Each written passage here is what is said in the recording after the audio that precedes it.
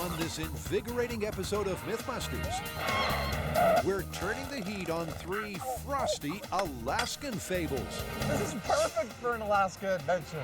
Adam and Jamie prove this is no country for cold men. Oh, great. We got a Yeti outside. As cabin fever takes its toll. I've just had the worst state of sleep I've ever had in my life. Tori, Grant, and Carrie see if hitting the gas might lessen the damage caused by Alaska's scariest roadkill.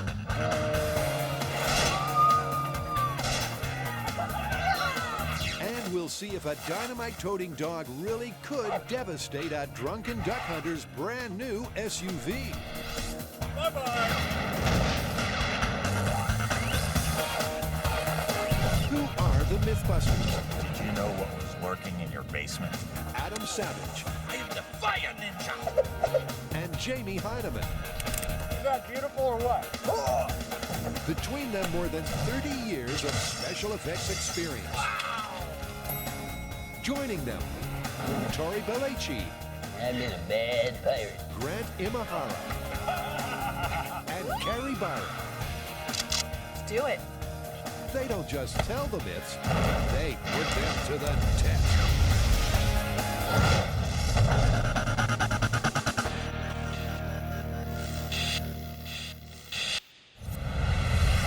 That is an iceberg. It's really cold here, but it's also really beautiful. This place has a mythology all its own.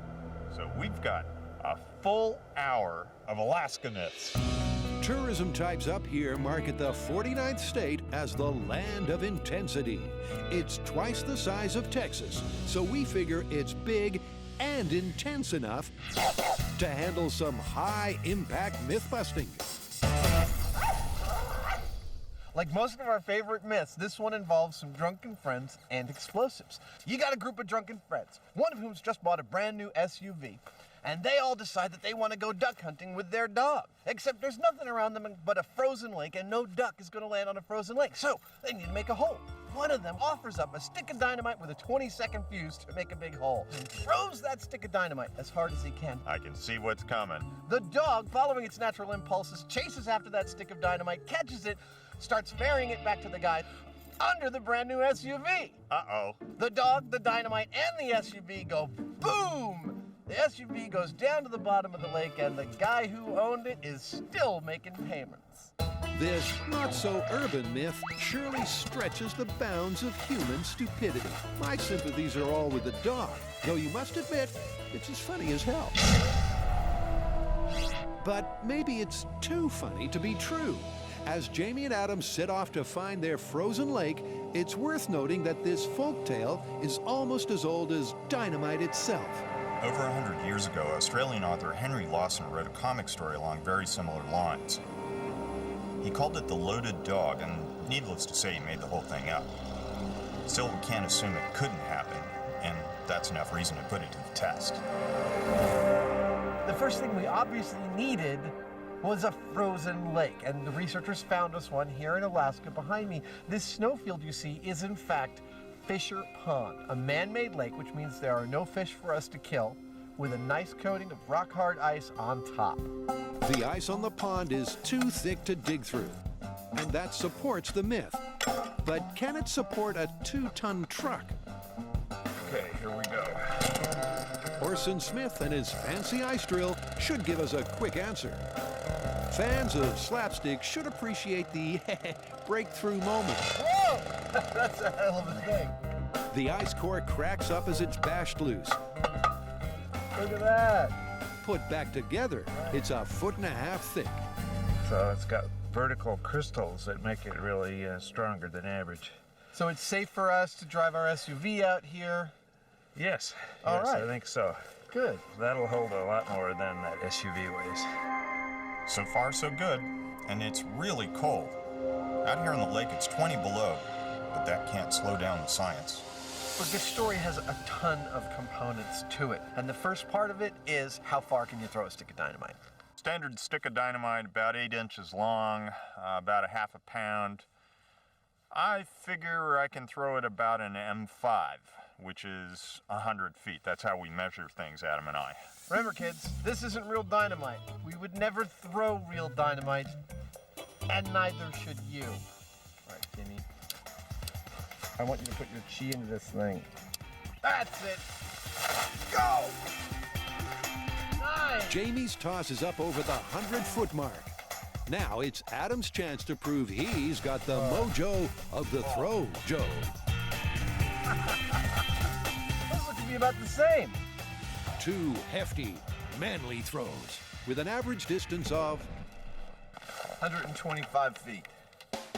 Okay, time to bring out the dog. This is Rudy, a young black Labrador. Puffing, drooling, and full of running, he's a born retriever, making him the perfect candidate to try to cover the distance there and back before the 20-second fuse fizzles out. The myth is about a black lab that retrieves a stick of dynamite. That's what Rudy is. As you can see, he's raring to go. He really wants to retrieve that stick of dynamite. And has no idea what he's signed up for. Now, we've got to get another myth started.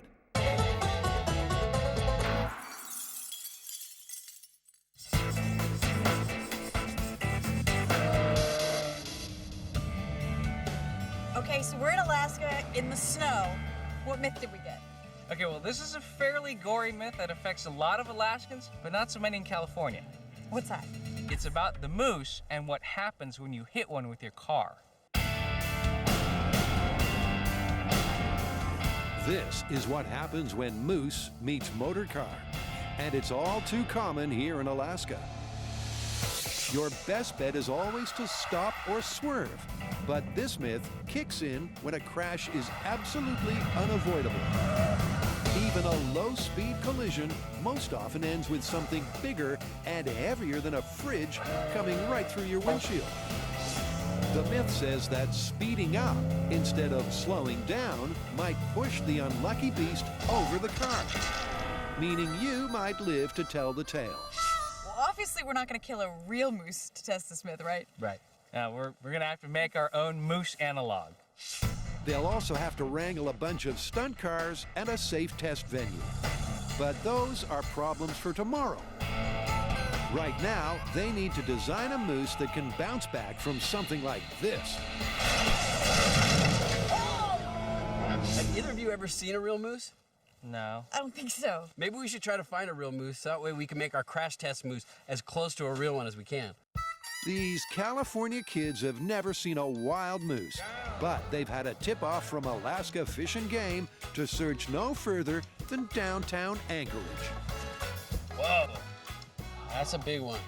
This 1,200-pound bull named Buzzwinkle is loitering by a 2-story bar called Bernie's Bungalow. I'm not sure what's weirder, that the moose is in the middle of downtown at a bar, or that it's only like 1:30. The legs end right about where the hood is, like right where you'd hit. Look, he's going to the mall. This mature bull looks about 6 foot tall at the shoulder, but they'll need to get much closer to take accurate measurements for a crash test moose simulate. Cue the Alaskan Wildlife Conservation Center. Out here, moose are accustomed to the ways of men. Well, most men. As you can see, the ones in the wild are aggressive, but the ones in captivity are much friendlier. They're letting us get right up close to them so we can take measurements, because we're not going to be able to use a real moose when we crash the car into it. So we're going to need to make a moose simulate. Desperately hoping there's safety in numbers, Tori and his fellow moose measurers venture inside the fence. Okay, so I've got 9 feet nose to tail. That seems about right. So we have 6 foot to the hump, 9 feet nose to tail. We've got the legs about... It was about 4 feet tall. Let's see, it came up to your waist. So we're going to go, 4 feet looks good on the legs. Okay. But they still have to decide on the dummy's texture. Should their mock moose be served rare or well done? Let's say we make this moose dummy out of ballistics gel. We hit that with a car, it's just gonna explode. Yeah. So we need to get a feeling for, what it feels like. Well, this is definitely not a ballistic gel. Is he firm or Yeah, squishy? he's pretty solid. I mean, it's like there's hardly any fat on him at all. He's got sort of like the durometer of like rubber. Really dense rubber. Yeah. Really? Yeah. Seems we need to make a very dense rubber replica. And that's something the team can't do here in Anchorage. We don't even know remotely how we're gonna get all of that weight up onto such spindly little legs. So it's gonna take some planning, a lot of effort, and we need the tools back in San Francisco.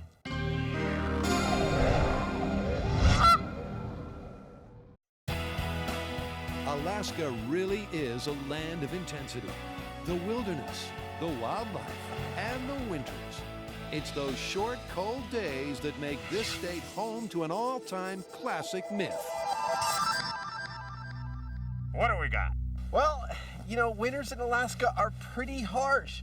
The days are short, the nights are real long, people get snowed in with nothing to do, and supposedly they succumb to a condition known as cabin fever. You mean they get like all loopy? Exactly, and, well, we're gonna put it to the test. Well, you're already a little nuts. How are we gonna tell the difference? Actually, it turns out that there are a distinct set of symptoms to cabin fever. All we gotta do is put ourselves in the right conditions and see if we exhibit those symptoms. Carrie delayed her flight back to sunny San Fran to act as the moderator of mental health. I found the perfect location to test cabin fever on Jamie and Adam. Hatcher's Pass Lodge in Alaska, far from anything. Adam and Jamie are just minutes away from a stint in solitary and a possible descent into madness. It's tiny, it's in the middle of nowhere, and you can barely see out the windows, it's so white. They'll spend their time just hanging out in adjacent huts. A sudden flurry of snow sets the scene. This is perfect for an Alaska adventure. Hi, Carrie. Hi, guys. How are you? I can barely see anything. Hey, It's about to get dark. There's a snowstorm. Are you ready to get cabin fever? I'm ready. You ready? Yeah, let's go. Wait till I show you to your room. The rooms aren't bad, but they've both been stripped back to bare essentials, as are the boys. They're well searched for anything that might divert or entertain. So, hope you have no other contraband, no electronics. I need your watch as well. I have no electronics, no reading material. That's my watch. Both of our detainees think this will be a walk in the park. And let's remember that Jamie's already spent quality time inside a coffin. And he's still alive. But they're not so sure about each other. Whether Adam is going to deal with this real well, I don't know. Adam's a little, impulsive. Only a friend could put it so gently.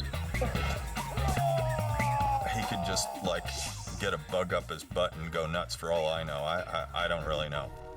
And right back at you from cell block 1, good buddy. Oh, I think Jamie will be painting on the walls in his own blood inside of 46 hours. Well, that should add some color. But let's spare a thought for Carrie. She has to watch these two slowly unravel. This is my big sister surveillance system. I've got 4 cameras, one in the front and back of each cabin. I can switch between the cameras with the touch of a button and watch their every move. Surveillance aside, Carrie's running cognitive and stress tests to get some hard data. But our volunteer voyeur has her own troubles. I think I'm gonna go crazy before they are. Did I mention we're in the same circumstance that they are, except for I have to watch them be bored? Jamie at least has a simple plan to preserve his sanity. I'll tell you what I'm going to do. Every day is going to be working out until I'm exhausted, and then I'm going to sleep. The man with a mustache kicks off in style, but the short days and long nights might soon sap his spirit. So, who's going to crack first? Adam, Jamie, or Carrie? Sweet dreams all round. Good night.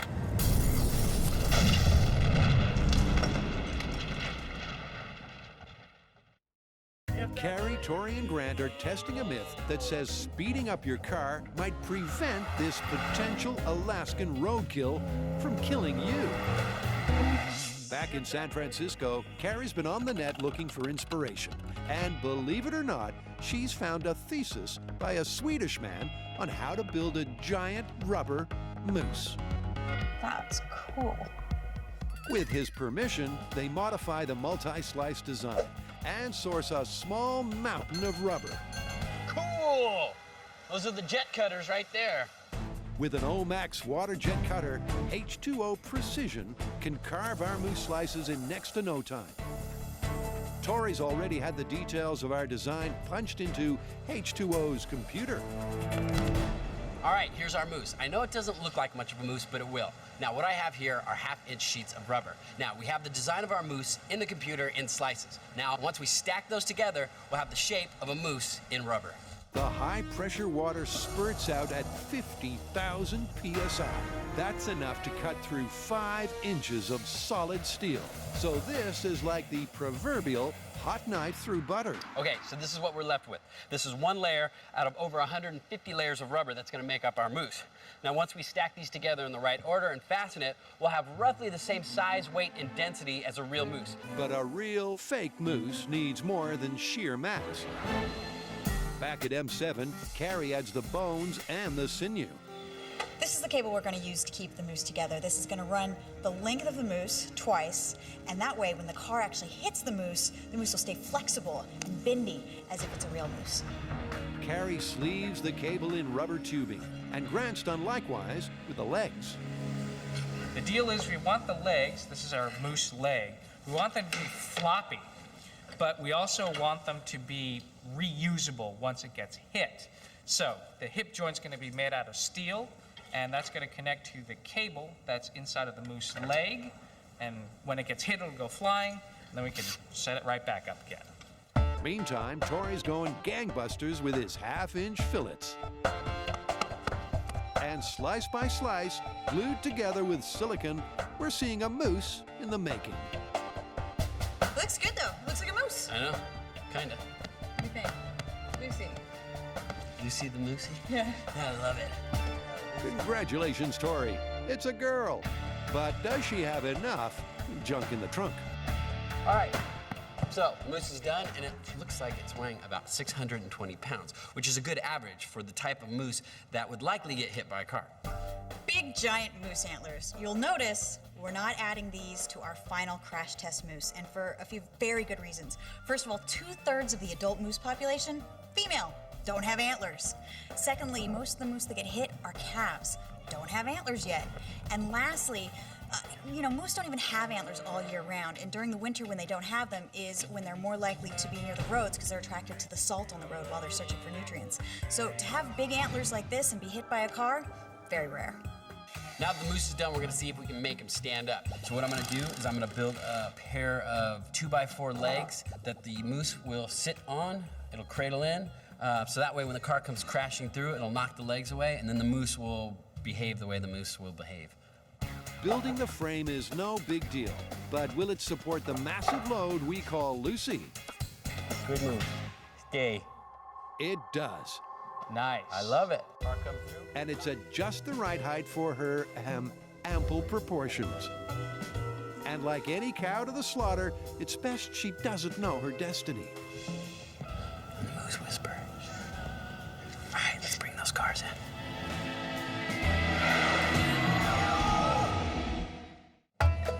Adam and Jamie are freezing their facial hair on an icebound Alaskan lake. They're testing the myth that a committed canine could cause a hunting party to sink to a new low. And for test 1, it's time to put the shaggy dog part of this story under the MythBusters microscope. So the myth states that the guys used a 20-second fuse on their stick of dynamite. Now the question is, can a dog, from a cold start, run to 125 feet, fetch a stick of dynamite, and come on back in under 20 seconds? And that's what we're about to answer with Rudy. Of course, for this test, they swapped the dynamite for a rubber ball. But you get the idea. We got our starting line, we got the target pylon over there. Let's just throw the ball a few times and I'll time it I'll bet you can throw it to where he gets it right about at that pylon and comes on back, and we'll just see how long that takes. It sounds simple, but remember that Rudy is not only skidding around on slippery ice, but it's 20 degrees below zero. Good boy. You'd think he'd get slower and slower, but each successive fetch and return reads the same on Adam's stopwatch, 16 seconds. So far, the idea that the dog could actually get the stick of dynamite and bring it back is looking really good. It's totally doable as far as the myth is concerned. This whole myth is falling nicely into place, perhaps a little too nicely. Here comes the bit where we try blasting a hole through the ice, Thanks, guys. sinking this car with one stick of dynamite. You know, we broke out of jail with a single stick of dynamite during the Western Myths episode. Or at least tried to. Well, the jail's still there. The jail is definitely still there. After watching that, I can't see this doing enough damage to the ice to sink this SUV. I don't think it's going to do it, but it might. Yeah, it might. And just in case the car ends up at the bottom of the pond, heavy chains are latched onto the chassis. So far, the Alaska Myth is looking pretty good. The dog did his job real well, but now it all comes down to this. If one stick of dynamite can't sink the car, it's busted. And now back to the myth designed to separate Adam and Jamie from their fragile faculties. Day 2 dawns on our cabin fever test, though it should be noted that a midwinter Alaskan sunup kicks in around 10 a.m. Good morning. It is the morning of day 2. I've had a reasonably fitful night of sleep. I had some really weird dreams. I dream I'm in a plane and slowly crashing down on a street in San Francisco. And I'm way up at the cockpit, and I turn to everyone and I say, listen, I don't think this is a real plane crash because I happen to notice that I'm not wearing any pants. And whenever I'm not wearing any pants, it's probably a dream.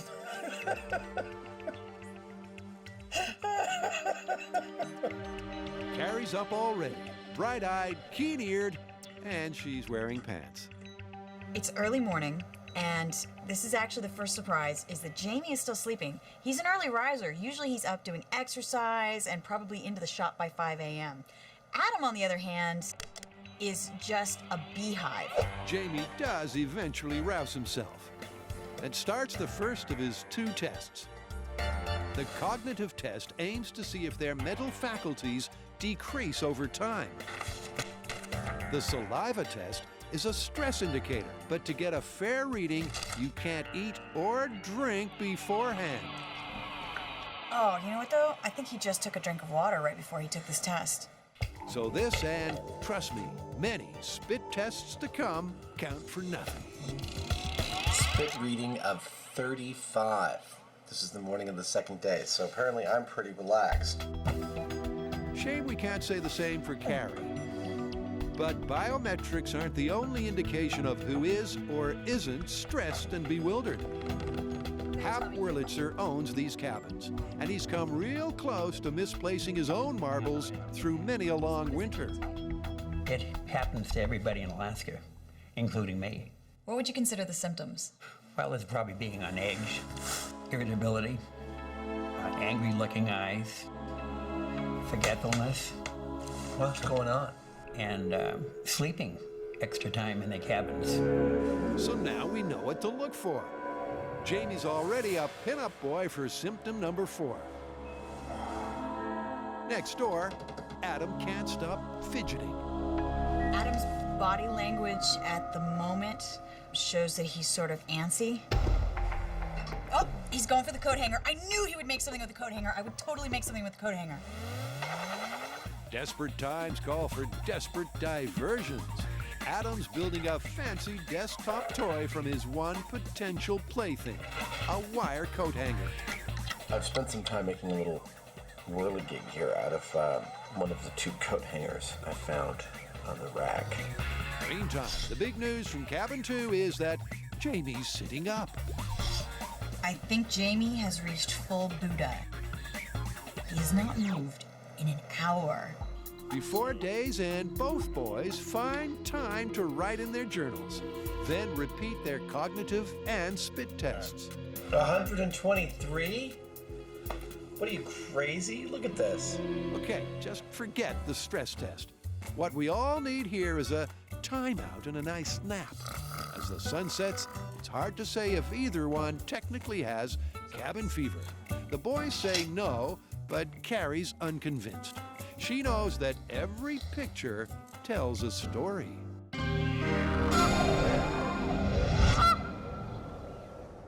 Tori, Grant, and Carrie spent the past few days making something that, well, let's face it, we've all thought about but never got around to doing. Building a huge rubber moose called Lucy. Now they've arrived at a specialized test track for what should be a shattering debut. Okay, so this myth is really about hitting the moose, because obviously if you can stop in time, that's going to be the best choice. Right, this is the point of no return. You're gonna hit the moose. Now the question is it better to speed up or slow down? All right, what do you think? Like 45 miles an hour? It's a good average between highway and regular roads? That sounds good. Crashing cars is more or less what the folks at E-Tech Testing Services do for a living. And parent company Energy Absorption Systems make crash cushions, which could be useful if this moose mayhem runs off the rails. But that's highly unlikely. A guide bar fitted to one wheel keeps the car on track. And through a system of chains and pulleys, a truck tows it from a safe distance in the opposite direction. The reason why we came to E-Tech is because they are set up to test crashes. That's what they do. They have a towing system. It's a 2-to-1 ratio so that their towing vehicle only has to go half as fast as the actual vehicle that's going to crash. Plus, they have a steering hub, and he's attaching that right now, so that way our car won't veer off course and we hit the moose right where we want. But crash test cars still need crash test dummies. You know, I think this is the first time we've ever used Buster for what he was intended to be used for. It's a historic moment.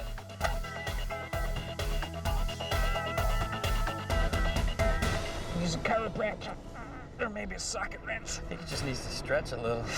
With Buster buckled up, we're ready for test number 1. Moose meets machine at 45 per.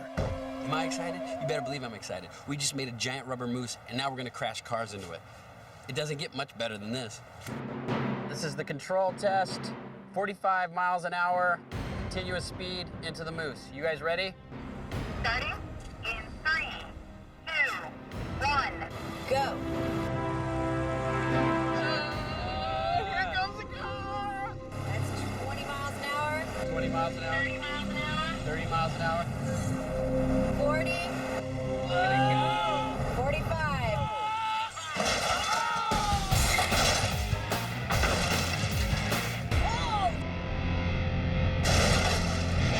Wow, That worked perfectly. that's great. And the moose is still together. Let's go look at the car. Oh my God, dude, that's exactly what the real moose hit looked like. Well, this is a good test then. Yeah, That's a great test. And Tori knows what he's looking for. Back in Anchorage, he checked out a local body shop. Just in his end of town, Gary Mogg deals with 12 moose wrecks a year. This is not as bad as I've seen him to total out the whole car. And a lot of the times, I mean, I've seen some fatalities, of course. People didn't make it through. But this here is probably the best scenario when you hit a moose in the front end. Wow, that's a lot of damage. I mean, look at that. The whole top of the car is just peeled back. And how this guy survived, it's like a miracle. You know, apparently he laid down like this and let the moose go flying over him, but man, that would really ruin your day. Back in California, this eerily similar squashed sedan is cause for celebration. You gotta look at it from up here. The bumper's crushed in a little bit, but it traveled all the way over the hood.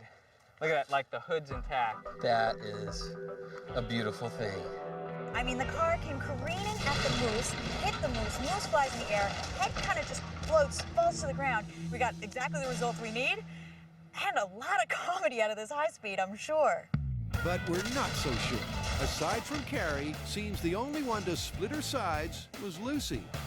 It's not pretty, and it's not over. Will speeding up or slowing down reduce the carnage? And just how many cars can we afford to wreck in the cause of sensible driving?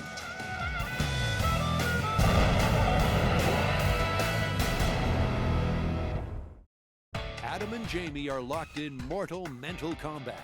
The winner of this cabin fever test is the first one to start talking to his own toenail clippings. I've just had the worst night of sleep I've ever had in my life. Jamie has gotten up and straight away started eating. He has not done his spit swab test, which is a problem for me because it's going to mess up my data. Either he's forgetting or he's just lost the plot completely. But don't underestimate Adam's cold weather quirks. These long-lived military rations are called MREs, or meals ready to eat. Some soldiers call them meals ready to expel. For breakfast today, I'm gonna have a little jambalaya. It's not exactly toast and grapefruit, but he might get a chance to test his chemical toilet. Oh, I forgot to try the Tabasco in there. Yes, charming. The morning wears on, and self-sufficient Jamie finds there's one thing he can't live without. I don't have any coffee, which bugs me because I'd be a lot more active and less inclined to just nap, which I'm sure is scintillating TV to watch me nap, but it's not my decision. Oh great, we got a Yeti outside. I've decided to play a little prank on Jamie and Adam to help with the ultimate urban legend. Jamie's cold stare shows he's not amused. But Carrie gets a better response from Adam.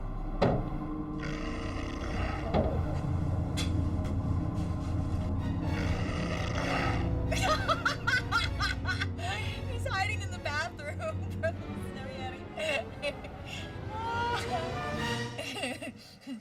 Sounds like Carrie's the one who's ready to crack. I have to get out of here. But she has a remedy. For one crazy hour, Carrie does everything worth doing on fresh white snow. And I mean everything. It's my best work yet. So far, Adam and Jamie have ticked every box and peed on every post in the Dynamite dog store. 16 seconds. Now they need to see if one stick of dynamite really can break the ice and sink this car, which has exactly the same curb weight as the one in the Myth. There's something known as reflection, meaning that the blast can bounce off of the underside of the SUV and into the ice. The ice is brittle. I don't think it's going to do it, but it might. Well, guys, it's the moment of truth. It's time to put a stick of dynamite under this SUV and see what happens. Oh yeah, man. All of our facts so far are stacked up pretty plausible. This is the last link in the chain. Frank, do you have a stick of dynamite for us? Right here it is, the real thing. That is red and everything. That's perfect. Now, cover your ears and thank goodness you're not here on Fisher Pond. This is what happens when MythBusters play with dynamite. Burn the hole! Almost nothing. Oh. The ice is slightly dented, the car is undented, and this myth is busted. I see a little dent there, and that's about it. Yeah, other than that, no damage. The dog would have been gone, but the truck's still here. Look, the ice that we're on right now is a good average thickness for a frozen lake that you'd feel safe driving an automobile out onto. So, based on what we've seen, we have to call it busted. Busted, but not beaten. We've all come a long way in the freezing cold to see a good old-fashioned truck sinking. And 24 pounds of dynamite packed inside these high-tech directional cones should do the trick. Well, it's clear from the hole pattern I see around the car that we've got a nasty case of ice gophers. These little varmints will bore their way around any vehicle they find on the ice to chew on it underwater. There's only one way to take care of them, and that's high explosives. Burn the hole! Burn the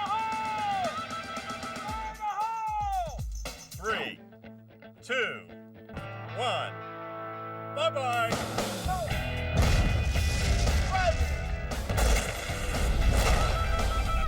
The ice ripples out like a liquid earthquake. Surface snow fills the air and blurs the view. By the time it clears, the car has disappeared. I don't see no SUV. No more SUV. It went bye-bye. So what do you think? Did it just blow the truck up or did it sink it? Well, I see a couple pieces of debris from the truck, but nothing major. I think it sank it. 99% of that truck's under the water. Let's yank on the chain and see what happens. Okay. Incredibly, this fresh blasted duck pond is already freezing over. Adam and Jamie really don't know for sure where the car went, but a few tugs on the chain confirm they've got a 2-ton catch. I think we're gonna need more explosives to get this truck out. I think we are. If they work putting it in, they're gonna work getting it back out again. That's true. No, we're not yanking your chain. To get the car back, they have to blast the ice one more time. Filming stops as the light fades, but the car was retrieved. We've left this pristine pond pretty much the way we found it, busting a myth and saving a puppy in the process.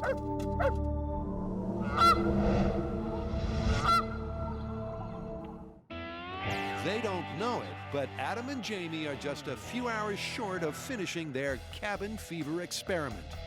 Judging solely by the video evidence, it won't be a moment too soon. Well, the sun is out, and it's made it unfathomably beautiful out here. I don't know whether the sun is just about to set over the mountain there, or has just risen over the mountain there. I've already lost all my concept of time. And here's what's happened so far. They've been bored. They've slept. They've exercised. They've gone back to sleep. I napped the first day because I could. It was great. Get up when you want, go to sleep when you want. And by drinking just before the saliva tests, they've both ruined any chance of accurate stress data. Having just woken up from a nap, it's saying that my stress reading is 94. Hey, look. Okay, that's just scary. Meantime, Jamie's decided to hold a one-man convention and draft a new U.S. Constitution. Seriously. You know, it started because we started seeing T-shirts that says Savage Hyneman 08. The first thing that we'll do is relocate all politicians to employment on pork farms. And then we'll pretty much start from the ground up and try to come up with a system that actually works. You know, get people that run the country that are actually literate, things like that. This test has run its course, and Carrie's ready to pull the plug. Adam's been both irritable and really restless. He's been pacing around the room. Both of them have been forgetful. Either they're not doing their tasks, they're forgetting to do them all together, or they're making a lot of mistakes. And finally, they are sleeping a whole lot. It's practically hibernation. These could be the symptoms of cabin fever. I've seen enough. I'm gonna bust them out.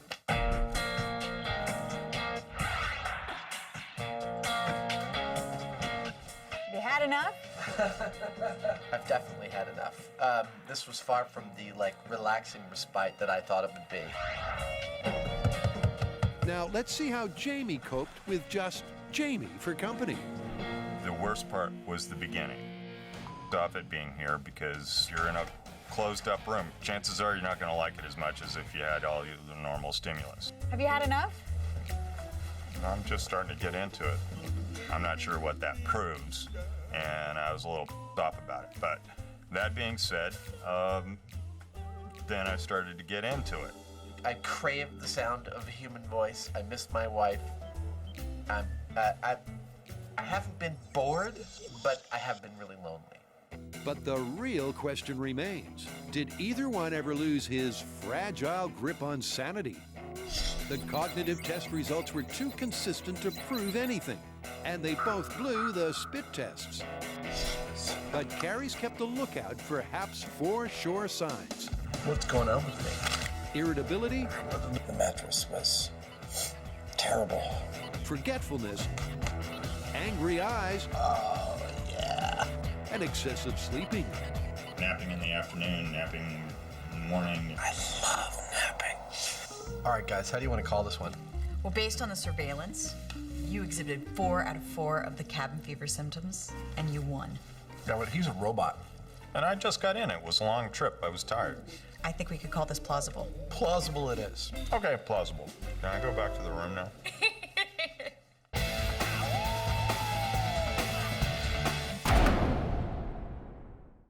There's no doubt about it. Go. Hitting an average-sized moose in an average-sized car can only end in tears. You know, it's like you're driving down the road, you're eating your baked Alaska, and all of a sudden a moose is in front of you, and you're like, you don't have time to swerve. You're gonna hit the moose. But now the question is it better to accelerate into the moose or hit the brakes? Some say it's better to speed up. But let's first test this Alaskan roadkill myth by slowing down. Grant's installed a remote control braking system that's every bit as effective as a panicked human's right foot.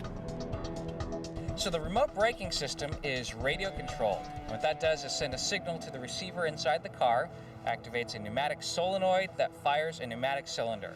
And that'll pop the brake very, very quickly, just as if you were to stamp hard on it. They know that at 45 miles per hour, the car takes 70 feet to stop.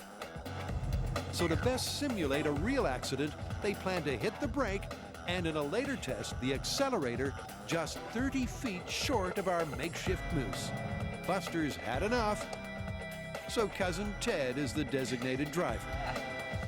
Attaboy. Now, braking on pavement is not the same as braking on snow or ice. But it's fair to assume that a sane person wouldn't drive this fast in truly bad conditions. And anyway, a hit's a hit. We are ready to go. Grant will hit the brakes 30 feet before we hit the moose. We ready? Ready in 3, 2, 1. We're going. Here it comes. All right, we're at 45.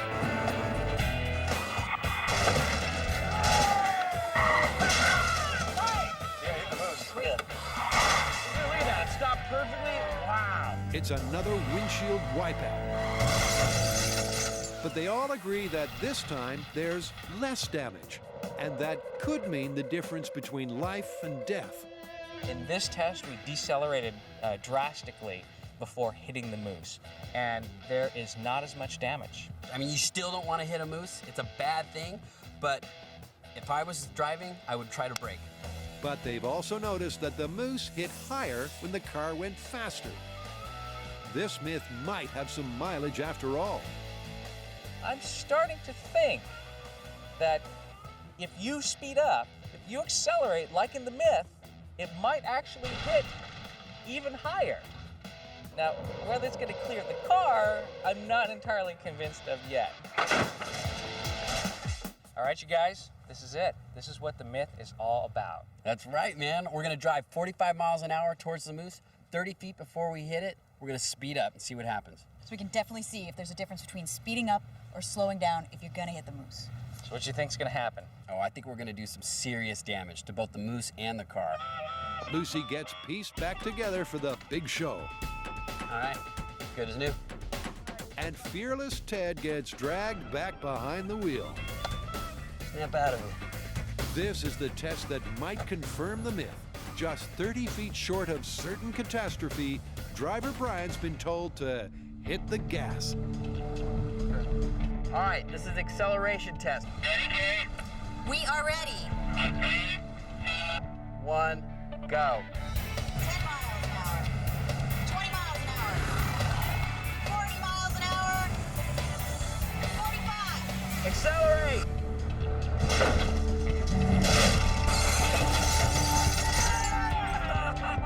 That was great. Wow! Did you see how high the moose got on that hit? It looked like it got higher than any of the other hits. big, big damage. And look at the glass. It's sprayed all over. At the point of impact, the car hits 51 miles per hour. Oh my God, look. It broke the back window out. Oh. Wow! Dude, that moose flew higher than any of the tests. But it didn't clear the car. The side pillars are crushed, and the roof is peeled back like a sardine tin. Look at this. It totally bent the midsection of the car down. Look at the back seat. It went to the back seat. It went whoosh. So what do you think? Going faster? Doesn't look like it's a better tactic. Unless you want to get your car more damaged. I mean, you are accelerating. You're hitting with greater force. More speed is more energy. That's crazy. Myth busted. Myth busted. Busted. Just like all these cars. Okay, it's busted, but all these cars are mid-size sedans. What if your car is a low-profile coupe? The roof is lower, so Lucy might sail right over the top. But Carrie's already made her mind up. Personally, I think people are watching way too many cartoons and getting their physics from Wile E. Coyote. I mean, when he goes off a cliff, he hangs there for a minute before he falls. I think they're seeing the moose gets hit, and kind of hangs there and then drops. It's just not possible. Well, let's see.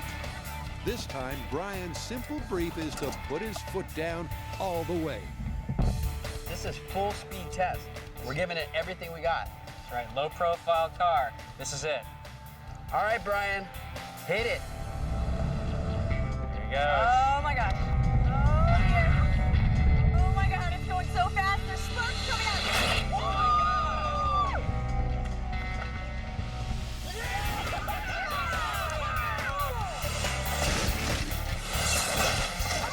That was a rush. The car hits 75 miles per hour. Lucy's lost her legs. The car is caved in. Ted's a sad statistic. And this myth is double busted. This hit was hard enough to knock the ears off of our moose and the antlers. That's kind of an impact. That's pretty crazy. The moose is coming down on the car. No matter what you do, you're crashing. You know what? I have a whole new respect for moose. I hope I never run into one on the road. If I do, I'm definitely not going to speed up and try to take its legs out. I mean, we've shown it. Unless the moose you hit is a world-class gymnast, speeding up will not save you or your car. I did a little research, and it turns out that there are no commercially produced vehicles in the world that are capable of driving under our moose without damage.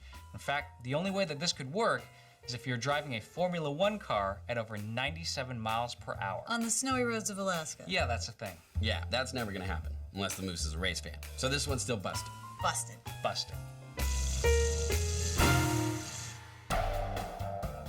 You know that Dynamite dog myth? I've never heard of it before, but I mean, you can see how that could happen. Yeah, I guess you should never mix your beer with your dogs and dynamite. And that moose myth? I had no idea what would happen if you hit a moose with your car. It's not like I see them in my everyday life. Yeah, those were both really cool myths, and they were given to us by fans. So if you have any ideas for myths, log on to discovery.com/mythbusters and give us your suggestions.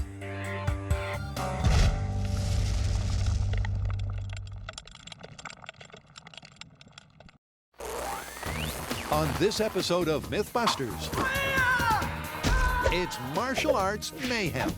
That's intense, man. As Adam and Jamie focus once again on the secret world of ninja. Pain is your friend. To check out the 1-inch punch.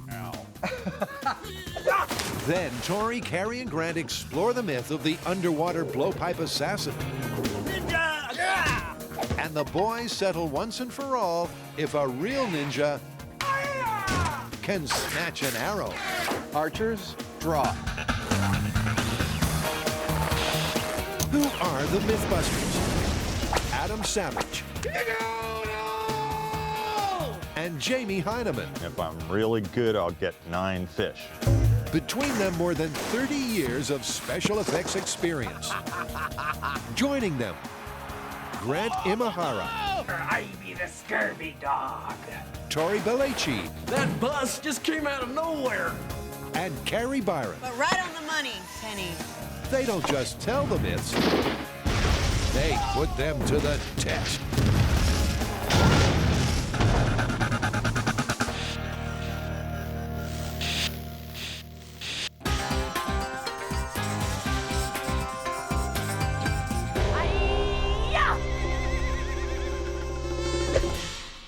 You know, there are a lot easier ways to kill a fly. Yes, but none more precise than the ninja method. I suppose that means that we're doing ninja myths again? Indeed you are correct. Flying walrus. 3 is the number of myths we must test in this journey. The first is underwater blow dart assassination. The second would be the famous 1-inch punch. And the third, they say we must catch an arrow again, for we got this wrong the first time. Nice work. Why, thank you. Unlike the samurai, ninjas don't have a fighting code. They just do whatever it takes to get the job done. Their ruthless dispatch of enemies spawned a rich mythology, and that's why they're familiar territory to the MythBusters. But Ninja Rep took a nosedive when Adam and Jamie proved ninjas couldn't walk on water or catch a sword with their bare hands. Slides right through. And it was 0 for 3 when the boys proved Shadow Warriors had no show of catching a full flight arrow. Myth is busted. This is what it would take to catch an arrow. But the fans disagreed, and hell hath no fury like a ninja fan scorned.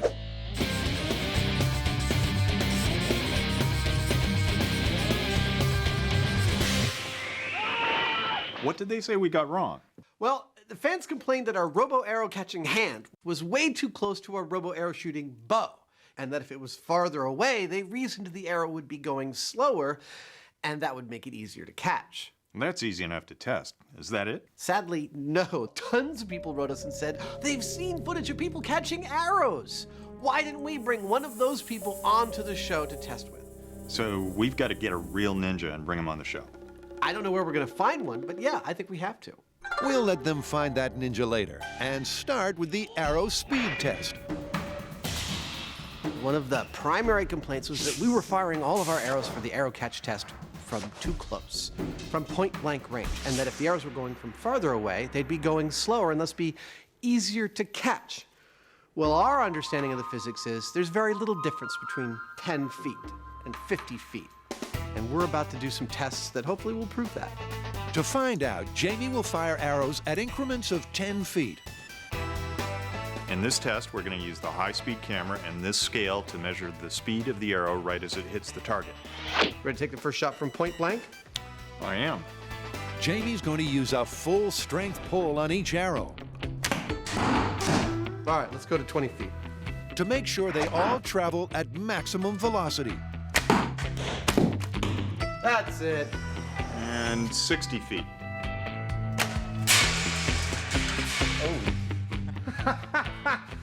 Well, I think you killed something, Saw. Now, where did that arrow go? All right, this is 70 feet. I thought this was a ninja special, not night special. This is what I had lying around. Go! That ought to work. So, what did they find out? Well, we did pretty good. There's effectively no difference. You were consistently between 171 and 179 miles per hour. So what this means for our tests is that it doesn't matter how far away the shooter is from the catcher. The arrow is going to be going about the same speed. And that means the iron fist in the leather glove experiment gets the thumbs up. Those results were pretty clear. They were. It's true. This is something we've known about for a while, and I'm really glad we got to show it on the show, that the speed of an aerodynamic projectile like an arrow has a very low drop-off in speed from the moment it leaves the shooter to the moment it hits its target. That means we were right, and the fans were wrong. I guess if you want to harp on that, yes, that's true. Now I think we can put this one away, and it's time to bring out our real ninja. Just wait till you meet him. Getting an elusive Shadow Warrior wasn't easy. But the MythBusters research team not only tracked one down, they got the best in the world. Our ninja has black belt certifications in just about every form of martial arts I've ever heard of, and quite a few I haven't. He totally has it where it counts. He's a reaction training specialist. He's held over 20 Guinness World Records in this field. He's hot stuff. Have you seen our ninja? No, but I'm not sure we'd know whether he was here or not. Hi, I'm your ninja. I'm Anthony Kelly.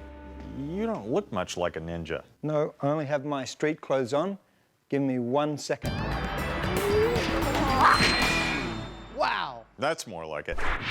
Okay, fans, you, the viewers, demanded we get a real ninja. And despite his non-ninja appearance and Australian accent, he is the best in the business. Well, Anthony might not look like your classic idea of a ninja, but don't take our word for it. We're gonna put him into our holodeck here and run him through some of his paces to see what he can do. So is our ninja fast enough to catch a full-speed arrow? Well, there's only one way to find out. See if he can catch tennis balls.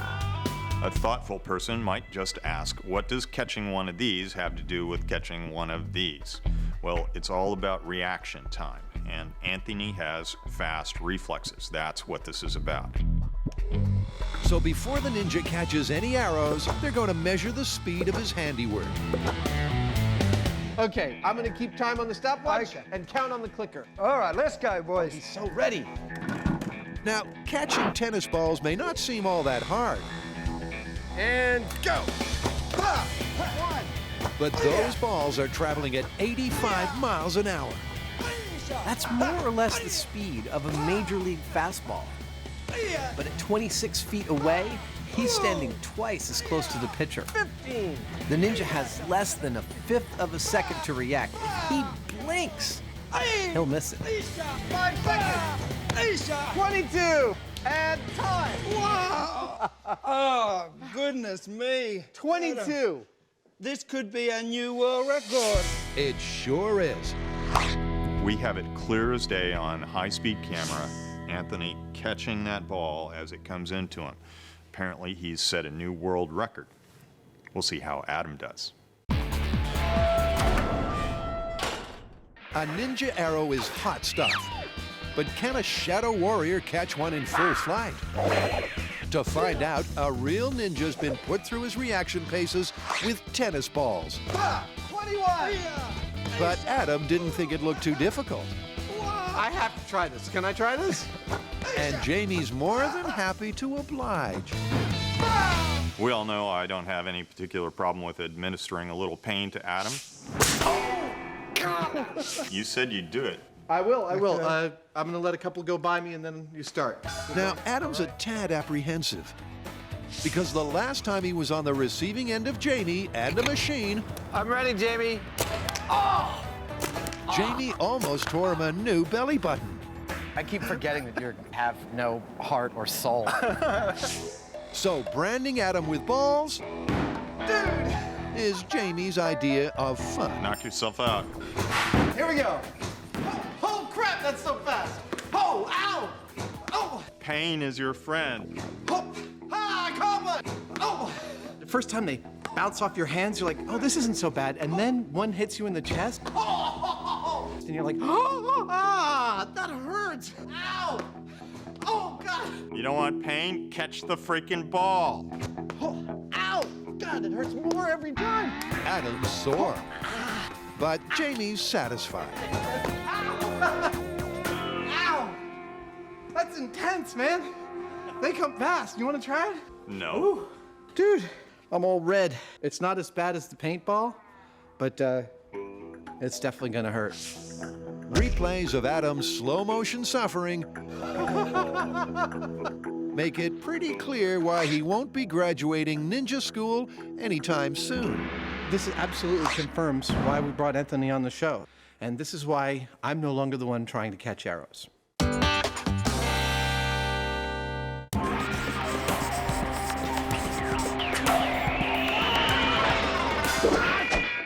So ninjas, what do we got? This is a classic ninja myth that's all about assassination. But this is specifically an underwater ambush. So imagine you have a target. The only time he's unprotected is when he takes his morning walk by the lake. Okay. So you grab some poison darts and a blowgun, you hang out underneath the water, and when your target walks by, you attack. So you're using your blow dart gun as a breathing tube. Exactly. That's wild. It's like a ninja. In their art of stealth arsenal, the blowgun, or fukiya, was a ninja's deadly weapon.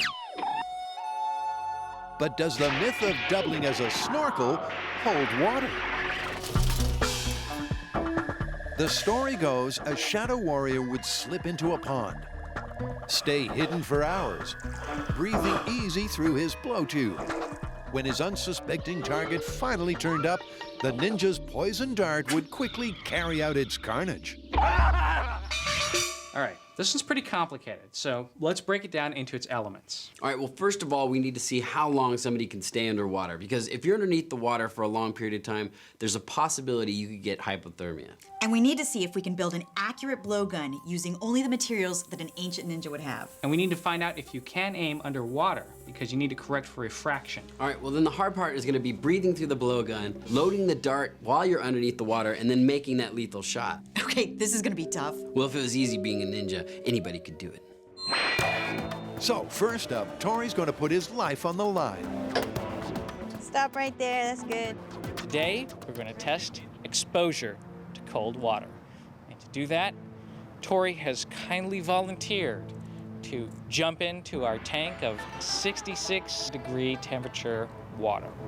That's about the average temperature of a lake in Japan during fall.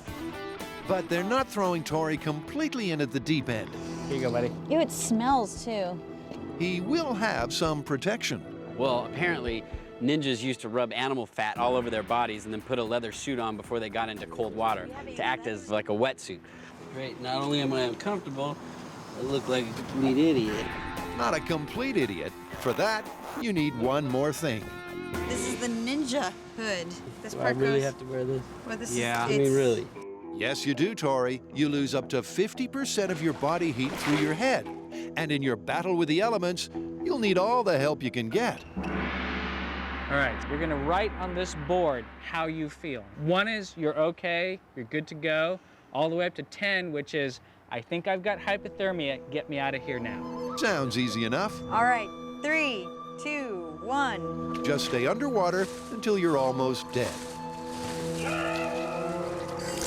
Quite honestly, under that cold water, I don't think Tori's gonna last very long. I feel like, 10, 15 minutes, and he's just gonna be cold and have to get out. In water this cold, he could die in as little as 2 hours. And just 10 minutes in, Tori's already struggling.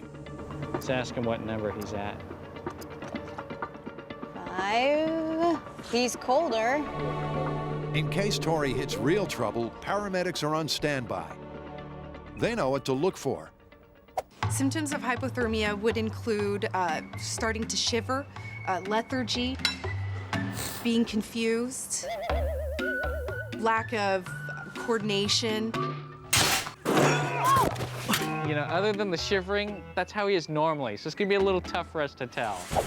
It's even harder to pick when he's underwater, which he's now been for 45 chilly minutes. 7. Okay, he's pretty cold. He's pretty uncomfortable. In water this cold, Tori's losing body heat 32 times faster than he would normally. His breathing's really getting ragged. And the shaking's getting worse. Oh, he's coming up, okay. Okay. Oh, that's it. All right. Okay, quick, let's get your temperature. Okay, first thing. Carrie and Grant need to check if he's critical, All the water out of your mouth? to see whether he can recover on his own or to call in the cavalry. You can get out now. Yeah, that's a good idea. Now, given that Tori's just, a regular guy of average health, that is a very good performance. It was harder than I thought it was gonna be. The longer I was in there, the harder it was to breathe. But the $64,000 question is, could he aim and fire a blowgun? As a trained ninja, you could probably shoot somebody with a dart right now. You lasted an hour. I didn't think it would be that long. Considering you don't have any cold water training, that looks pretty good for this myth. Yeah, so we just did the exposure test. Now on to the fun part. That wasn't the fun part? No, now we're gonna do the blowgun test. Yes! Yes!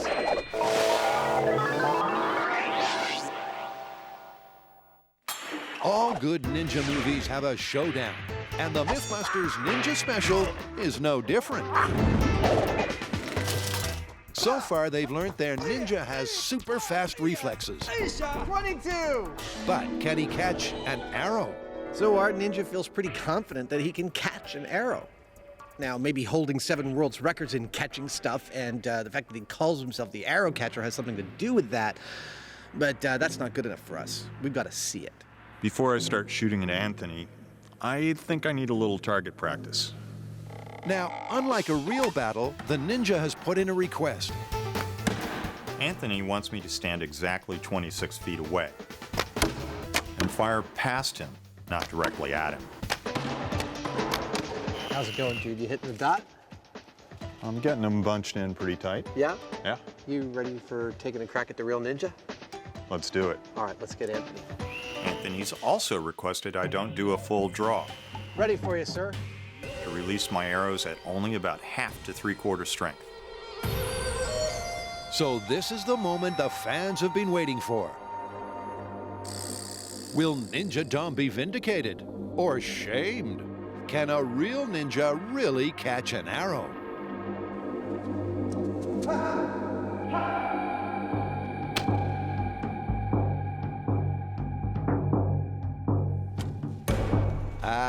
That'd be a no. But he's a ninja. He's not about to give up without a fight. Jamie's arrows are traveling about 120 miles an hour. So at 26 feet, our ninja has about 1/8 of a second to react. He missed again. This sure is a tough challenge, and fast looking like myth busted. Cha! Wow, dropped it. Until finally,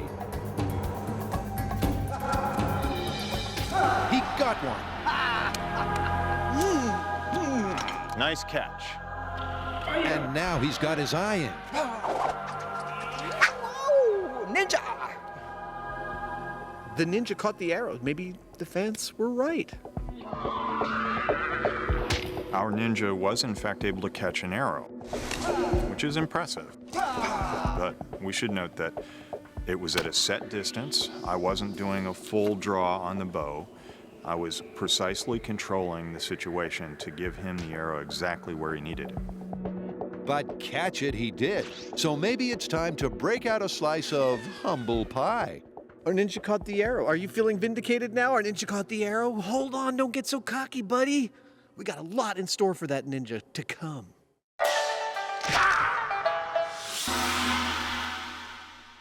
Blowpipes are a great assassination accessory. But can a ninja use one to perform underwater slaughter? Tori's already beaten exposure. Oh, that's it. All right. Okay. So now it's on to the blowpipes. So we've got exposure. The next test is accuracy.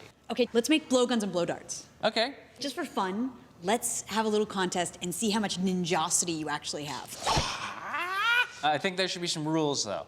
Like, the blowgun itself should blend into the pond, so natural materials only. How much time do we have? End of the day. All right, get crack. All right. With ninja blueprints thin on the ground, it'll be everyone for themselves to use their ninjanuity to make a winning weapon. It's not a game of how hard you hit. It's how accurate you are. There's a lot at stake, because the winner will be the underwater assassin. I know I'm the best ninja. Come on. I come from a long line of ninjas. I used to make blow darts when I was a kid. I think as far as making blow darts goes, I'm totally going to kick ass. There's a lot of hot air being blown around. Hopefully, some of it will go down their blowpipes. Now, building a bamboo blowgun is tricky. Bamboo grows in sections with joints. So you have to remove the bumps and notches to make sure the dart won't catch in the barrel or lose air around the sides. Tori and Grant are done. Meanwhile, Carrie's decided the non-cheating rule doesn't apply to her. You may have noticed I put a metal tube inside of my bamboo blowgun, and that might be considered cheating. I mean, metal is natural. It does come from this earth, so not entirely cheating. 3 different blowguns, 3 different ninjas. Only one will win the right to be the underwater assassin. Hi. First rule of ninjas is you do not talk about ninjas. Second rule of ninjas, we get 3 darts each, and we aim for the neck. Okay, and whoever gets the closest gets to be the master ninja. The darts they're using are similar, and the test's supposed to be about blowgun accuracy, All the kids in my neighborhood were afraid of me. not blowhard ability. My kung fu was better than anyone's. All right, here's dart number 1.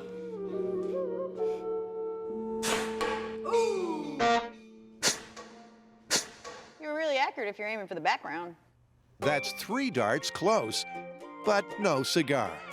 Now, Grant's natural material blowgun has had a last-minute alteration. Well, if you want accuracy, you should try All right. the laser sight. Grant's got a laser sight on his. Wait a minute. I know! Did ninjas have lasers? Hey, no, modern ninjas do. Laser sights have some advantages and some disadvantages. Oh, don't look out in the barrel! Don't look down the barrel! Oh! It's a self-sabotaging blow dart gun. All right, step up to the plate. I gotta save the palace. Step back. Step back. If Carrie can't score, they'll have no weapon to test the myth. Oh! In the face! Oh!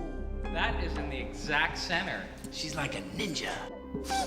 Aw, 2 out of Nice 3 work. ain't bad. I think you definitely won. I totally cheated. I've got a tube in there. What? What? Oh, you cheated! Coming from the man with the laser sight! Now, there are sore losers, I'm the master ninja. and then there's Grant and Tori. See that? That's without cheating. You know, Carrie might be the master ninja now, but we'll see tomorrow when she's underwater. They're really mad. They're kind of scaring me now. Adam and Jamie are pitting science against the Shadow Warrior. So far, the ninja has proven he can indeed catch an arrow. Well, thanks, Jamie. But even before the fan chorus of Told Ya So's had subsided, the Mythbusters were flagging a foul. So how did he do? Did our ninja catch the arrow? Well, technically yes, but he had some requirements. I had to stand at a set distance.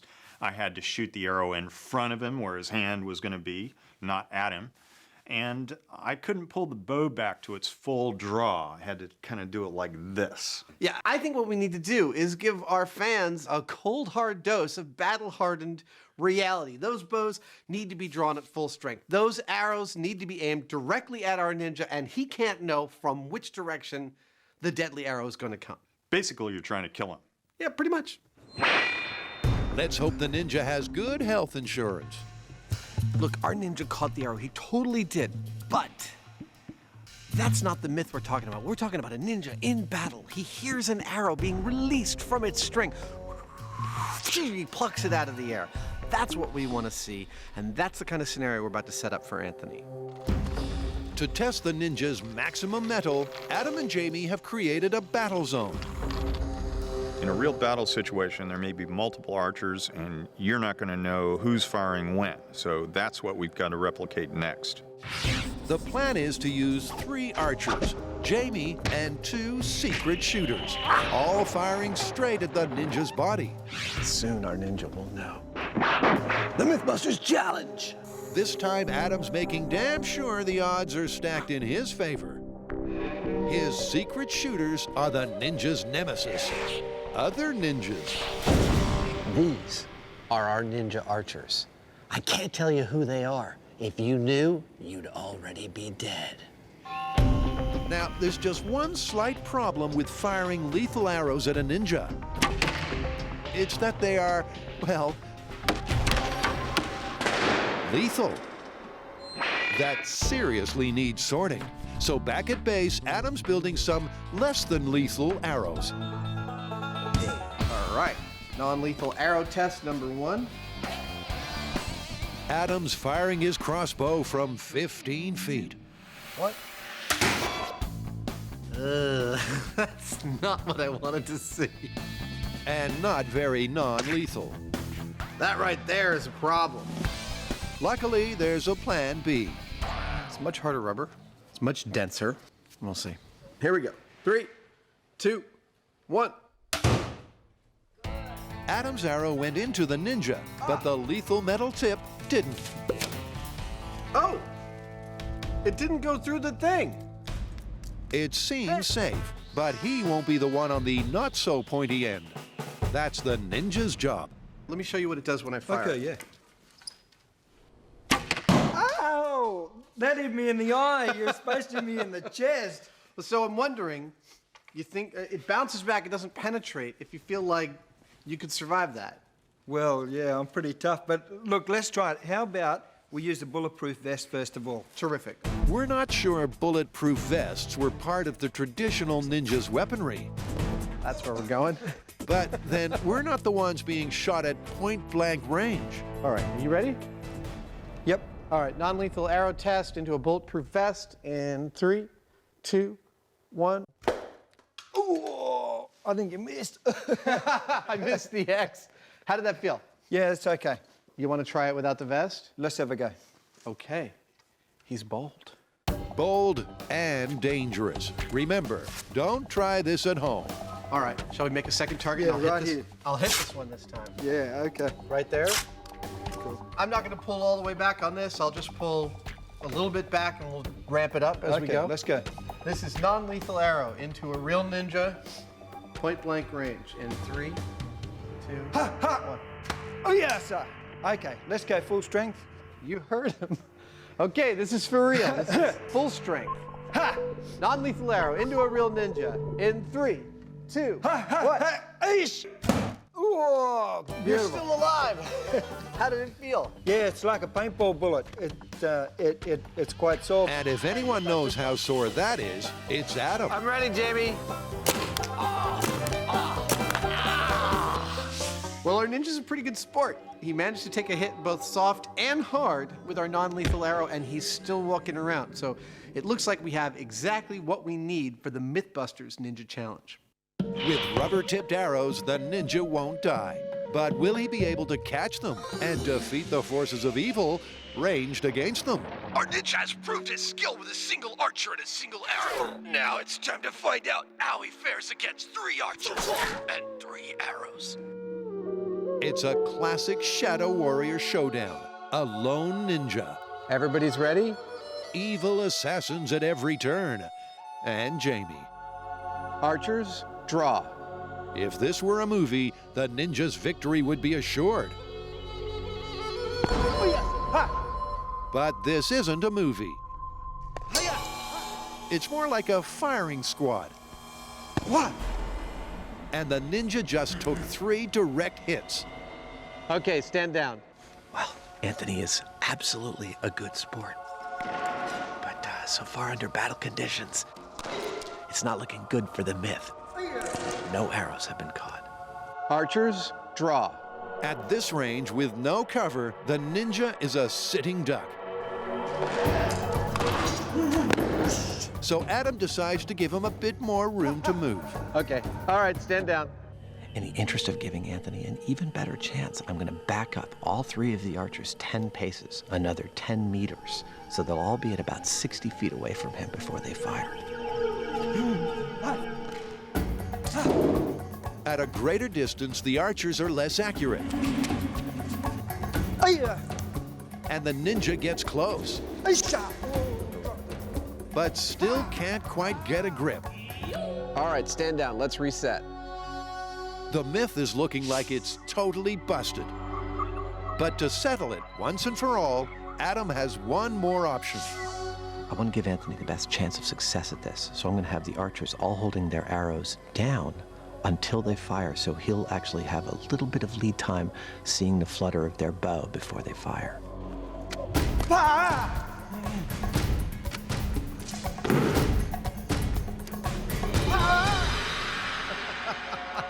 He finally caught one. Fair and square. So is it a case of myth busted or plausible? In the battle scenario, Anthony was in fact able to catch an arrow. Although, in a real battle situation, you only have one chance. And Anthony took a number of hits before he got it right. Our ninja did spectacularly when he could see an archer go up and release. He had the time to anticipate. But without that, I think we'd have one dead ninja.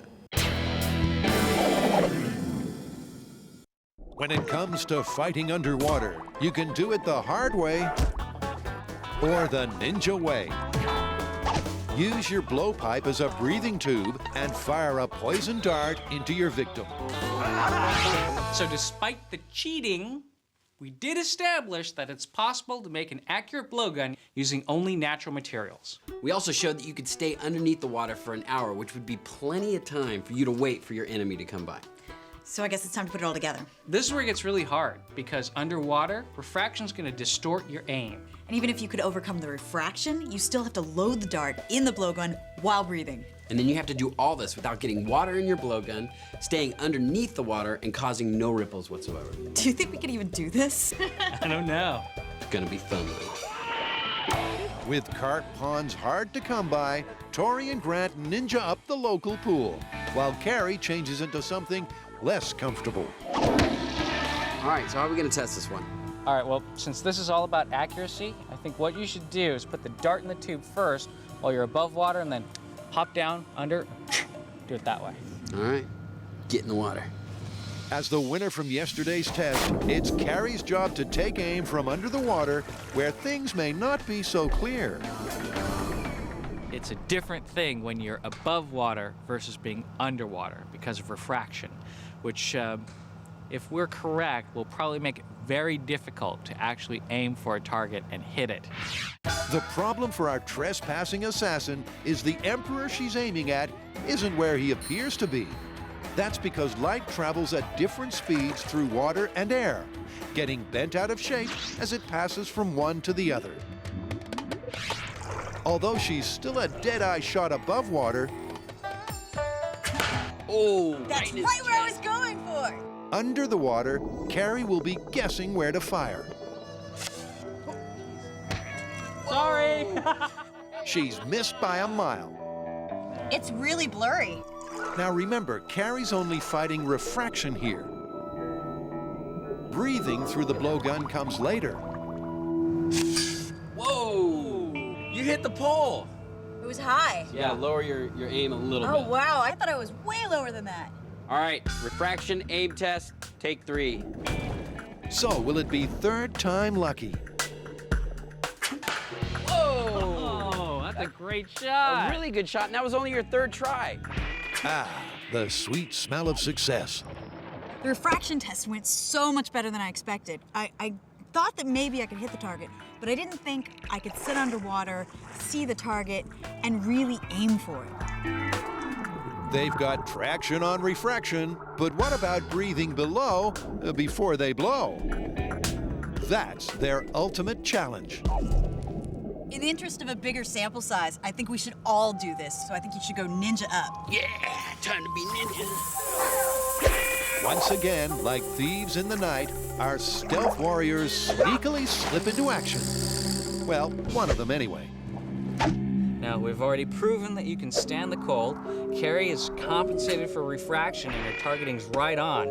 Now it's time to put everything together and do it all at once and see if it's really possible. And 3, 2, 1. This is it. This is why our would-be assassins are here. To see if they can breathe through their blowguns long enough to get a secret shot at their hapless victim. And for this experiment, long enough is 10 minutes. Now we've tested all the elements. Now the final test is to see if we can load our dart underneath the water and then fire and hit our target. This is the really hard part. Feeding, then firing their darts out of a tube they're supposed to be breathing through. Trouble is, once you take your mouth away, the water rushes in.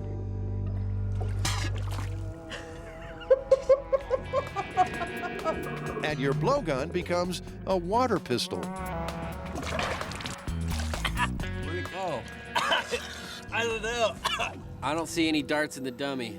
I shot mine first, so I got to see what happened with both of yours. All the darts went really low, and yours didn't even make it out of the pool. It's a no-show from the big blow. Do our ninjas lack the knack? Is the task too big an ask?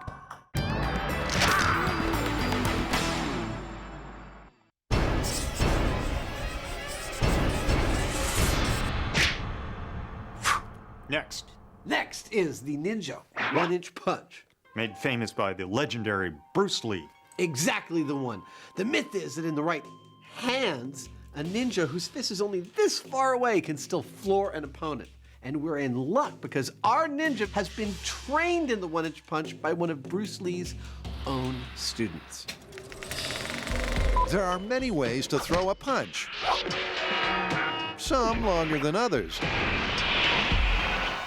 But it's that Bruce Lee martial arts marvel, the 1-inch punch, that was reputed to be a close combat knockout weapon. But is it fact or fanciful fiction?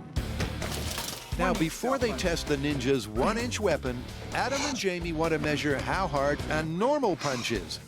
Give me your best shot, come on! Last time punches were thrown, Adam got to sock Jamie. Ready? Oh, that was a hard one. So it's Jamie's turn to thump Adam, and then see how his full-force punch stacks up against the ninja's 1-inch wonder. Now, there's been some concern from our insurance company about getting punched in the chest because it's where your heart is. That's why I'm wearing this big red man suit. Then we've got a load plate, and then we've got some padding on the load plate to protect Jamie's sensitive hands, because in his spare time, he's a hand model. Whoops. Oh, there he is. Well, if he wasn't mad enough to punch Adam out before, he sure is now. So, just what sort of punch does Jamie pack? Give me a full force punch. It's payback time. What was the rating? 325 pounds. At 325 pounds, if Jamie's fist had been delivered to Adam's jaw, it'd be a knockout. Ow. With their baseline set, it's time to see how many pounds of punch the ninja can muster from only 1 inch away. Okay, Adam, are you ready? Give it everything you got. Dennis, what was the reading? 153. That's half of what Jamie racked up at full throttle. But still, not hugely powerful. Yeah, but is the 1-inch punch actually a weapon in the ninja's arsenal? Yes, it is, but more common is the 3-inch power punch. Let me demonstrate that for you. Okay, it goes like this. The hand rolls in and we hit here like so. Okay. I'm ready if you are. Okay. 210 pounds. 210. Now we're getting better. The high speed shows the force of the punch. And at 2/3 the power of Jamie's knockout blow, it'd more than likely floor an opponent.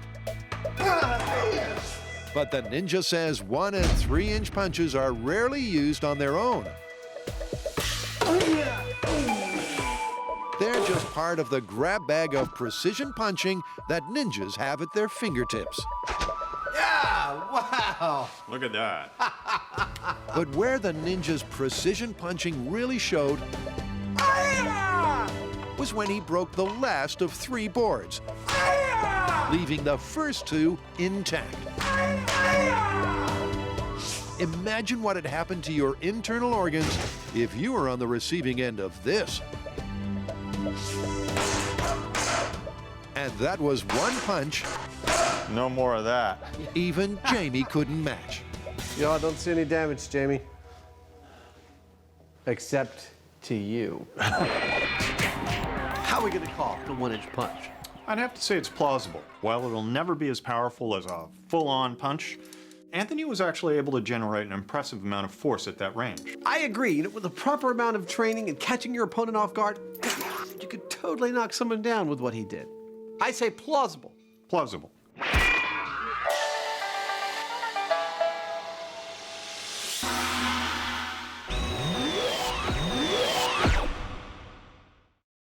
Laying an ambush above ground is hard enough. But can a ninja blowgun-breathing assassin do it from underwater? That's what Tori, Carrie, and Grant are testing. But so far, all they've blown out of the water is more water. All right, we're gonna have to blow harder. Let's do it again. Actually, I was thinking of this. You've only got poison at the tip, right? So what if you have the end in your mouth and you kind of hold on to it like this with your teeth, and then you breathe through your teeth, and then you load it. That way there's never a water transition. Sure, whatever works. You wanna try that? We need to assassinate this guy. Okay. So let's pucker up and see if breathing through clenched teeth is the ninja way to deliver death to the dummy.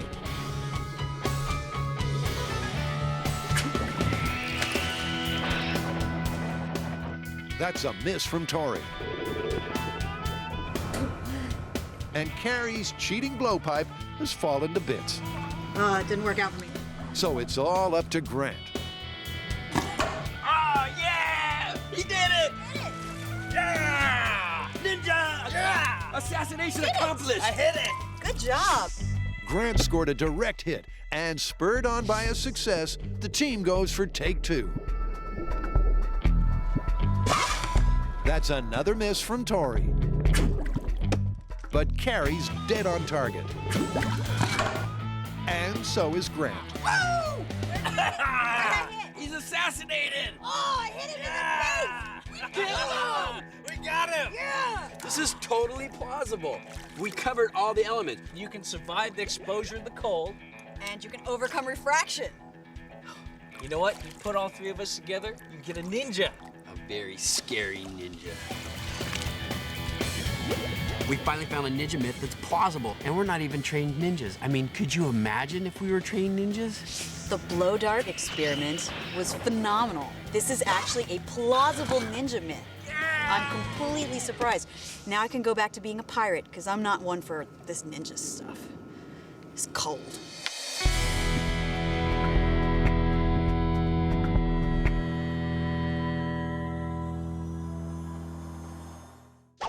Adam and Jamie are trying to put to rest whether or not a ninja can grasp a passing shaft. It's true, when ambushed, the ninja did catch an arrow. But he also caught more than a few with his body. And then some. But the ninja's real sore. He says no shadow warrior would get cornered like this. He wants a rematch with Adam. Mano a mano. Our ninja has actually issued what sounds like a challenge. He says in a battle situation, he wouldn't catch an arrow. He'd deflect it, and I'd be dead before I got a second shot off. I say, prove it, ninja, and that's what we're about to do. We're gonna set up exactly that scenario and see if I can get 2 shots off before I'm dead. Here's the first one. It'll be an ugly grudge match. There's a lot at stake, and Adam needs to save face.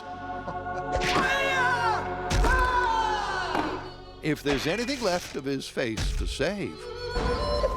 This one's called Ninja's Revenge, and it's all about speed of reloading. And let's face it, putting an arrow onto a bow is kind of fiddly, and if you've got a ninja running at your full speed, you might be in a little trouble, or at least so our ninja says. At 20 paces, it's Adam Ninja Buster Savage. Up against his arch enemy, the Orange Avenger. Oh, Oh, you're dead. You're dead. It'll be the best of 3.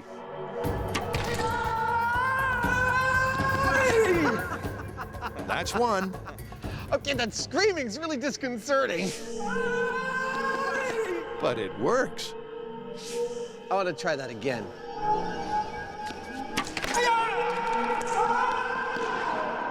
That's 2 to the ninja. Now remember, your life's at stake.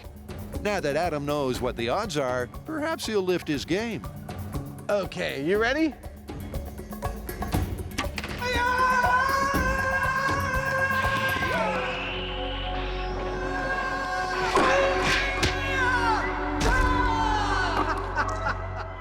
You did get the knock on the string. I got the knock on the string, but man, Ninja got to me. Yeah. Thank you, my friend.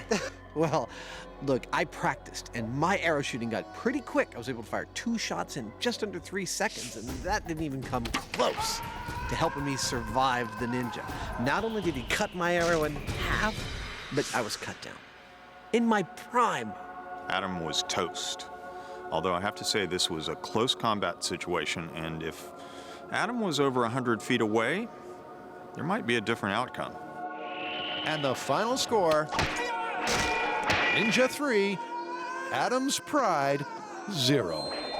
So the fans say ninjas can catch arrows. How are we gonna call this one? I have an idea about how to answer all the complaints we're going to get from the fans. I'm going to role play as the fans and have a conversation with you as you. Okay, I can do that. Dude, he totally caught the arrow, even under your impossible battle conditions. Once he saw the archer raise his bow, whoop, he was able to grab that arrow. Yeah, well, corpses can't catch arrows. He'd been dead 20 times before that. Yes, but think of all the arrows he avoided before then, too. And under battle conditions, the archers might not be drawing to full strength, and things might be deflecting off walls and stuff like that. He'd still be dead by then. But remember the mano a mano when Adam shot the arrow at him and he was able to slice it out of the air with his sword? Dead. Okay, I can't do this anymore. The myth is that a ninja could pluck an arrow, he has no idea where it's coming from, sense it coming, and reach out and pluck an arrow out of the air. Our ninja is arguably the best in the world at catching arrows, and he couldn't do that. If we had removed the rubber tips from arrows, we'd have one dead ninja on our hands. I say busted. It's busted. Get ready for some hate mail. Ever since we started doing MythBusters, a large portion of the myths we use come from you, the audience.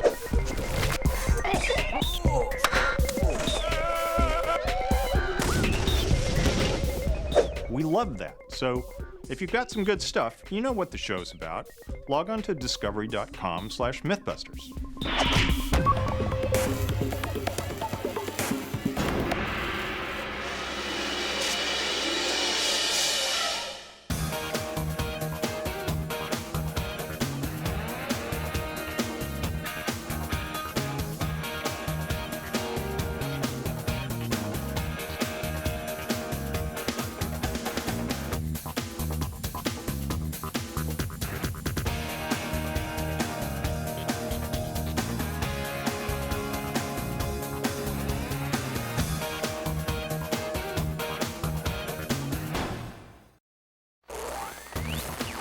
On this way too drunk to drive episode, Adam and Jamie get sloshed for science. Woo! No, I usually don't let people do that. What is the best way to get sober in a hurry? And is the myth of beer goggles fact or fantasy? She's pretty darn cute. Then Cary, Grant, and Tori rebuild an ancient weapon of mass destruction. Hwacha! They start with 1 fire arrow, then try launching 200 to see if the Hwacha lives up to its legend. Who are the MythBusters? Adam Savage and Jamie Hyneman. Feel like I'm ready to go out clubbing. Between them, more than 30 years of special effects experience. Freedom! Joining them, Grant Imahara, You suck. Tori Belleci, Put your back into it. and Carrie Byron. High explosives and electricity. Woo! They don't just tell the myths, they put them to the test.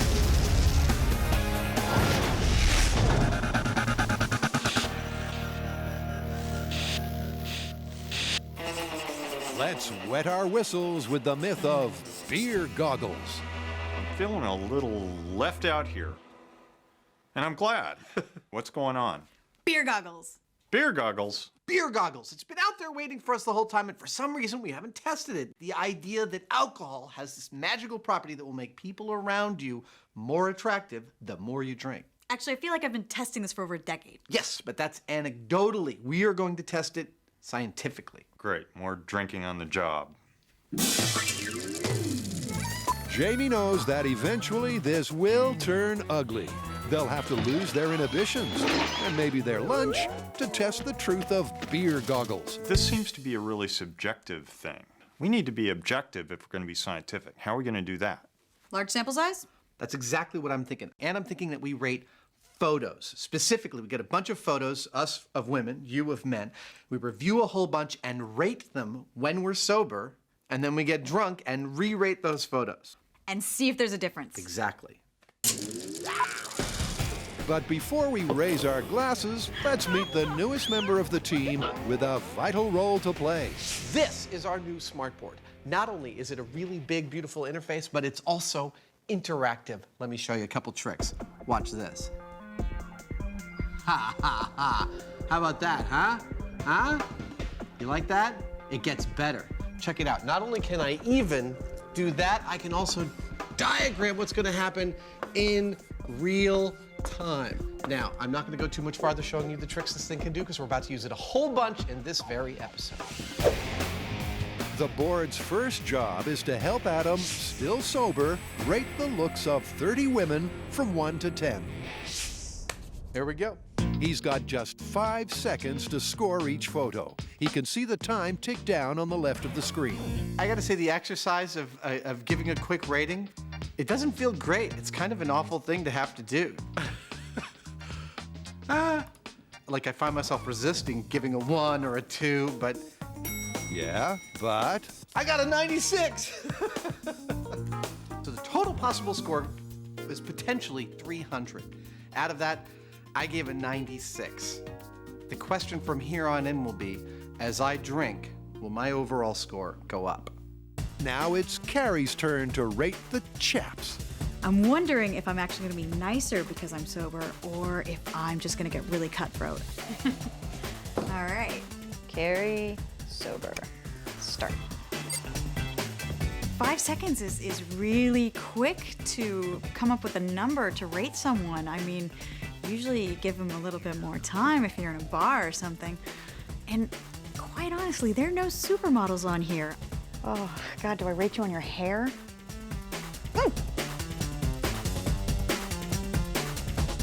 Carrie's either much more generous or less discriminating than Adam.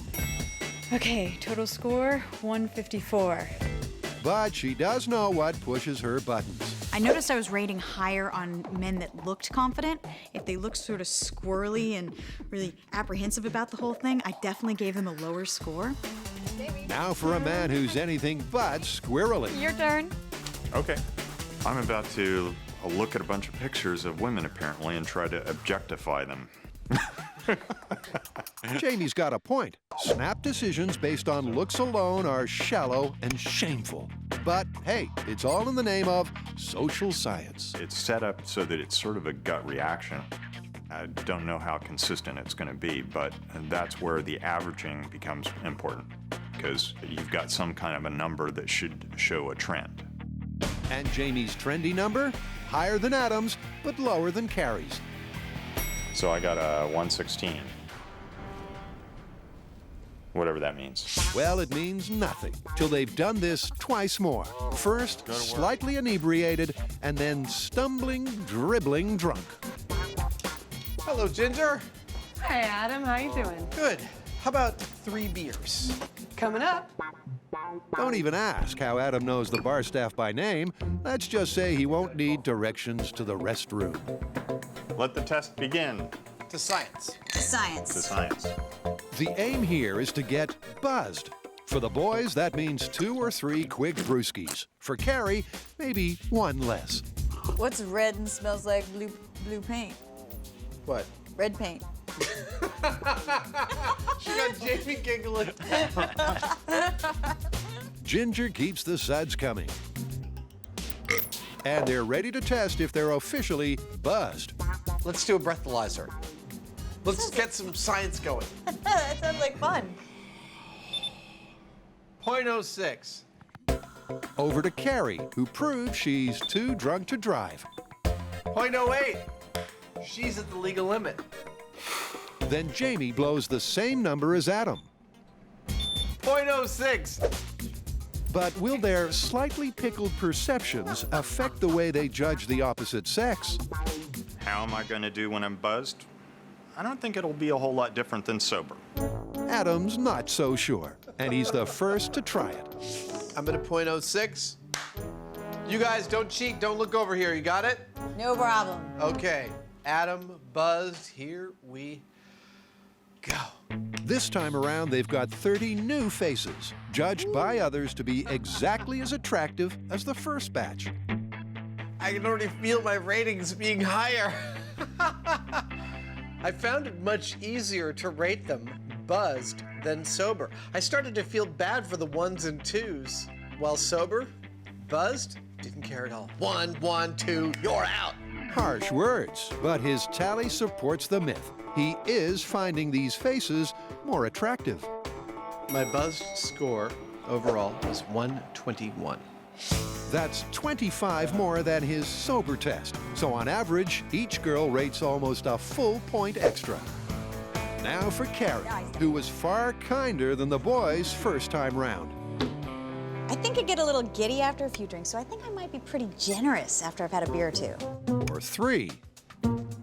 Carrie also has 30 new faces to rate. Again, all average Joes. That is some fabulous hair. But the beer goggle effect seems to be working in reverse. Is this an uglier group of people? I wouldn't give most of those guys change if I passed them on the street.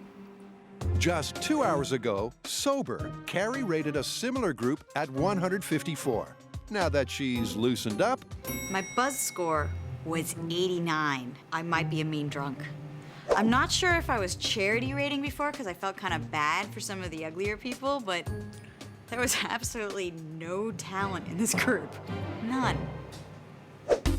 so Jamie steps up to rate the new babes. And remember, he predicted no change whatsoever. Here we go. Jamie buzzed. My perceptions of what made them attractive or not attractive are pretty much the same as they were the last time, as far as I know. I mean, nice complexion, regular features, signs of health, things like that. But after 3 beers, Jamie's brain is lightly sautéed. It all comes down to one number. Okay, I'm done. My buzzed score was 105. His sober score was 116, but we're yet to test anyone cross-eyed drunk. And when we do, the figures, I promise, will surprise you. I feel like I've met her.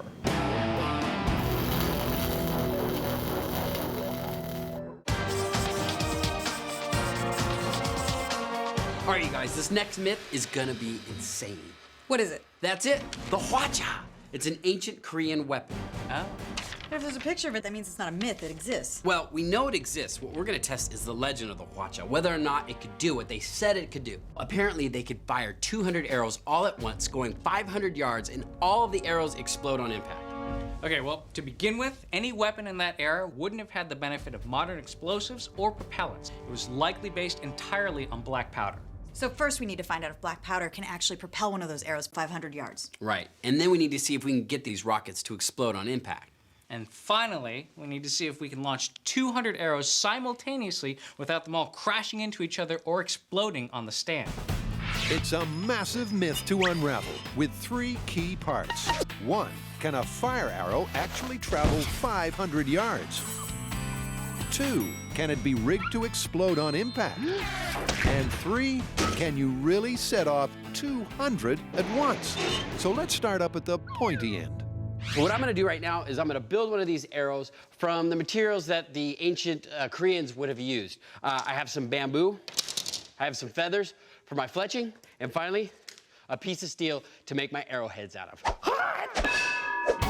Tori proves himself a first-class fletcher and a pretty fair blacksmith.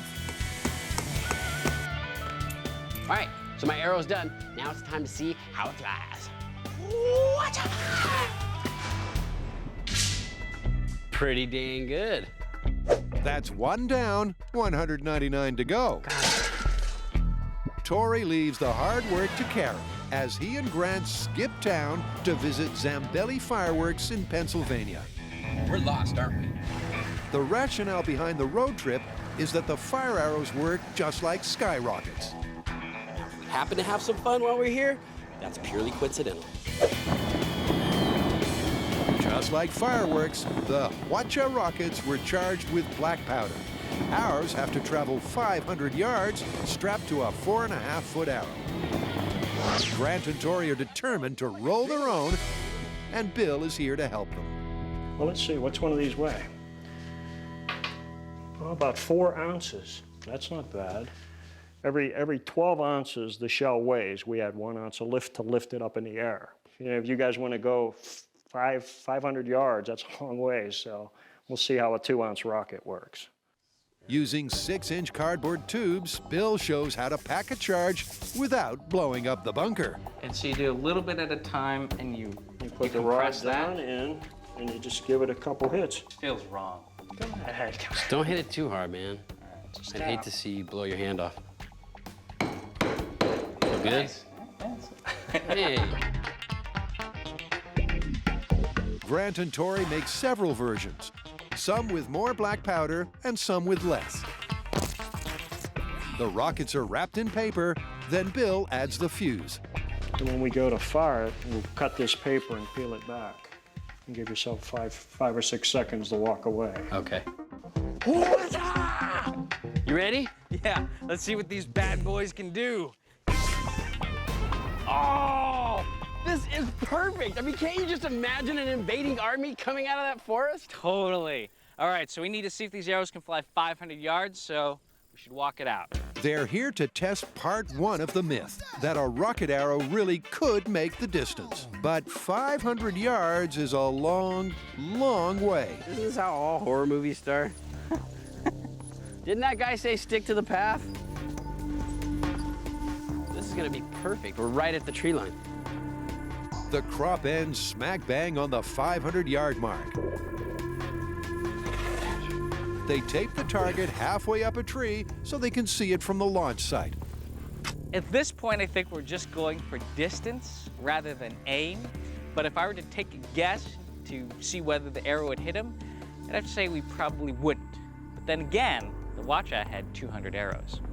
What angle do you want? Back at the business end, they set the mortar to 45 degrees. Back up. And start with the smallest rocket.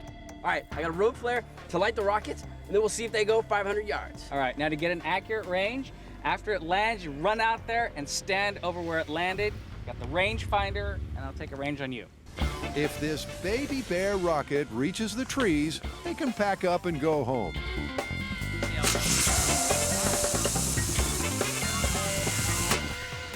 Yeah! Nice! It didn't really work.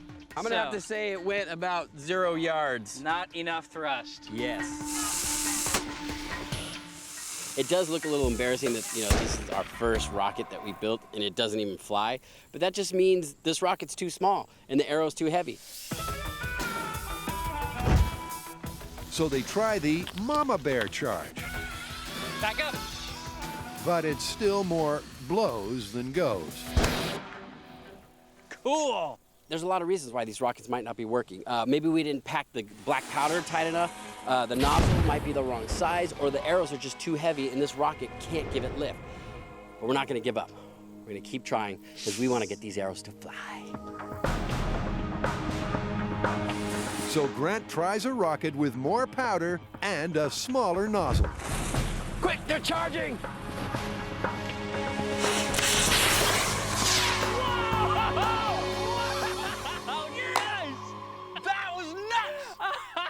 Did you see it go spiral around? All right, I'm gonna see if I can go find that. Good luck. Wow.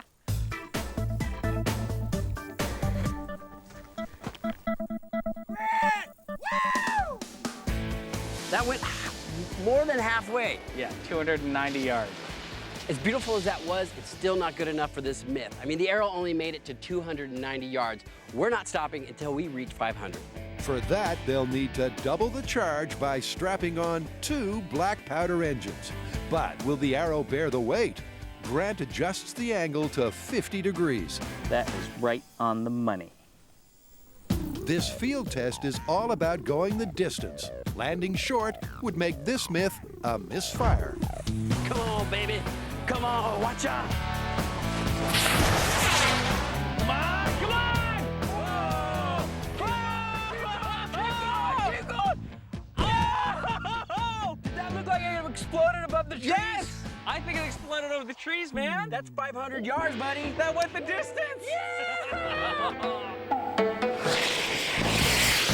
The target's untouched, but they've got what they came for. They reached it. This part of the myth is confirmed. God, this is gonna be a nightmare trying to get all 200 arrows to fire off at the same time. And we still got to make the cart and find out if that explosive charge is mortally wounding. We got a lot of work. We better get back to the shop. All right. Adam, Jamie, and Carrie are risking their lives, that should read livers, to test the myth of beer goggles. This is the best day at work ever.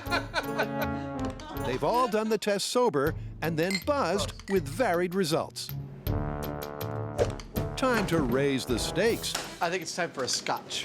And maybe lower their standards. What are you gonna have? Whatever's in that brown bottle. Hard to beat a drink of something brown. Carrie still has a lot to learn, like don't tease the wildlife. Can I style you? Hold on. No, I usually don't let people do that. I don't know about you, Jamie, but I'm ready to take this test, and I know that Carrie is. Adam blows .11. That's good enough. And Jamie .10. That works. So technically, they're both a bit wobbly.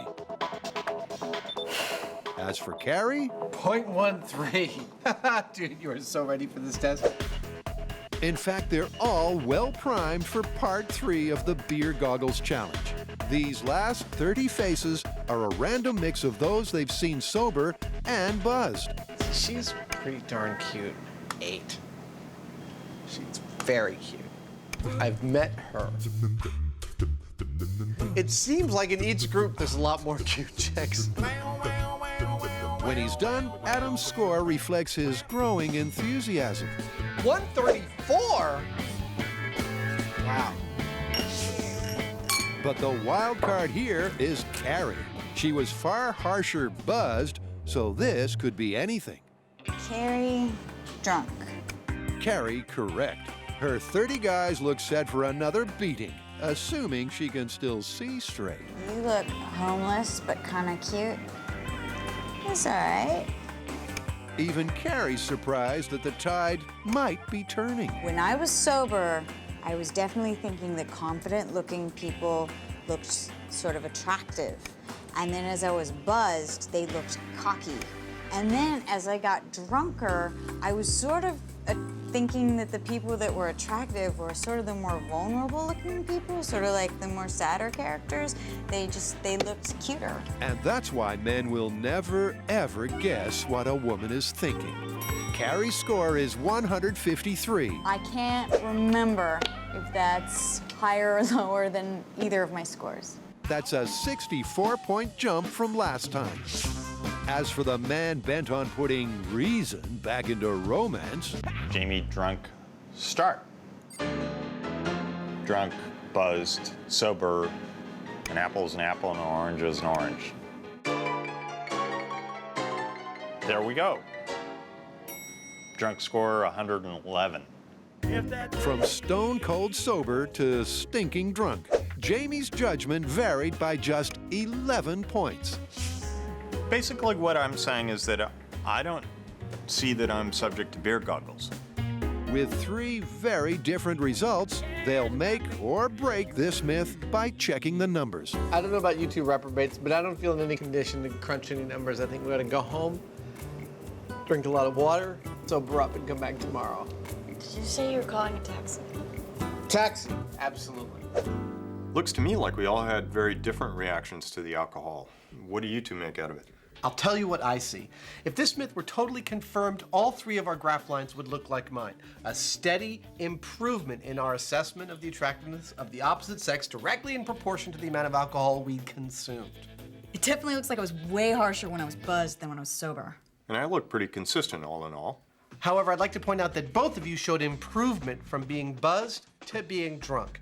That result, combined with my steady improvement all along the line, tells me this one is easily plausible. Definitely plausible. Okay, plausible. Dissonance. Adam and Jamie have already drunk themselves sideways for science, but there's no time to sleep it off. In fact, that's exactly the point of our next myth. Well, I've been thinking that along the lines of drinking myths, I have always wanted to do sobering up techniques. Specifically because I've always wanted to see a high-speed shot of somebody getting smacked in the face. Well, as long as that somebody is you, I'm okay with it. I'll take that on. We can add to it to black coffee, exercise, whatever else people do to sober up.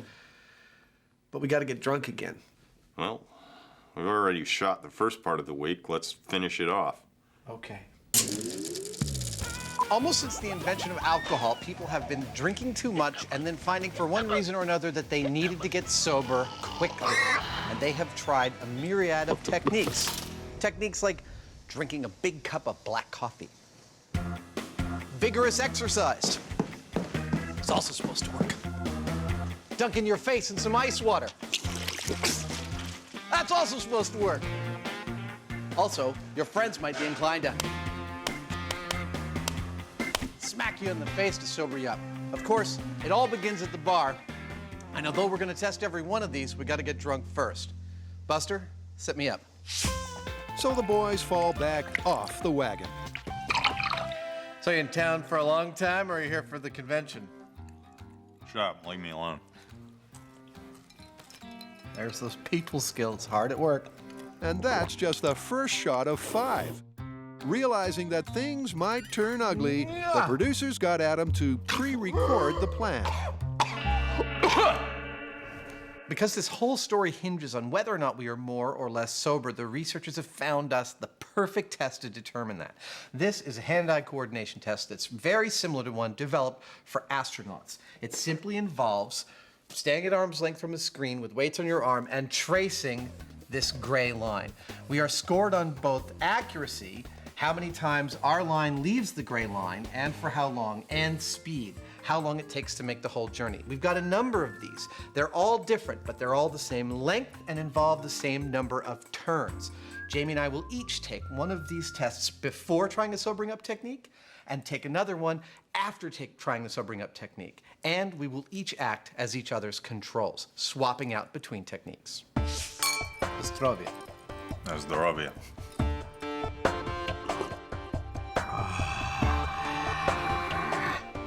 They'll need to stay consistently drunk to validate the cures. This is like taking medicine or something. It's not, it takes all the fun out of it. I know what you mean, brother.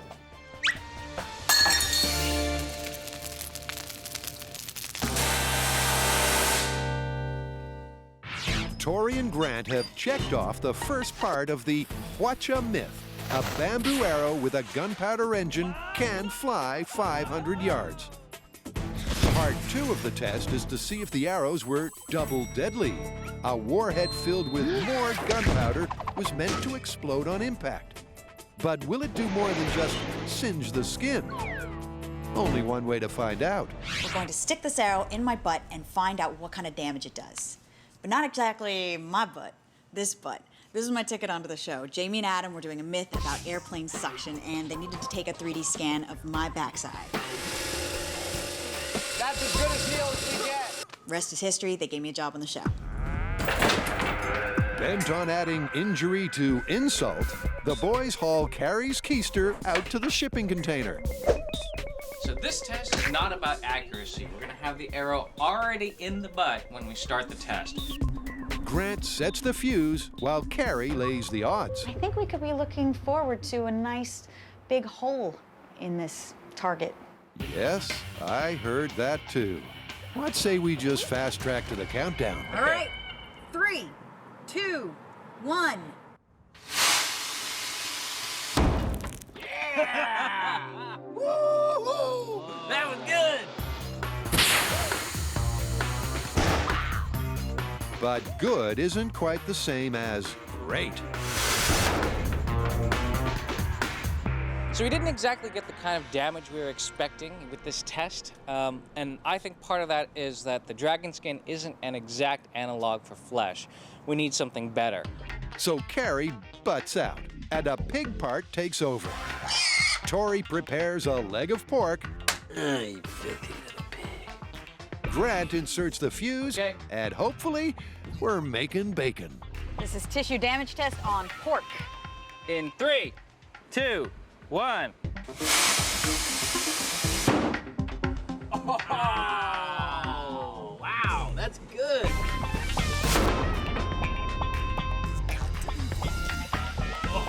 Oh, wow, look at that. More burning of flesh.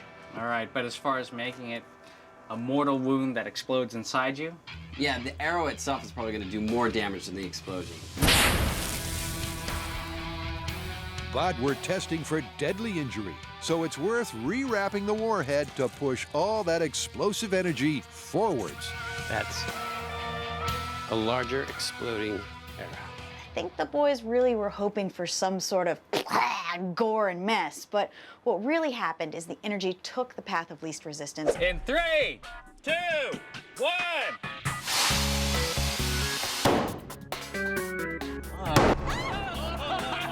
Whoa! Ow! Look at how much damage that did. That's a little more what you were looking for. Huh?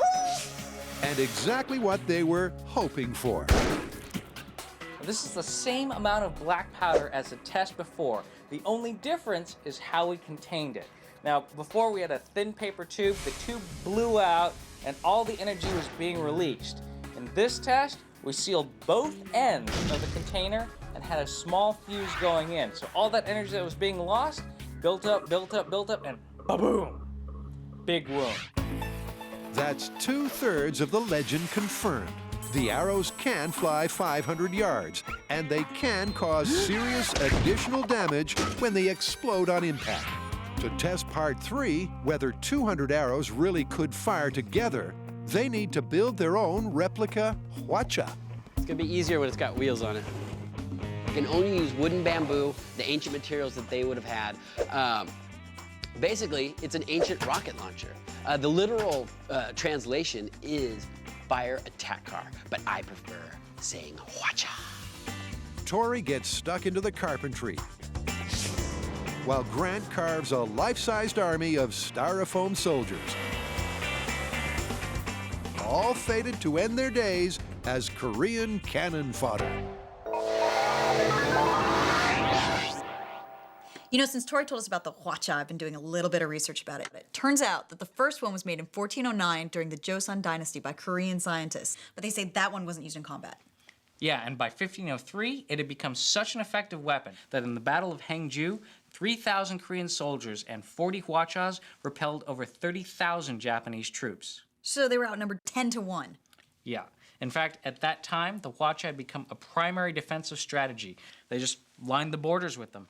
That's cool. I hope ours can live up to that legacy.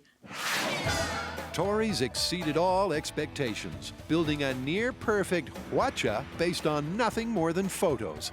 He adds a splash of timber stain and some old-timey wheels. And the wheels also act as an angle finder, so you can find the best angle for your trajectory. This is going to be awesome. Grant's army does not stand a chance.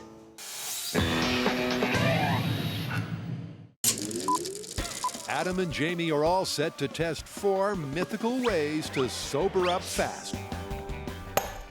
Uh-oh. So far, all they've done is drink themselves stupid. Well, stupider. Coffee, ice water, you name it. They're things that people try and sober up. We're gonna test that and see whether I can actually function better than I can now, because Obviously, I'm not doing too well. This NASA-inspired test is the modern version of walking a straight line. First off, our crash test drunk straps weights to his riding wrist, then signs his name at arm's length. Your name is Jammy or Johnny? Okay, when you hit the begin. Jammy tries tracing a thin gray line. This test is judged on accuracy and speed. I should point out that each of these tests is different, yet it includes the same amount of right-hand turns, left-hand turns, and curves, and overall distance. Shut up.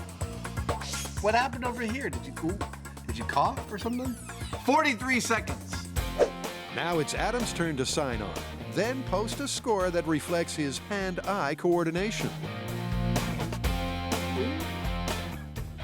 Oops. What is that? 42. 42. Is that exactly the same time as you? Yeah. While Adam stays pleasantly pickled, Jamie tries the first detoxifier. The idea is black coffee. What are you doing? I'm the control. See? I don't think you're very much under control. I'm not under control. I am the control. You drink that whole cup of coffee, we wait 5 minutes, and then we test you cognitively and breathalyzerly again to see if there's any stark improvement. And then I do the same 2 tests to see if there's difference in the improvement. Very idea that people always say is black coffee will sober him up. And thus, we've got to test it just the way it's said. It's the only way it sinks into people. You sound like you're drunk. In fact, I am. But how drunk is Jamie after the coffee? His cursive shows signs of improvement, and his trace test looks quick and steady. Whenever you're ready.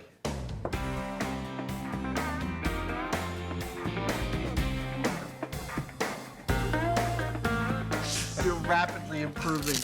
I don't know what to make of that, but I don't feel like crunching any data while I'm drunk. Okay. And it's all about the data. Oh! Adam, who also blew .07, completes his non-coffee control test. 32!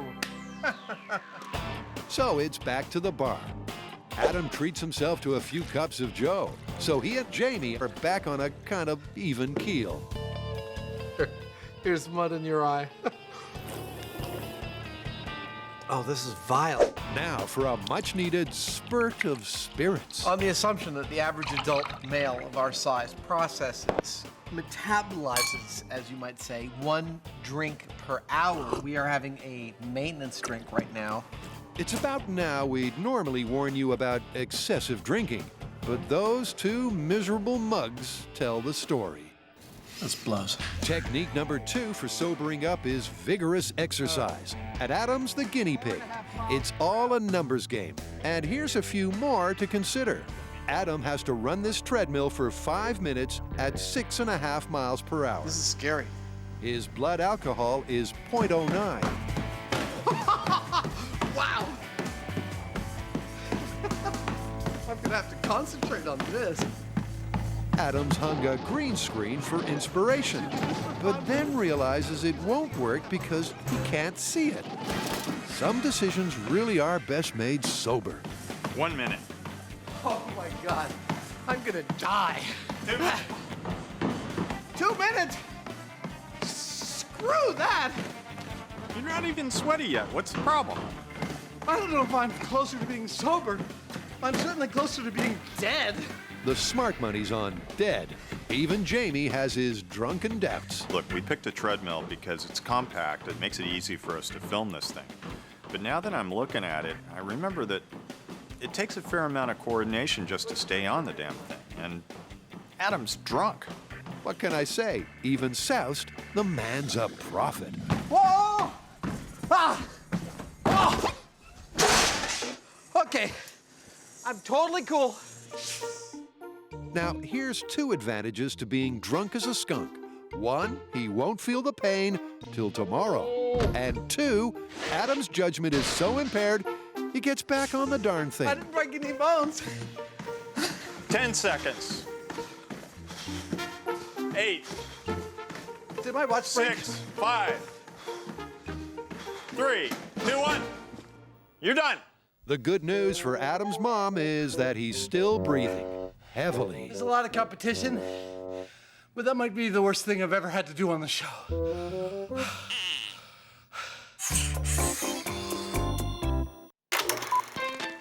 There comes a time when no one wants to be drunk. So Adam and Jamie take the 4-step plan to get sober in a hurry. So far, they've tried black coffee and vigorous exercise.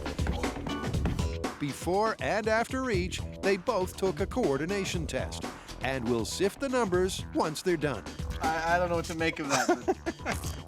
It's been unpleasant. Even painful. And now they're down to 2 mythical cures that should at least be mercifully brief. The first is a face-freezing dunk in ice water. Adam's the control, so Jamie gets his eyebrows iced. I think within the pantheon of sobering up techniques, cold water is in the shock to the system category. I guess just the same way it could, wake you up in the morning, it's supposed to snap you out of your drunkenness. Both the boys have blown .08, but it still takes guts to take the plunge. Oh, God.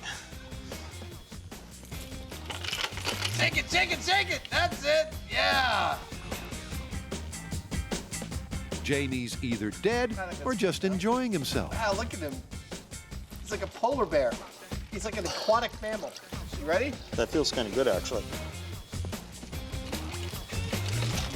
Here you go. I thought it was going to be painful, but I kind of liked it. As always, the boys run a post-cure test to collect the data. 23 seconds. Now for the fastest and nastiest myth of all. It's a simple technique that always seems to work in the movies. When I was thinking about sobering up techniques, I noticed in the movies, whenever someone's passed out drunk, somebody else goes, "Come on, man, wake up." Adam's feeling no pain, but that's about to change. He's the slappee, and Jamie's the slapper. Face slap. Let's see, will it work? I don't know, but it's been something I wanted to do for a long time, so I don't care. Nor do we. This one's been a long time coming. Because I don't think it's Jamie's interest to give me brain damage. I'm half of his meal ticket, but at the same time, I know it's gonna hurt, and it's gonna really suck. I have to admit, I'm a little scared. And with very good reason. Just remember, this is gonna hurt you a lot more than it'll hurt me. Okay. Oh! Holy crap! Holy bleeping bleepity bleep! Can I do that again? That was kind of fun. No, that made my head ring.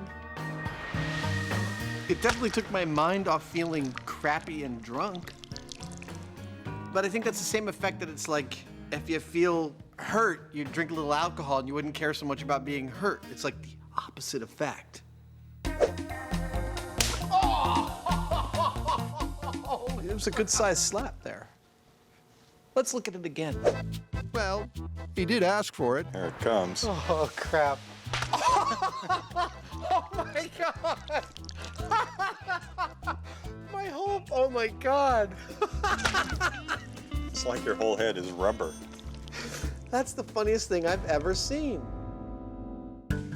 For the last time, the boys blow the bag and trace the graph.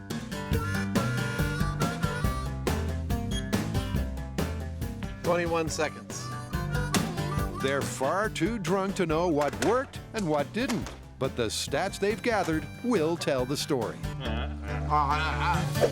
Sobering up techniques. This looks pretty slick. Is it gonna help us wrap it up? In fact, it will. Let me walk you through it. This is you pre-coffee. Then you drank 3 cups of coffee and your score improved. However, I was the control and my score improved pretty much at the exact same rate. So I'd say coffee is busted. Now here is me pre-exercise. Here is me post-exercise. That's a pretty radical improvement. But I stayed about the same, so that means it's plausible, right? I totally agree. Plausible it is. Now, you were the one that dunked your head in a bucket of ice water. Here is you before, here is you after. Little lack of improvement, Mine was about the same. I say ice water. It's totally busted. What about the slap? My favorite. Okay. Here's me pre-slap. Here's me post-slap. I think that's a pretty undeniable radical improvement. You helped me out a lot. I'd say this one's plausible. I'll have to remember that. The best part is, all of these results are totally backed up by the breathalyzer data we got as well. I guess that does wrap it up. Totally. No more drinking for us.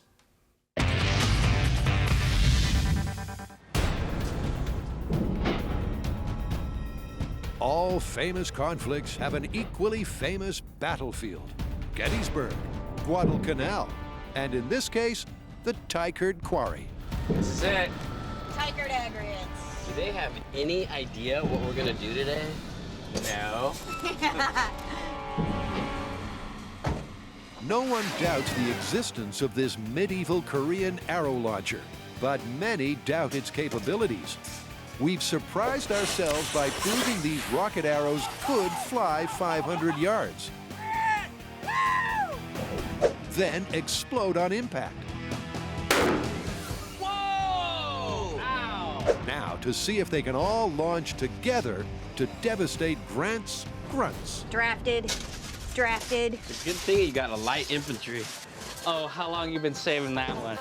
Not long enough. Now all 200 arrows need to be charged, and it's safety first.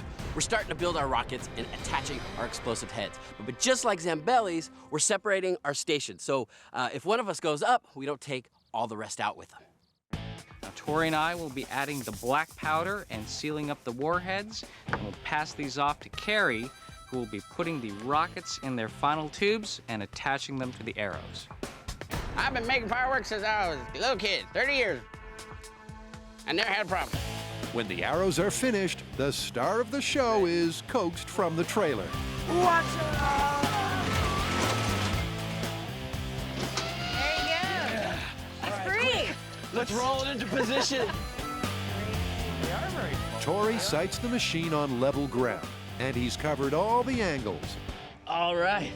And this is a 50-degree trajectory.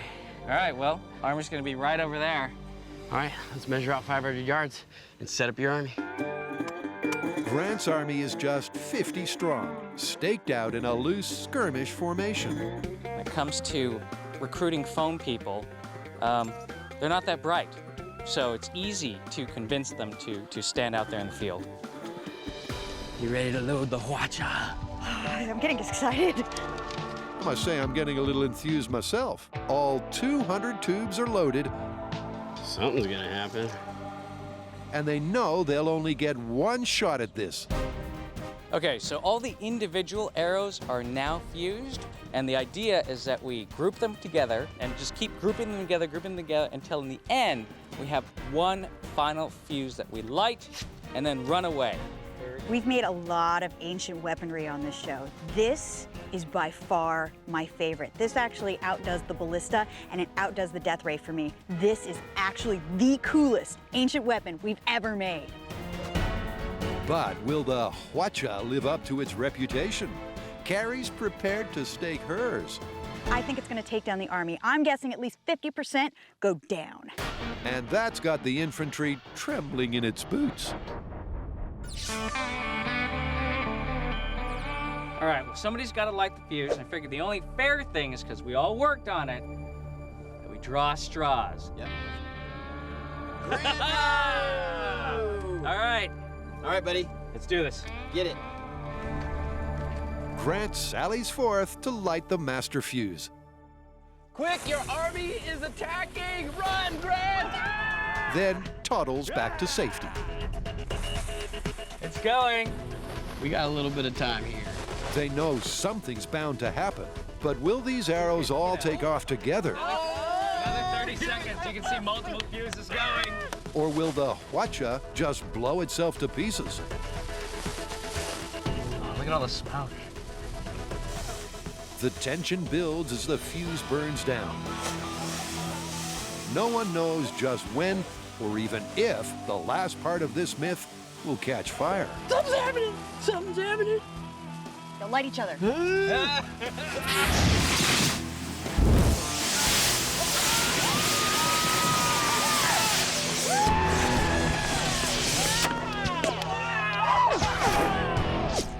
It's the launch of a lifetime.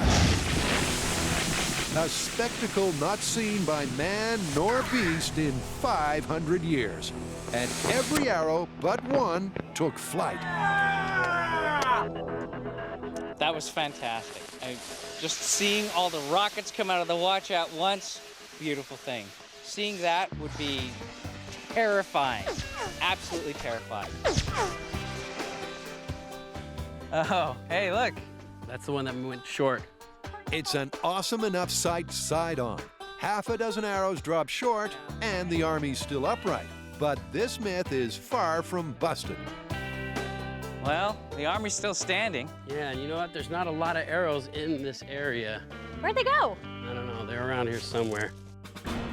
Oh, they've all grouped right over here. Oh, wow, that's a great grouping, actually. That's incredible. Like, they were pretty consistent. Oh, they're definitely Army over here. We only had 50 soldiers. Imagine if we had like 3,000, 30,000, 300,000. Carrie's right. The troops wouldn't be so few or so scattered. So this rocket attack would be devastating. All right, so Hwacha, confirmed? Confirmed. They all left and they exploded. Absolutely confirmed. All right. That was a good one, man.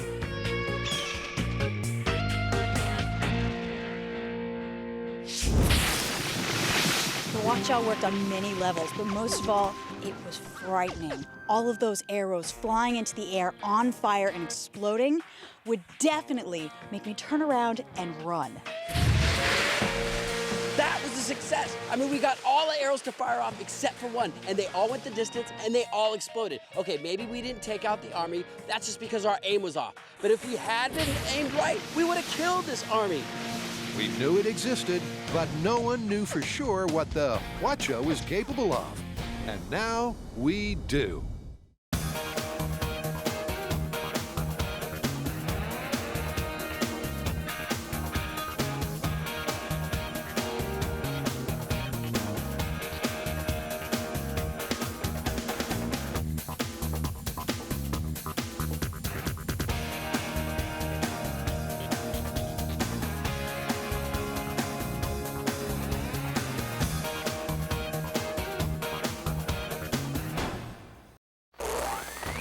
On this infectious episode of MythBusters, we blow the lid on those sensational viral videos. Are you ready? I'm ready. Let's do it. Can you believe everything you see on the net? It's scientific! Like a sawdust cannon, Say hello to my little friend. or a water-powered rocket car, or even fainting goats. We're gonna drop them with this one. Who are the MythBusters? Adam Savage and Jamie Hyneman. That's perfect. Hold it there. Between them, more than 30 years of special effects experience. Okay. Freedom! Joining them, Grant Imahara, You suck. Tori Belleci, Put your back into it. and Carrie Byron. High explosives and electricity. Woo! They don't just tell the myths, they put them to the test.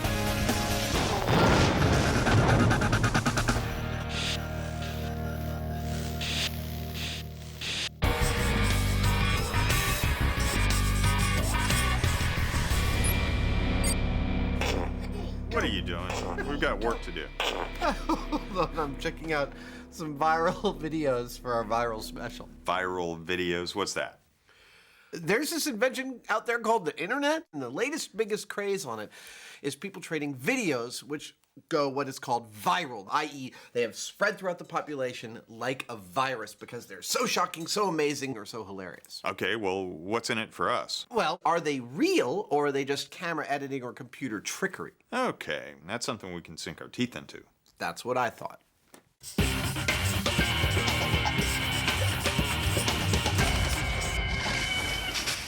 I think I've got one. Yeah?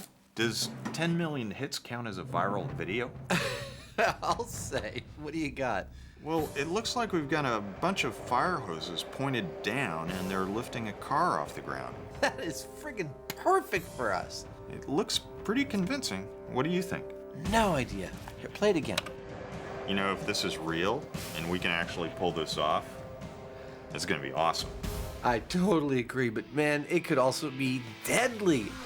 It could also be a con job. That car might just be a plastic shell. But the only way to find out is to try it ourselves. That means building a platform, sweet-talking some firemen, and buying a full-weight has-been hatchback. This is what it is to be a Mythbuster. You see this car behind me and you think, it's some classified ad piece of crap. I see a flying water jet car. Adam's itching to squirt this wreck sky high, but Jamie wants to check under the hood. This car weighs, according to the sticker, 3,175 pounds. Now that means that each of those hoses has to put out about 320 pounds of thrust. Personally, I don't think so. Jamie decides to start small scale, and he's not afraid to delegate. Okay, well, this is our car. I need you to make me a 1/6 scale version of this on the CNC. Can you do that? Yes, we can do that, definitely. Okay, off you go. Okay. The CNC mill is a computer-controlled milling machine that will take a laser-scanned image of a real car and generate a toolpath for its cutting tool that will carve out a miniature version of the car at any scale we like out of something like a fine-grained particle board. Meantime, Adam knocks up a miniature 10-nozzle frame for the tiny car to sit on. The frame and the car fit together just like a piston in a cylinder. Oh, it's perfect. Look at that. This might be a small-scale test, but still, why mess up your own backyard? Jamie's picked out a fire training facility about 30 miles east of the city in Pleasanton. Given that we're going to be harnessing hundreds or maybe even thousands of horsepower of diesel pump energy and putting that through hoses, this is kind of a dangerous situation that we don't really want to just dive into without preparation. And so we're going to build a scale model, see how well we can control it, see if we can learn anything about it before we start dealing with the big boys.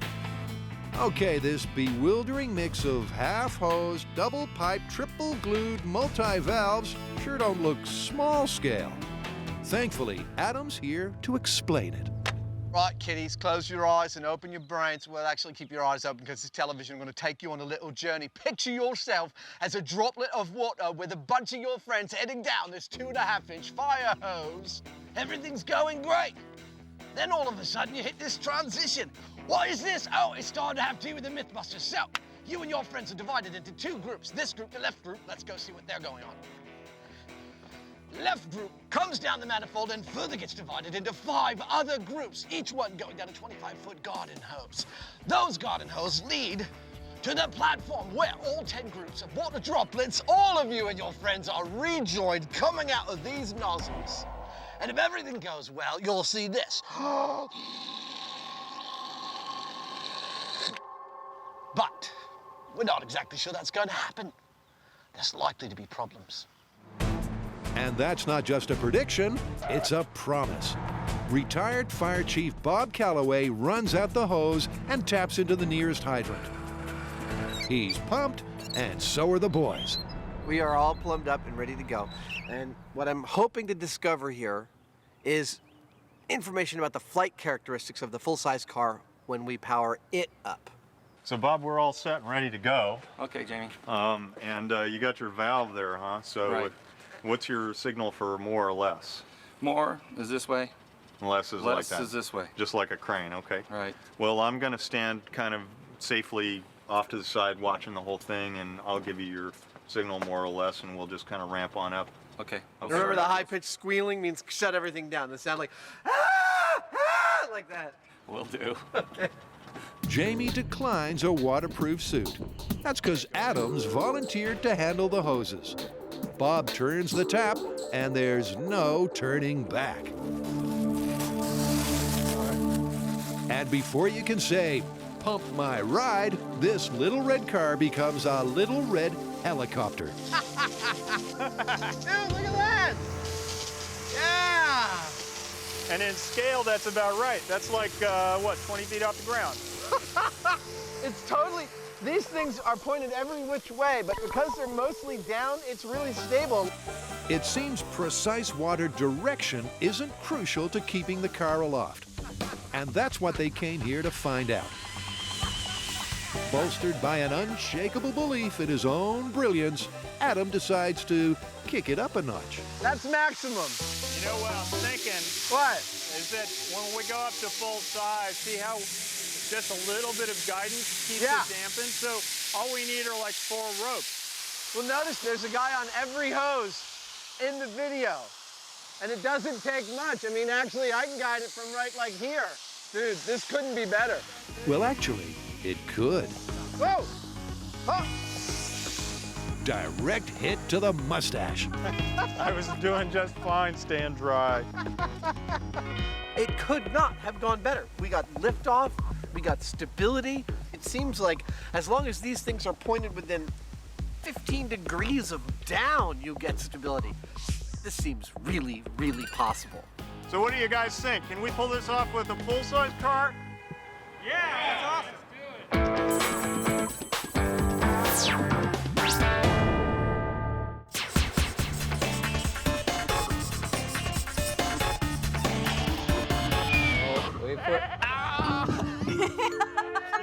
I've seen this footage so many times, it just gets funnier. Now, apparently they're fainting goats. I mean, this is a news story. But have you ever heard of any animal besides a human fainting? No, and in fact, some of our fans think that this is just a hoax because this footage is so weird. Well, you know, there's only one way to find out. All right, let's go see for ourselves. So Carrie and Tori hit the road to confirm or confound this possible fraud once and for all. All right, we're at Renegade Ranch to see these fainting goats. I mean, I haven't seen one fall over yet. So I'm just kind of excited to get in there and try to freak them out and see if we can get them to fall over. I know that seems kind of cruel, but you know, science could be cruel sometimes. I have seen this internet clip so many times because it cracks me up. Do goats actually faint? Well, they do and they don't. They appear to faint, but they don't actually lose consciousness when they fall on the ground. It's a muscle condition called myotonia that affects their leg muscles, so when they get scared, sometimes even excited, their muscles are tightened up in their legs, and sometimes they'll actually fall over. Yeah, but this still smells like a rural myth, meant to make us city folk look dumber than a fence post. But Tori's halfway convinced. Apparently, shepherds breed these goats just for that gene, so that way they can put one of these goats into their flock of sheep, so when a real predator shows up, all the sheep take off and the goat is stuck there, paralyzed, so that the predator can eat it and not the sheep.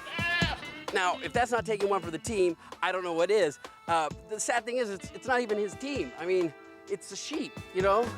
Sounds like someone's going soft on these cute little guys. It won't last. All right, Tori, your first step. What do you want to do? I think for my first one, I'm just gonna see if I can get one of these goats to faint with no tricks. I mean, I haven't seen one of these fainted yet. Ooh. Oh, you... It's a shameful start. The first one to faint is one of us. So while Tori regroups, Carrie gives it a whirl. Okay, I figured something would be very freaky with a lot of flash would be an umbrella. So I'm gonna try to crouch down, wait till they're calm, and pow. That kapow sure worked on the virus video, so it should work now. But it doesn't.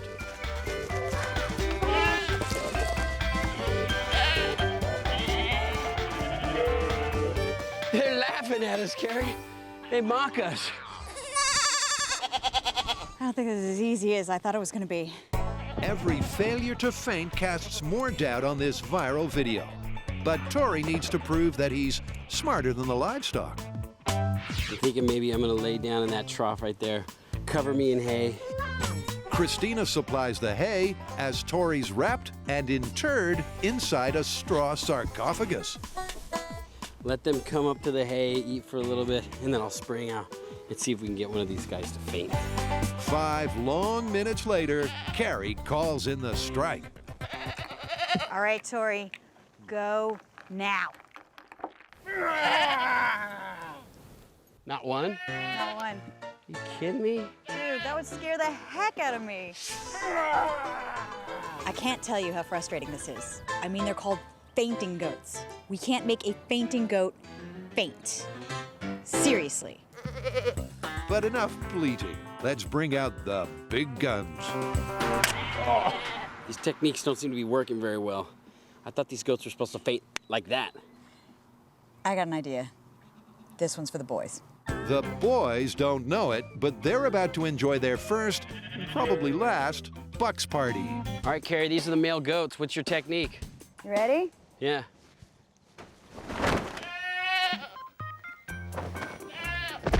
Tori falls to friendly fire, but once again, Carrie fails to stun or stiffen the target species. Wasn't ready for that one, Carrie. It's especially annoying because by now they know the goat video was no fraud. Behind the scenes, they're falling like flies. You want to know what's frustrating me the most? Everybody seems to be able to get these goats to fall except Carrie and me. Camera guy walks by a goat, it falls over. The runner, he's making goats fall over. The farmer walks by and they're falling over. Well, the breed is called the Tennessee fainting goat. So Carrie and Tori give themselves one last shot at the goat version of Operation Shock and Awe. I think maybe we need to blend. Should we use our secret weapon? Camouflage? Camouflage. Yeah.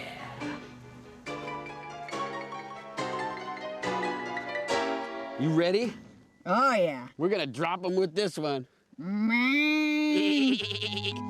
All right, Carrie, so this is the camouflage technique. Now the key is we need to blend in with the goats. Okay, on your attack, we get up, chase them around and make them faint. Let's do this.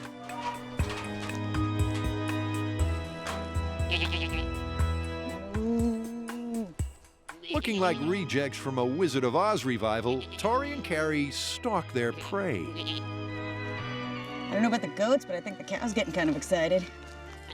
I'm one of you guys. What's going on, fellas? Ready, Carrie? Let's go!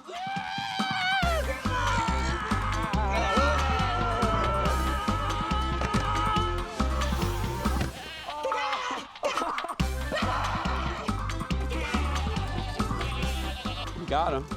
Totally worked. Yeah, we got a few. I got one over there. It won't work every time on every goat, but we've seen enough to prove that this video virus is the real deal. They really can be scared stiff. I am so convinced that this works. It actually doesn't take that much. You just have to know what you're doing, which we obviously don't most of the time. This myth is absolutely confirmed. These goats faint. Producers of MythBusters wish to say that no goats were heard during filming, though several felt they were made to look stupid. Authorized and spoken by Robert Lee.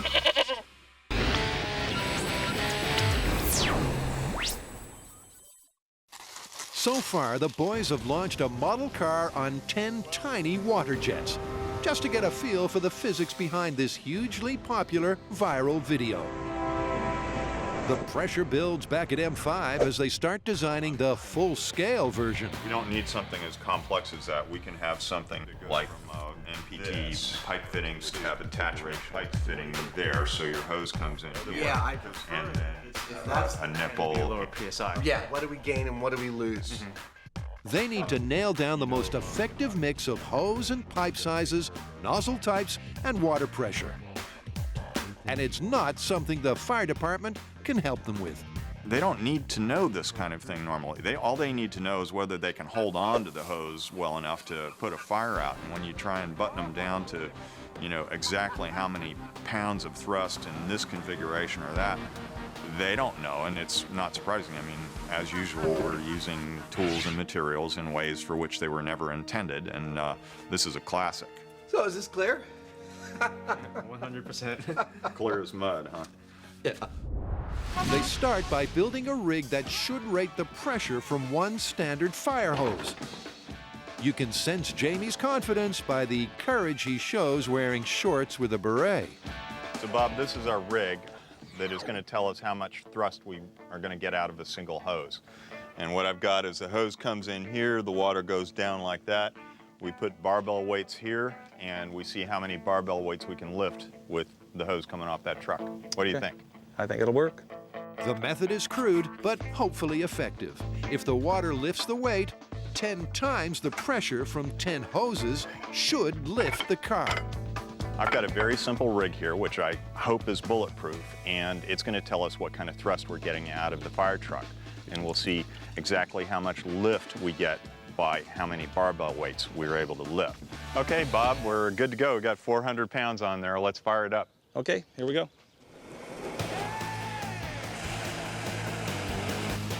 The water just barely raises the weights. So Jamie decides to narrow the valve and raise the pressure. Now I'm going to put a reducer on there, which has a much smaller hole, and we'll start to dial in on whether we get any increased thrust from this. Hopefully, putting this reducer on this will make for an increased nozzle reaction. That's what they call it in the industry. Bob pumps water through the truck as Jamie wills the weights to greater heights. But this test is headed straight down the drain.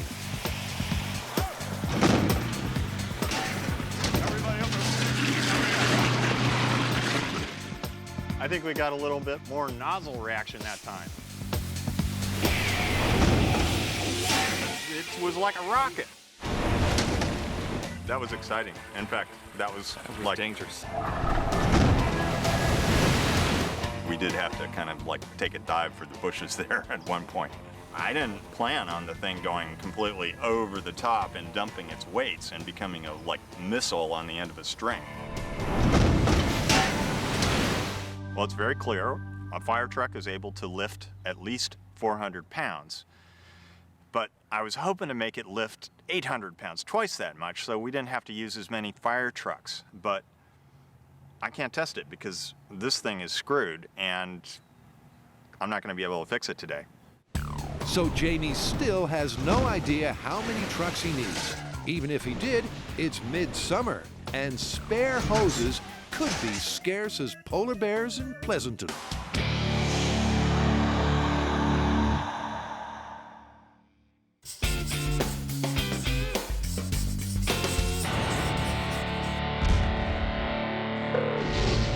Whoa! That looks seriously dangerous. I like it.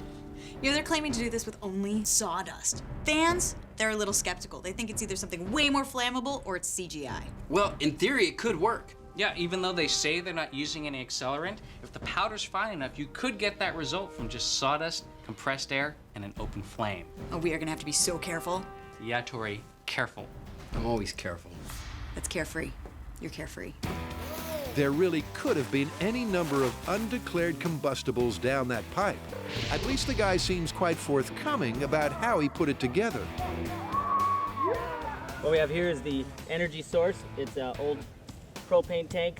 So, armed with the blueprints, Valve. This is a high-speed flow valve. on behalf of doubting viewers everywhere, we're gonna call his bluff and build it like he did. Like all of the recycled junk that we try to turn into something amazing, this is not just a pipe. It's filled with all sorts of other metal work. So I'm gonna have to cut it up and cut everything out and make it right for us. Step one is to pop the top on the tank. Sounds easy, but Carrie soon discovers these things are not meant to be tampered with. Well, you didn't want it to come all off in one piece, did you?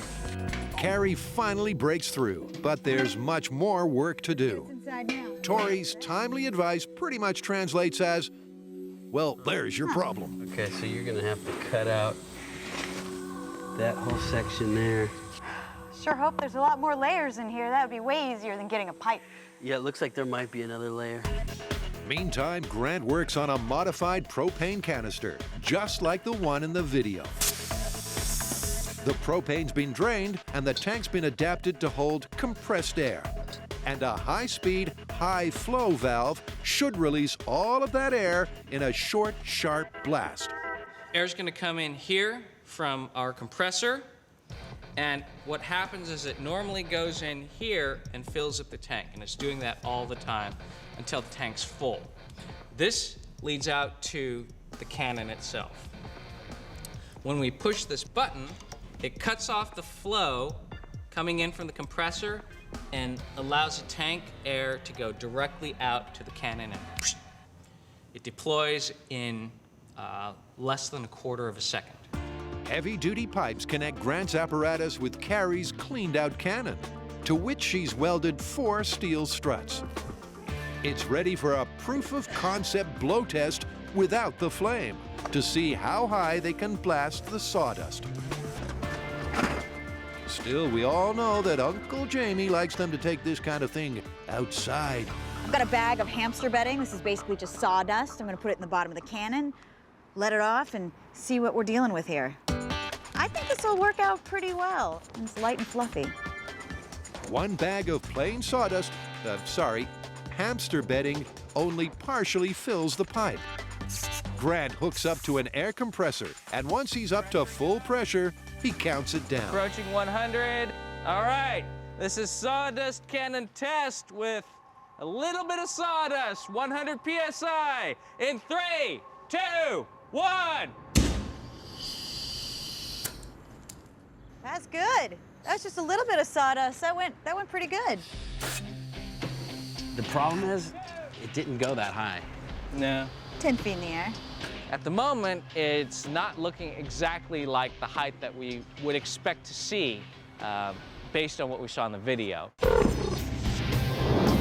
But I think it's achievable. It's definitely achievable.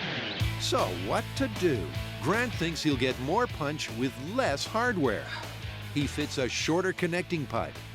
Then Carrie trims 1 inch or 2 off the legs. This jumble of spare parts just might fulfill its potential. If so, they'll need some elbow room. And Scarface Balachi's already booked the bomb range. Say hello to my little friend.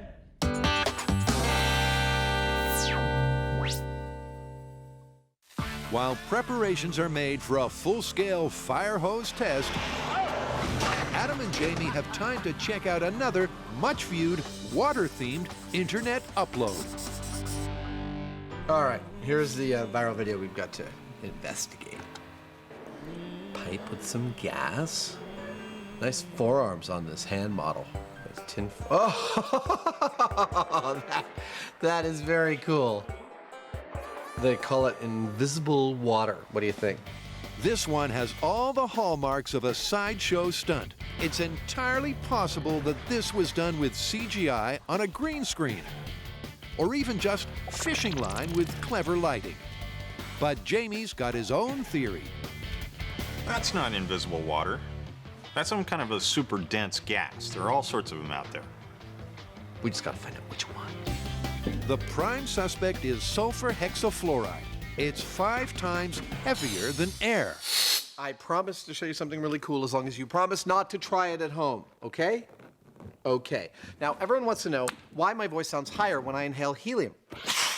My simple fact is that helium is 6 times less dense than air, which means sound waves travel through it much faster, which makes my voice sound much higher. Now, the same effect can be achieved in reverse if I inhale something like sulfur hexafluoride, which is 6 times denser than air. I inhale some of that.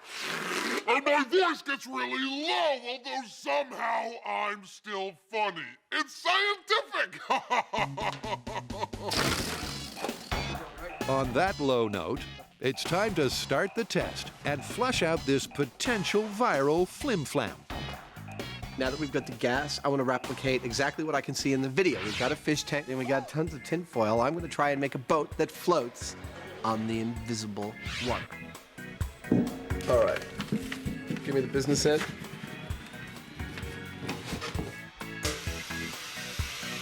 I can't see anything. We'll have to take the full tank on faith, just because we can't see anything. Now, Adam turns boat builder. All right. Replicating the circumstances. You ready? Yep. It's a simple proposition. The boat either floats or it sinks.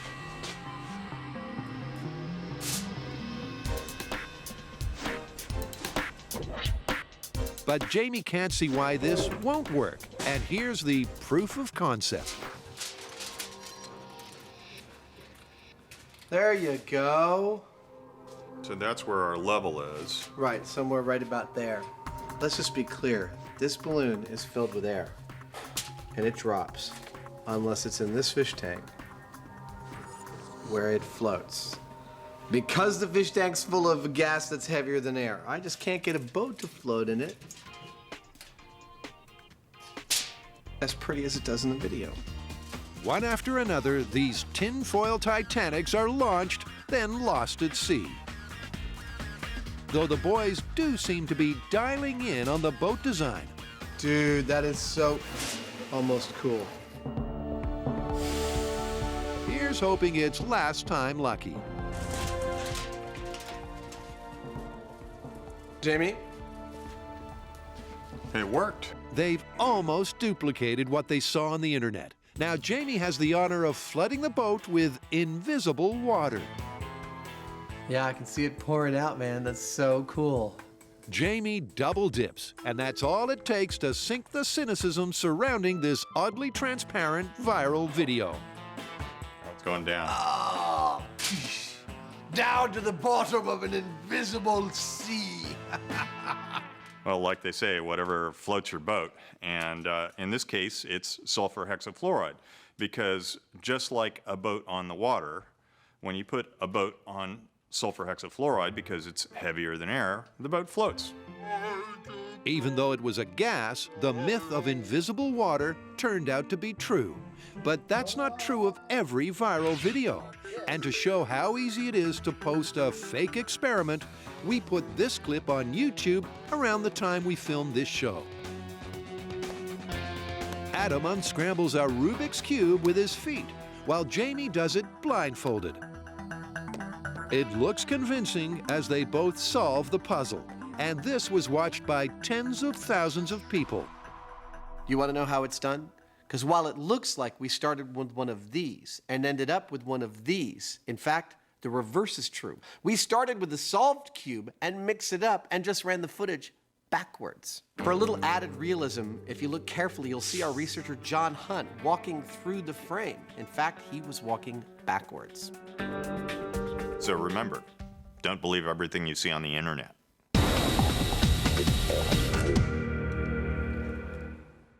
Carrie, Tori, and Grant have trucked their homemade cannon out to the bomb range to see if they can exactly replicate this amazing viral video with nothing more than sawdust, air, and a flare. Now, we've seen a lot of really cool viral videos on the internet, but not all of them are 100% the truth. There's a lot of computer graphics. So for this to be confirmed, we need to be able to replicate that giant tower of fire that we saw on the internet video. So this orange line right here is connected to the air compressor, and that is the source of air for the whole cannon. And hopefully, that'll be enough to create a huge sawdust plume. Their one and only test was underwhelming. That went pretty good. And even though they've upsized the pipes, this time the cannon needs to blast a lot more sawdust. Maybe booking the bomb range was a tad optimistic, though Tori will be playing with fire. The plan is I'm gonna light the flare, I'm gonna stick it into the top of the barrel in the pile of sawdust like a birthday candle. I'm gonna run back, Grant's gonna pull the string, and we're gonna launch that sawdust into the air, and hopefully we'll get a giant tower of fire. Perfect.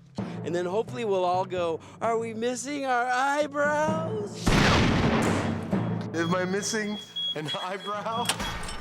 The pressure inside the ex-propane tank rises to 120 psi. Okay, perfect. Good to go. Tori lights, then inserts the road flare. All right. But will this really be enough to make a pipe full of common sawdust go boom? Hang on to your hamsters. All right, 3, 2, 1. For just a heartbeat, it seemed they wouldn't get the fireball. But good things do come to those who wait.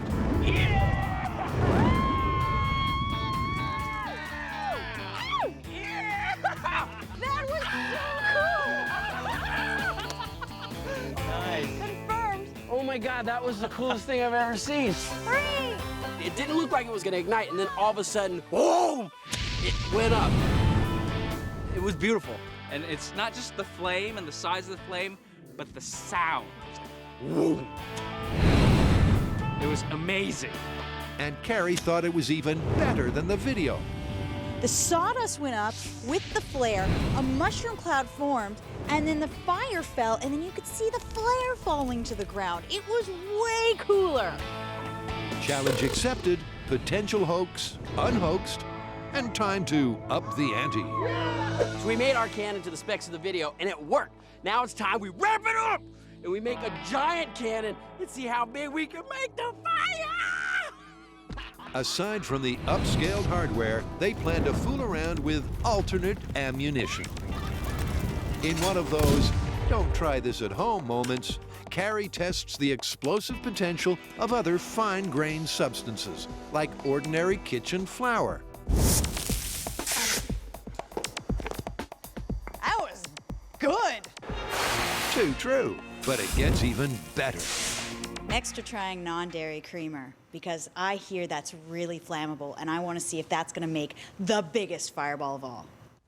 Non-dairy creamer. Millions would agree that going up in flames could be its finest moment. Non-dairy creamer, flame burns to my hand and into the cup.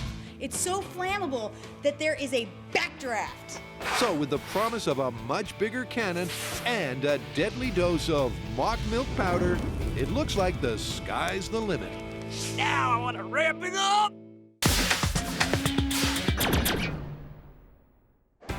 Adam and Jamie are testing the authenticity of this internet video by trying it themselves.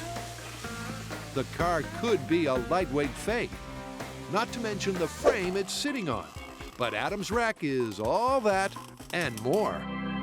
This right here is one of the water jets of my completed water jet car lifting platform. I've got 10 of these babies on it. Starts out with a fire hose coupler right here, goes to normal NPT schedule 40, 45, and 90, out to a bell reducer, and a water jet will be squirting out here. It's a slick piece of plumbing, and every bit as heavy as it looks. This right here weighs about maybe 400 or 500 pounds, and that means that the whole thing is going to be quite heavy. We're going to have to be able to lift maybe around 4,000 pounds if we get that car off the ground. But Adam's problems are more immediate. Turns out my rig's too big to fit in any vehicle we own or can rent. So, having just completed it, I've got to cut it in half. 2 steps forward and 1 back. They'll have to weld the halves together again on site. It's a frustrating start to a day they hope will end bathed in glory. All right, looks like we're good to go. Let's get this show on the road. Every spare fire truck rolls up to the test site. But it's the second setback of the morning. They've only mustered 6 of the hoped-for 10. Still, there's no lack of manpower. This is many hands make light work. All right, all we want to do is lift this car over this bar this way. 2 guys on each wheel. That was beautiful. Adam and Jamie strap down the car with the world's biggest seat belts. I just had one of those moments. Can't believe we're doing this. Now to hand things over to the professionals. Well, it went so smoothly, I'm a little nervous, but yeah, I can't think of anything else we can do except hook it up. The boys have burst a valve to maximize their chances. In the wash-up, it all depends on how much water they can pump from these few hydrants, pressurized by just 6 trucks. I'm a little nervous about it because we've only got 6 trucks. The math says we should be able to do it just, but will we? I'll give you a prediction. I think we're going to get liftoff. Whether it's a nice high liftoff or whether it's a gentle or catastrophic landing, I don't know. But I think we're going to get airborne or waterborne. We've already proved that this video sawdust fireball is no hoax. We did it even better than they did and got a smoke ring to boot. Now we'd like to turn it up a notch with non-dairy creamer and a much bigger cannon. So we've come to machinery and equipment, which is basically a graveyard of industrial parts and machines. I don't think this one's gonna work. It's just too big. I'm pretty sure we're gonna find something here. Ah, that is perfect. All we need to do is lose this, and I love how it's got a cone shape. That way, when we blast our air, all our sawdust is gonna come out of the cannon. So we can maximize our tower of fire. He's a great hopper. Can we name it Dennis? It's so hard to find a name both you and the missus can live with. Comedy gold! But they've got exactly what they came for. This is perfect. All I need to do is add an extension, make some adjustments, and put it on the stand. Back at base, Tori plans to accessorize the big blue hopper with a bigger yellow barrel. What I have here is a 55-gallon drum, and I'm gonna use this to extend my funnels. But what I need to do first is cut the bottom. No sooner said than done. Then Tori welds the drum tight to the hopper. They'll also need to use much bigger connecting pipes. That looks pretty good. And let's not forget to pack the combustibles. How big a cup of coffee do you think you need for 3,000 pounds of non-dairy creamer? We are loading this into the truck, taking it up to the bomb range, and then putting it into our giant cannon to make a tower of flames. Out on the range, the first challenge is finding a safe, smart way to fill the barrel. What could possibly go wrong? I can't see anything going wrong. But 1,500 pounds of coffee creamer and a light breeze conspire against them. Hey, how full is it? It's kind of hard to tell. According to my calculations, half that should fill this drum. This accident waiting to happen doesn't. Yeah, All right, yeah, I agree. we're good. I agree. All right, it's full. Back the creamer out. This time, the propulsion comes from Jamie's tried and tested air cannon rig. This was the powerhouse used to blast a cannonball, a baseball, and recently, raw steak. There's your problem. And the creamer cannon is bigger in every way. Then again, it has to lift 700 pounds of powder. So, what's going to happen? First of all, we know that the non-dairy creamer is much more reactive in air than the sawdust. Second, the orifice size is much larger on the non-dairy creamer cannon, 36 times the force. And on top of that, 20 times the air capacity. If everything goes right, and that stuff goes up in the air, and it actually ignites, we could set this whole hillside on fire. I'm either expecting to see a much bigger mushroom cloud of fire, or because it's heavier, we're gonna see bloop, and it's gonna catch on fire, and then we're gonna have to stand there and watch it burn out. Hopefully, choice A. Grant slowly builds the air pressure to 120. Good to go. Then Tori sets the spark. The mass of the creamer in relation to the volume of air is crucial. This could either be a blast or a burn. All right, fire this puppy up. All right, here we go. Non-dairy creamer cannon in 3, 2, 1.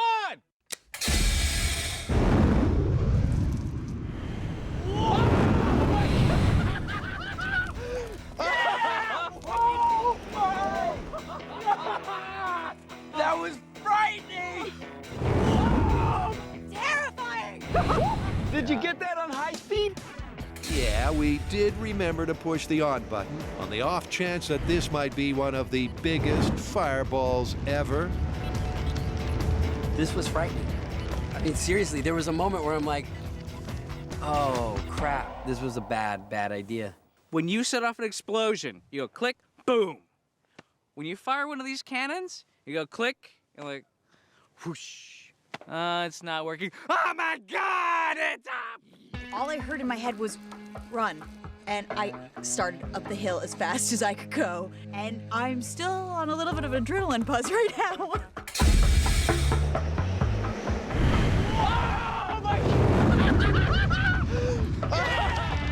Flaming milk substitute floats down like snow from hell, and the crust at ground zero tells the tale. Dude, you gotta feel this. It's like the top of a creme brulee. Oh my God. I think you need a new camera. Should we take that off? Is it still rolling? Oh, look at that. Oh, whoa! Whoa, it saved it! Hey! You don't need a new lens. This viral video is twice confirmed with a flame the governor must have seen from Sacramento. But it's not a recommended science project. Oh my God! We should destroy this because it's too dangerous to have in our shop. This technology should not be shared with anyone. And just in case you missed the message, I hope I don't need to tell you this, but don't try this at home. We still have like 500 pounds of this stuff. Should we try it again? Maybe after I get some new underwear.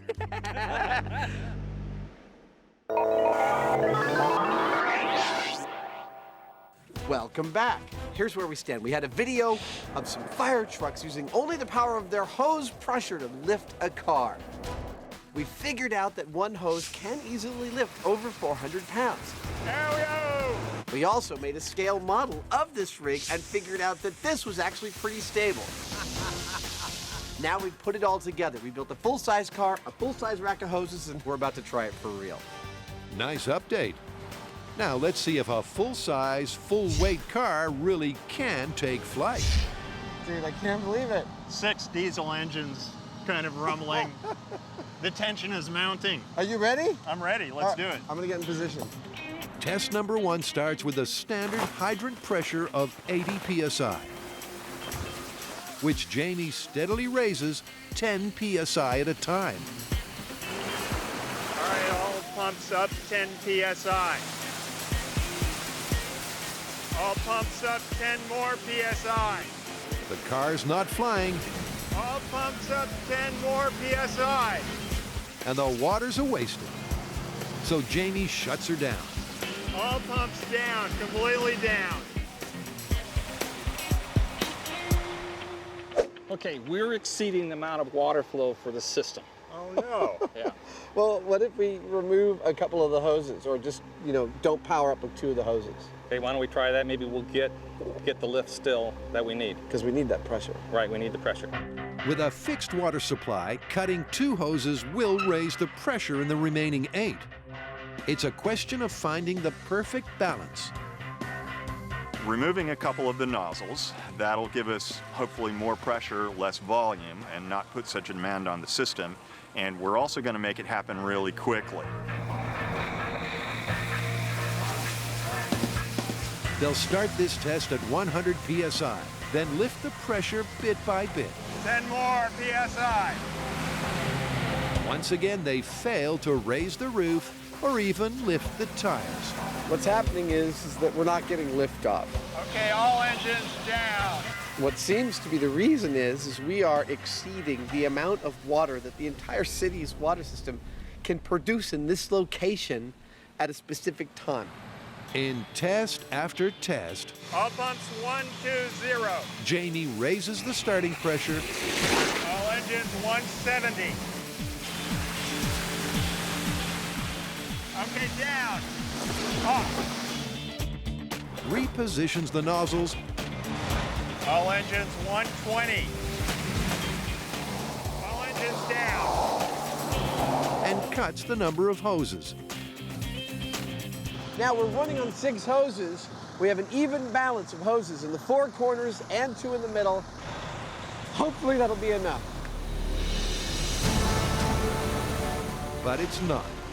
Try as they might, the hatchback shows no tendency to hover.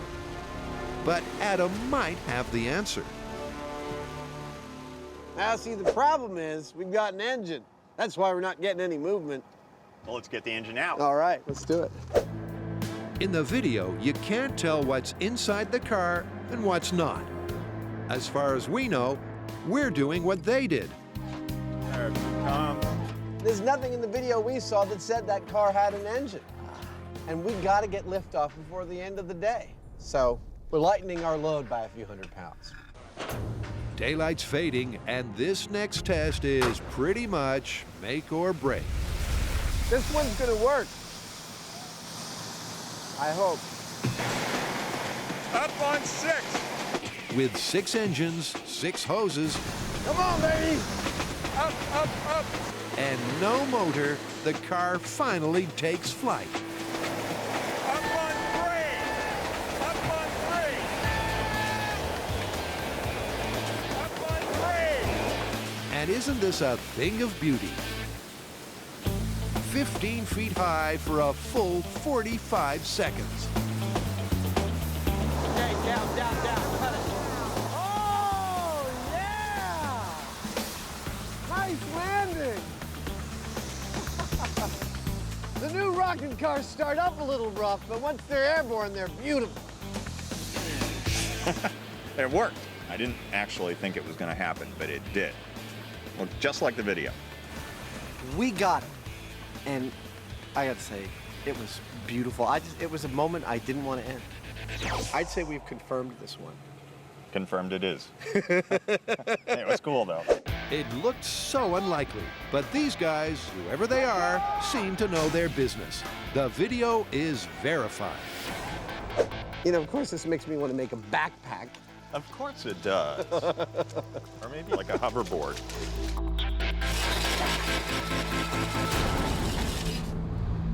This whole internet thing is actually pretty nifty. I thought that you'd like it. It's almost as good as the telephone.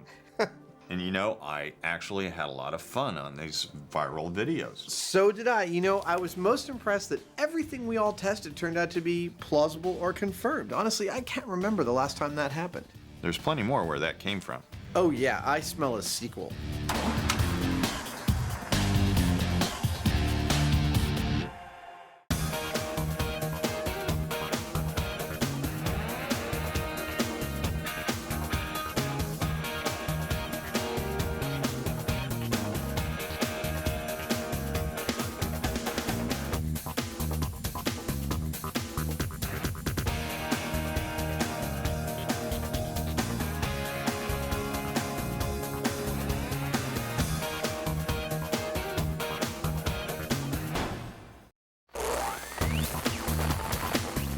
On this combustible episode of MythBusters, oh, that's pretty. Adam and Jamie try a little tenderness. Red meat and high explosives. They're testing the myth that blasting the heck out of low-grade steak with high explosives makes it so much softer. It's awesome.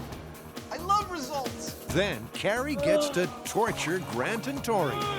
I knew that we were gonna make him angry, but I didn't realize he'd be this angry. To see if stressed-out drivers really do use more gas. Where did those rats go? I didn't know.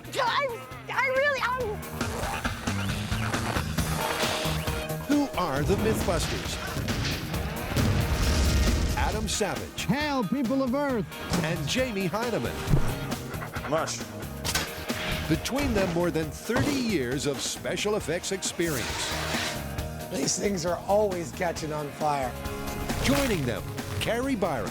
I feel so sci-fi. Grant Imahara. Warning, warning. And Tori Belleci. All right, release the hound. They don't just tell the myths, they put them to the test.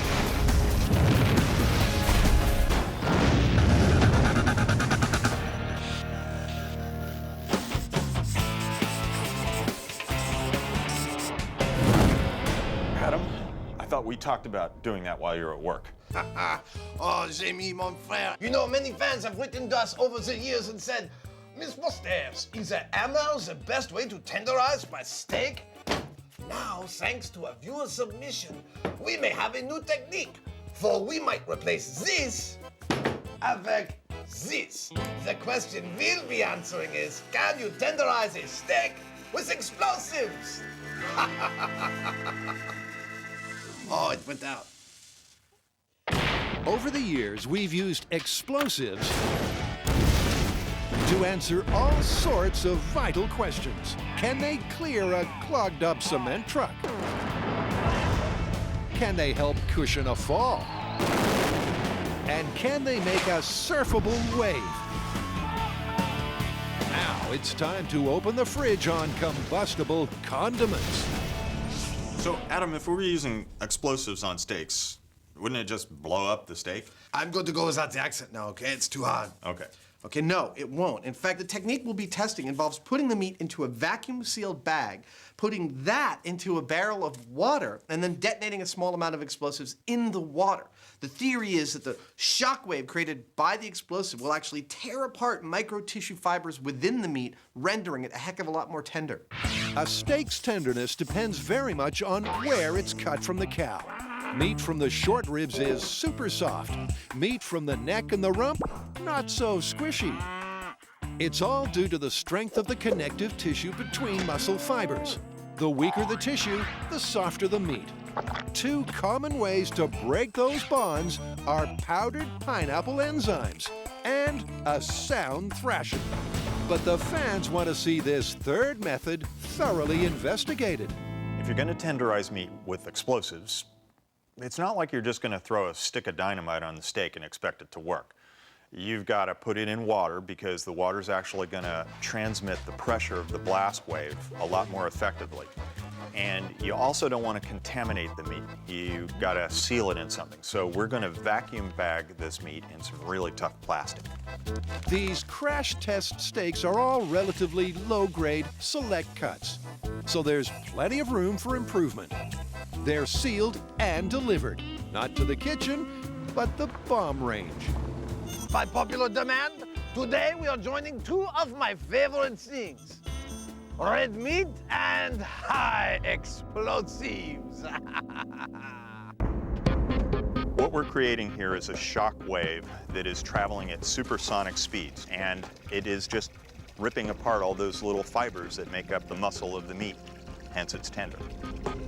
As to how much explosive they need, well, they'll find that out by trial and error.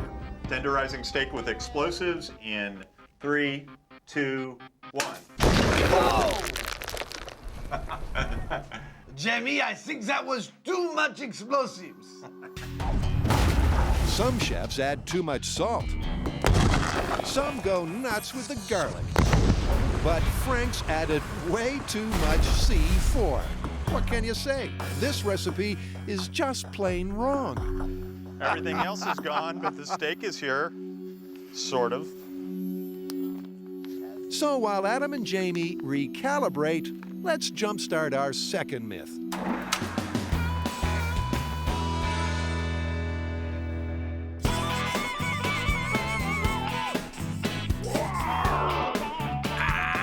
Okay, I'm relaxed. But what does a shoulder massage have to do with fuel efficiency? Well, according to this myth, there's a really easy way to save gas. I mean, forget nitrogen in your tires, forget gadgets in your tank. This one has to do with feelings. The idea is that if you're driving and you're relaxed and you're happy, you'll save a lot more fuel than if you're angry and stressed out. So if you want to save fuel, don't drive angry. Precisely. It's a widely accepted fact that bad driving habits like stopping and starting abruptly result in less fuel efficiency. But could the simple act of driving stressed turn an otherwise careful motorist into a gas guzzler? You know, I really like the sound of this myth. I mean, we get to relax, kick back, and then take a little drive. You know, it's not going to be all easy, though. It sounds like we're going to have to get stressed out, too. Oh, yeah. In fact, I think it's going to be dangerous, so we're not going to do this on the road. We're going to go to an abandoned neighborhood, and I'm going to set up a course. And this is the test track, a once thriving California suburb that someone pulled the plug on. This is Cypress Knolls, and it's an abandoned military housing neighborhood. And the city of Marina has agreed to let us use it. And there are plenty of neighborhood streets, and we are going to be tearing around these streets to see if you use more fuel when you drive stressed. The place is so decrepit that Carrie's forced to make some running repairs. We've set up a course that includes traffic lights, different speed limits, stop signs, obstacles, and U-turns. These streets haven't seen traffic for 15 years. So for the test car, we've gone retro rusty. So this is the car that we're gonna use for our test. Now, it's pretty old and it doesn't get great gas mileage, but that doesn't matter. What we're trying to test here is whether or not driving stressed out or driving calm has a difference on whether or not you use more fuel. And to get a precise reading on fuel usage, they'll bypass the car's gas tank for a gas bag. What we're doing is measuring the fuel before and after, but not by volume, but actually by weight, so that it's more precise. Now for a few practice laps, just to get a feel for the car and the old neighborhood. All right, who goes first? Rochambeau. All right. Dynamite. There's no dynamite. No, you're pointing at me. That means I go first. Carrie's marked out a 4-mile course that, like most racetracks, finally brings you back to where you started. Grant's the first to try a test lap. Approaching playground, on right. On the playground, on right, then turn left. Then Tori tries cruising the cul-de-sacs. It's like a modern-day ghost town. Turn left on Lindsay Street, then arrive at Smashed Computers. All right, looking for Smashed Computers. Does this GPS sound condescending, or is it just me? Am I the only one that feels this way? Turn right on 4th Avenue. I'm the sole survivor. I'm searching for a lone survivor. Hopefully it's a female so I can start procreating. That's enough of that. Though it might surprise Tori to learn that a rather more wholesome fantasy awaits him just around the corner.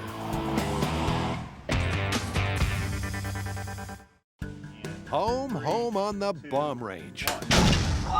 Adam and Jamie are testing a viewer myth that low-grade steaks can be tenderized with high explosives. So far, it's a total bust. Now we're going to pull it all the way back in the other direction and detonate what is essentially an extra-large firecracker full of aluminized black powder, which is a fairly low-speed explosive as opposed to what we just used. And remember, kids, do not try this at home. Barrels of water and low-velocity explosives might not sound like a good tenderization technique, but hey, it's worth a shot. When Adam and Jamie tested an age-old idiom, the results were surprising. I killed it! They found out it's not the bullet that kills fish in a barrel, but the shockwave. The question now is, can a similar shockwave rip through cow flesh and tenderize a steak? The low explosive we're using is like a really big firecracker. It's illegal for you to have, but of course, these guys can have one. It requires a fuse to light it. Now, getting a fuse to light into water is not undoable, but it's a little finicky. Finicky for some, but for JD, it's just like shooting fish in a barrel. Well, that was a nice little blast. It sure was. The bucket's destroyed. But more importantly, how's the steak? Well, that went perfect. The explosion went off and we didn't ruin our bag of meat. Now, I can't tell anything specific just by touching this meat. The proof in any improvement in texture is really going to be in the cooking.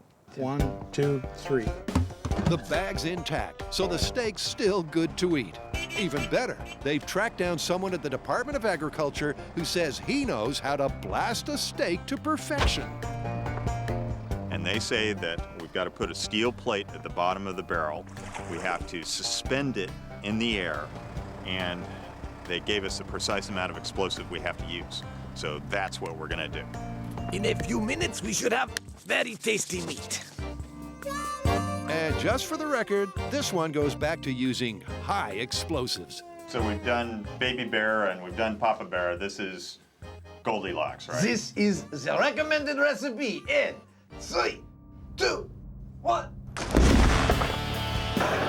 Oh, look at that. Boom times for fans of exploding meat. And just like last time, the steak is not breached. And that means it's time to get cooking. As the sun goes down, the Barbie fires up. So let's meet the meat. Now the first one is a low-grade steak. It's not been altered or tenderized in any way. The second one is that same low-grade steak, but we've tenderized it with a low explosive. The third one, we've tenderized with a high explosive. And the fourth one, we've tenderized with a pineapple enzyme commercial preparation. Now, the last one is a prime steak that's been aged 28 days. We're gonna test all of these and see which one is the most tender. And so as not to influence the results, Adam adds a touch of color. We have 5 different cuts of meat to cook and test. Each of those cuts of meat has been assigned a color which matches to these pans and our little taste test bowls here. To ensure there's no bias from the Barbie, steak chef Joe Cohn cooks all 5 cuts just the same. And another celebrity chef has been invited to dine in the dirt. We're bringing in Ron Siegel, who's the chef at the Ritz-Carlton, and he was the only American ever to win the Japanese Iron Chef program. Ron, thanks for coming on to help us out. Thanks for coming out to the bomb range. Yeah, thank you. All right, where are those steaks? It turns out that Ron is double qualified to judge this contest. He began his professional life as a butcher. Gentlemen, we get 5 cuts of meat, and we are to rate them from the least tender to the most tender. It's all about tender. Let the chewing commence. Steak's good. Some of it is better than others.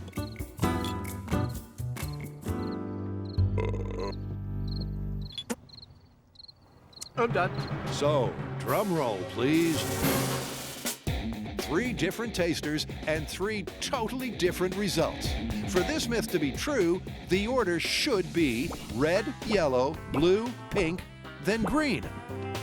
But no one agreed on anything. And that's got Adam worried. Even though we had 5 different samples here, the main thing we wanted to see was that the green, the high explosive tenderized meat, would be rated higher than the red, our control.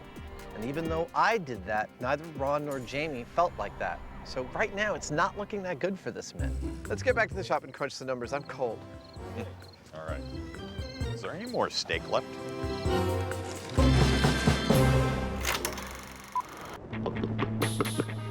Here's a few simple rules for safe driving. Don't do it drunk, distracted, or stressed. Aside from the danger, driving under duress might add to your fuel bill. And that's today's motoring myth. Later on, we'll try to redline Grant and Tori's stress levels. You suck! But first, we need a nice, calm comparison test. And Carrie knows just how to put the boys into a mellow mood. Grant, for you, we have puppies.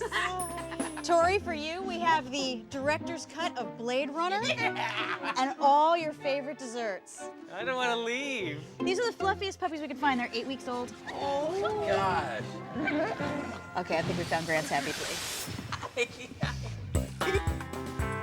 While Grant gets acquainted with his extra fluffy puppies, Tori slips next door for a pre-movie massage. This is the best day of MythBusters ever. Now we want that calm feeling to last throughout the test, so we're gonna cater to the senses. We're gonna have CD playing that has really soothing music. We're gonna have lavender scenting the car, and aromatherapists say that this is a calming smell. We're going to have a plush seat cover and steering wheel cover, so they have something nice to touch. And we'll see how much fuel that they use when they're in that relaxed mode. Sounds very calming, but not for Carrie. She's wrestling with a concept that never fails to raise your blood pressure. One size fits all. Calm day has been a pain in the butt. I'm looking forward to stressful day. I think that's gonna be Carrie Calm Day. So it's gonna be fun. Ooh, it smells nice in here. What if I get so relaxed I fall asleep and crash? I guess we'll find out how fuel efficient a crash is. Tori's the first cab off this restricted rank with precisely 2,500 grams of gasoline. Now, for the first of 3 nasty surprises as he learns he's not alone out there. Go, angry driver. Good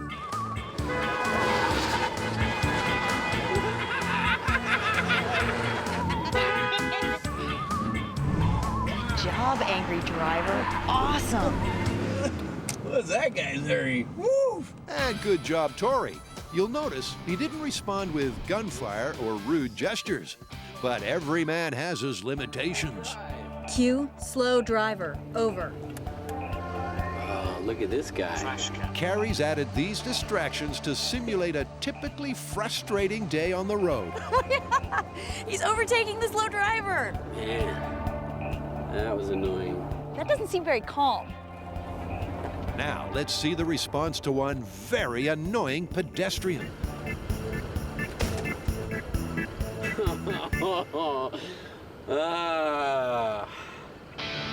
There you go.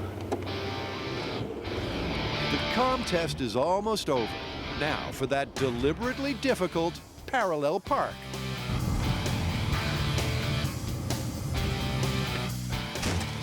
Nice San Francisco park. I like the bumper bump. That's what they call them bumpers. Nice. Okay, well now I'm gonna weigh your fuel and see how much you've actually used up, and then we'll have something to compare. Cool. So Tori's used 924 grams of fuel. Next step is to top this back off to exactly 2,500 and start the test again with Grant. All right, the birdie has flown the nest. That means Grant's gone. Do you make this stuff up or is somebody writing it down for you? There's a rider strike in my head. Imagine push on right, then turn right. Okay, that's angry driver. Can you hear him honking? Oh, I can hear him honking. Grant takes both the angry and the slow drivers in his sedate stride. He's been told to stick to a safe speed, and that's no problem at all. That is funny. Now for the parallel park. Grant's so relaxed, it takes him a minute to find his inner rage. This is attempt number 9. Oh! This isn't fair. Now you're starting to piss me off. Oh, see, it's getting... Oh, yeah, that was real smooth. There you go. Carrie weighs Grant's remaining gasoline and comes up with a figure she wasn't expecting. All right, Grant used 1,053 grams, which is actually quite a bit more than Tori, but that's not what's important here. They're testing against themselves. So what is important is how much they use in their calm test versus how much they use in their stress test. And how exactly does one go about turning two very relaxed dudes into quivering wrecks? Oh, this is going to be fun. We're about to find out. All right, guys. We know one of the most stressful things about driving is having to go to the bathroom and not being able to. Sweet. So you're gonna have to drink caffeine all day and the potty's off limits. Here's the exploding steak story so far. Adam, Jamie, and one of America's best chefs can't agree on which steak is more tender. The prime cut, the one sprinkled with pineapple enzymes, or those we've blasted to hell and back. I don't know what to do with this one. I'm dumbfounded. We clearly have too many variables in the mix because we could run this test a dozen more times, and I don't think we'd come up with results that agreed with each other. Yeah, I think having humans involved is the problem. We need to have a mechanical, purely objective test. And for that matter, you know, I was thinking about it, and there have got to be a lot of other ways that we can tenderize meat. Like what? What say we fire it out of a cannon at a steel plate? That ought to tenderize it. I love it. Let's do it. With explosives, we're passing a pressure wave at high velocity through the meat fibers, and hopefully that pressure wave is going to be so violent that it rips the fibers apart and makes the meat tender. Now, in the case of the air cannon, we're looking for a high velocity impact of the meat against a steel plate. Jamie's got the plan, the hardware, and the real estate to build a cannon as long as a 4-story building is high.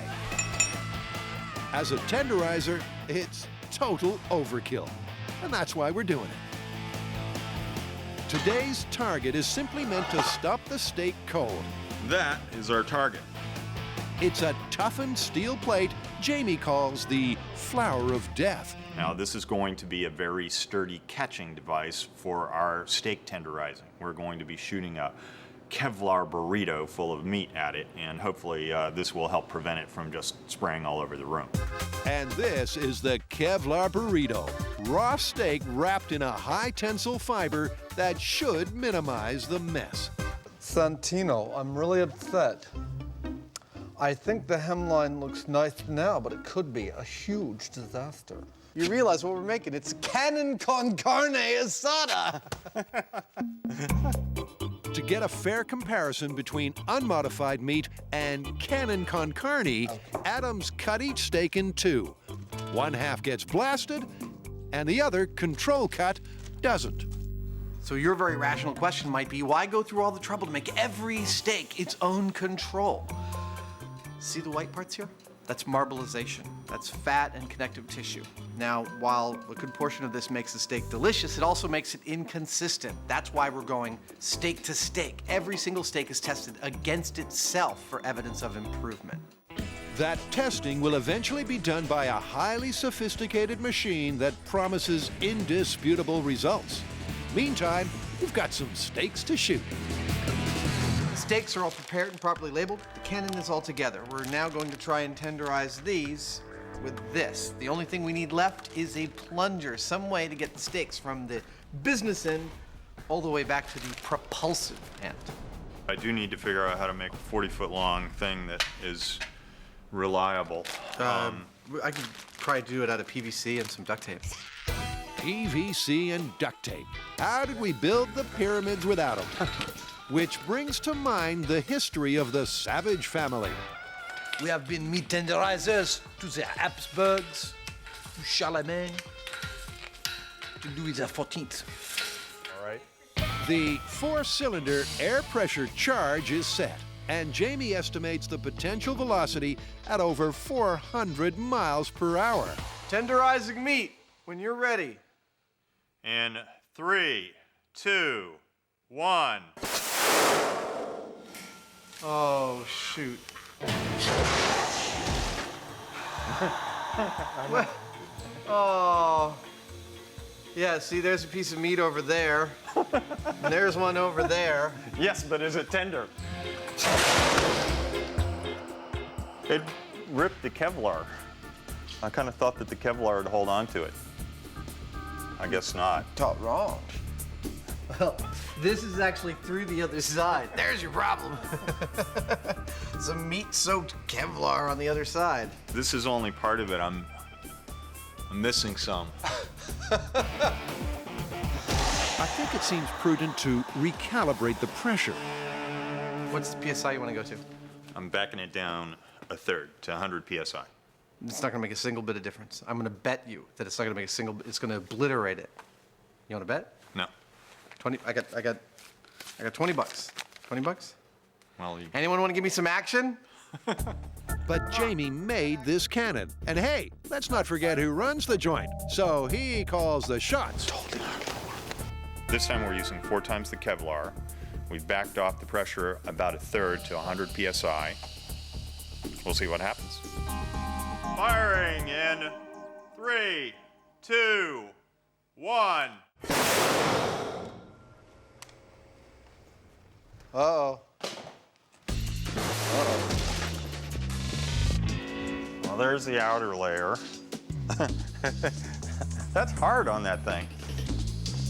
Here's the inner layer. Once again, this New York strip's been less tenderized than pulverized. But there is hope amongst the carnage. I think that's still a testable piece of meat. I would say so. Yeah, this is number 4. I'm going to cook this now. Finally, Adam has some useful cannon fodder to test against its unstressed twin. Here's its other half, unmodified. I'm going to cook both of these. Freeze them again, test them, and see if there's any improvement. First off, both cuts are cooked precisely. So the magic temperature here is 70 degrees Celsius. When it's 70 degrees at the middle of the steak, I've reached the USDA standard for cooking a steak for testing. Once they're cooked, the steaks need to be cooled to 4 degrees Celsius. Modified cooked. Here's another steak for you, Jamie. Adam needs more than one sample, and Jamie's happy to fill the order. Firing in 3, 2, 1. At 340 miles per hour, it looks like we finally found our range. It's totally intact. It's almost enough to inspire yet another change of career. I can see it now. I've started a restaurant. It's Jamie's cannon-fired steak. You know, you place your order, and then a few seconds later, there's this big whoosh.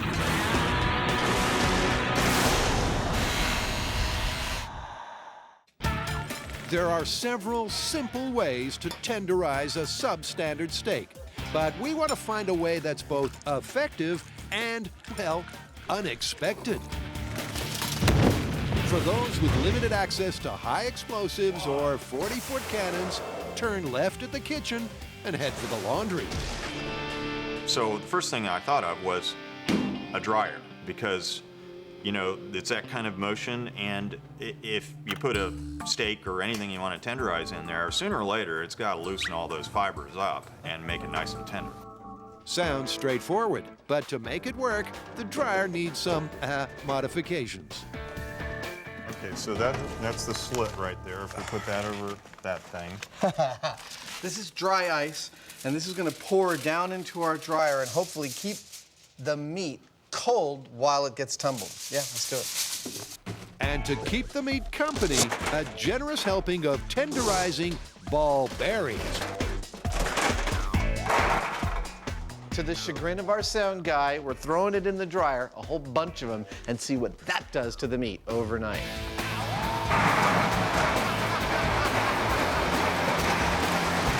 So far, my neighbors think it's cool to be next to the MythBusters. That could change.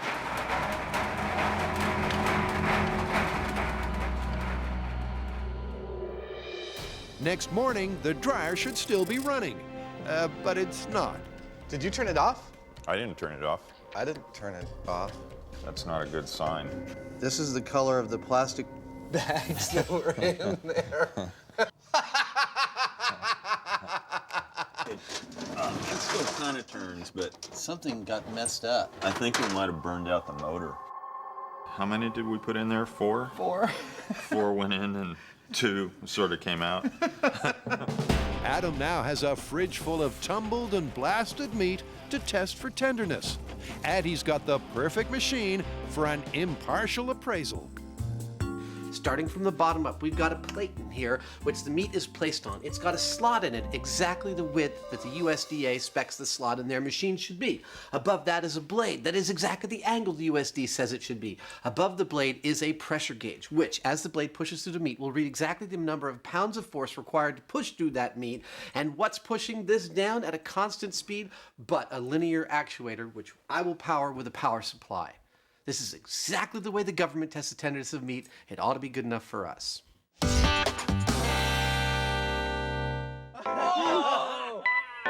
Tori, Carrie, and Grant are testing the myth that your mood affects your mileage. The boys have already run the course in a state of supreme serenity. Now, Carrie has 2 short hours to turn these angels into deranged, distracted motorists. Drink that. Come on, come on. We're on time limit. Seriously. So I've had nearly a liter of caffeinated energy drink. Carrie has just informed us that we're not allowed to go to the bathroom from this point on. And it's the thought that I can't go to the bathroom anymore that's starting to stress me out. If you gotta go to the bathroom, you gotta go to the bathroom. But needing to tinkle in traffic might be the least of their problems. In each of your drinks this morning, I put one of these. That's is why that? I took it from the car and you got them already opened. Oh, yes. Is it a laxative? This is a laxative. Yes! Payback some. You know what it is. You've got a few hours left, so enjoy. Pumped full of jumping juice, the boys are getting real antsy. You mother! I'm not stressed. I'm totally fine. Carrie responds by hemming them in. This is your permissible area. You cannot leave this area, sit in this area, or lay in this area. You must stand within the lines. I'm not going in a circle. No, I'm not going in a circle. You can't keep me in a circle. That's your circle? Man, if we had a football, we could be like chucking the football. Woo, let's pretend like we got one. Oh my God, how much coffee have you drank today? Catch it! Yeah! He can't even catch it in his imagination. Leaving the boys on a slow simmer, Carrie sets about reverse pimping their ride. I have got so much stuff I'm really excited about. I've got stink bombs that smell like sulfur, so they basically smell like flatulence. Those are going to go in my scent-erator. I've got some gross slimy stuff that goes on the dashboard. They won't know what it is. It looks like guts. I've got stressful noises I'm going to put in the CD player. I've got a seat cover that is filled with golf balls. So it's sticking your back, and the seat's gonna be at an uncomfortable angle. I think I might make it wet, and then the steering wheel is gonna be sticky because I'm gonna cover it in cola and then like gross melty candy bars. So it'll not only be sticky, but it'll be kind of slimy, and it'll just be like brown crap all over your hands. All this suffering is in the name of science, to see if the boys use any more gas when they've got their dander up. Good news is you guys get to leave the circles. I like my circle. Bad news is it's not necessarily gonna be any better. Are you ready? Anti-spa! Come on in. Patty! Oh my God. Come on in. Welcome to Mad Matt's Man Massage. Right here in the Break Your Back Shack. I'm over this experiment. How about you? Get on the table. Is this gonna hurt? Well, it depends on how you define hurt. While Tori gets pummeled, Carrie takes Grant to his own personal hell. This has nothing to do with driving. It's nothing to do with fuel efficiency. This is all about torture. Grant's torture is a goldfish foot bath, guaranteed to send his stress levels through the roof. The problem is that I really don't like any fish touching me. It's just something, it's a phobia that I have. Now for our final stress-inducing condition. There are 2 live rats in this box. Now the reason we chose rats instead of, say, snakes or spiders is because rats are self-aware. They're not gonna run under the pedals. And the first angry man to slide his baleful butt behind the wheel is Tori. Are you feeling stressed? A little. Are you feeling angry? Yeah. Carrie adds the rodents, and this stinking, sticky rat trap is ready to roll. Buckle your seatbelts, little fellas. We're going for a ride.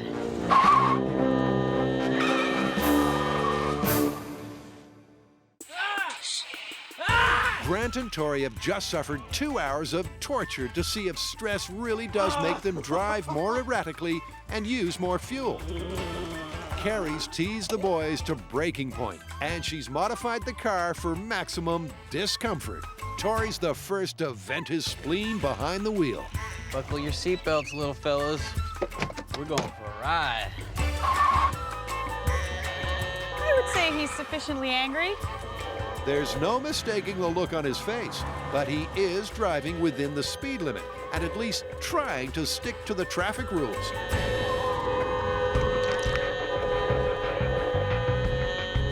Adding to his frustration, the racket from the CD means Tori can't hear the GPS. You're not talking to me. Tori's actually skipping the course. He's totally missed a turn, and now the slow driver gets burned off. You guys got me. Definitely, you did a great job. You know, I knew that we were gonna make him angry and stressed out, but I didn't realize he'd be this angry. Back on the HQ hilltop, they're all standing way back from the curb.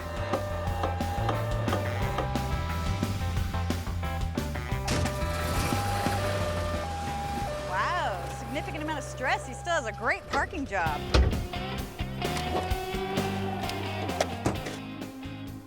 Well, I definitely saw a difference in the way I drove, calm versus stressed out.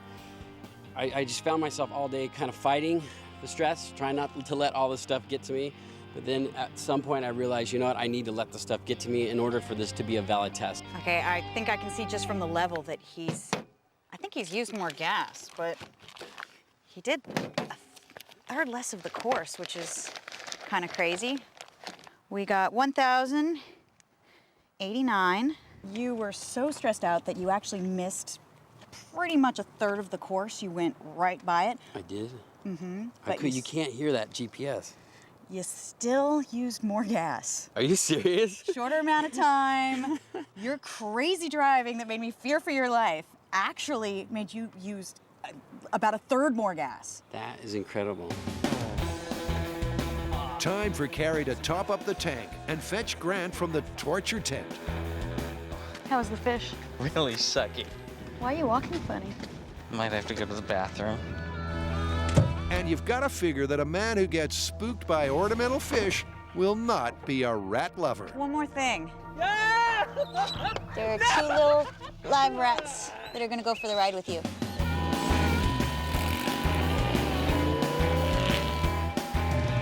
Carrie's turned a puppy kisser into a moving violation. This time around, Grant's demeanor is less demure.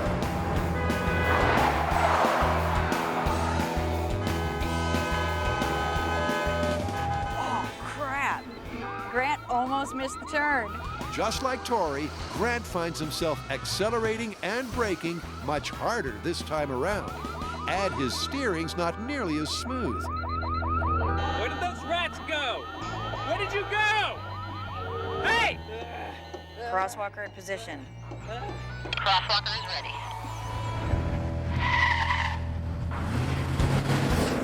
Thankfully, Grant's at the end of his run. Actually, He's doing better. he's Parking. doing way better like Stressed this. out.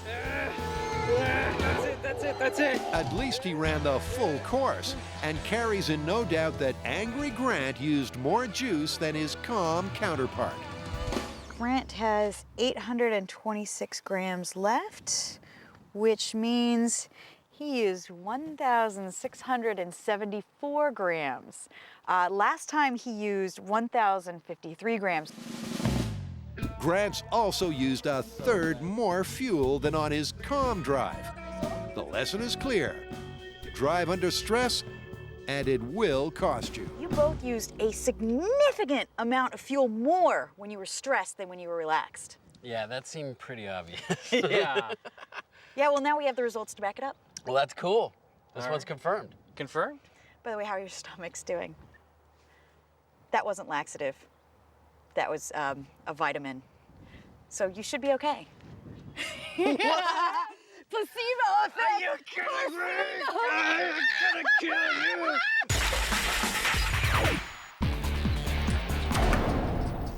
Number 1. Number 1. Back in our cowpoke kitchen, the boys are ready to test the cannon-fired meat for tenderness. Each steak from each test is numbered, so they can match those figures with the unblasted control halves. 2.5. 2.1. 2.4. Dude, you know, the readings are looking pretty consistent here. Now to test those modified meat missiles. Here's your moment of truth, Jamie. Air cannon testing. Yeah, nothing. 0.0. That could mean it's so tender it just fell apart, but let's try a second one. Test after test shows their cannon con carne is way softer than the steaks that sat this one out. 0.7. Dude, the averages are in. The controlled steaks were averaging a tenderness of about 1.33. The post-cannon fired steaks averaged tenderness of about 0.4 pounds. That's pretty tender. There's a clear improvement. It just takes a 40-foot air cannon. Yeah, and about 50 bucks worth of Kevlar. Now for that marbled mess that totaled the tumble dryer. All right, this is the ball bearings. And this steak, who knows what we're gonna get out of this. The very first slice sets the standard. 0. And that seems like an honest 0 to me, man. There's like nothing here. And that calls for one more reading. Total 0. It looks like it's falling apart in your hands, but it does still look like meat. It's not like it looks like hamburger. So this definitely showed some significant improvement, although the process itself also needs a little improvement. Steak in a dryer with ball bearings actually did really tenderize the meat. Of course, there were problems because it like tenderized the dryer itself and it fell apart. But, you know, if you get over that, you've got a tender steak. 2 positive results confirming that meat really does benefit from a bashing. Now that they found a reliable way to test for tenderness, it's back to the bomb range to bring this one home.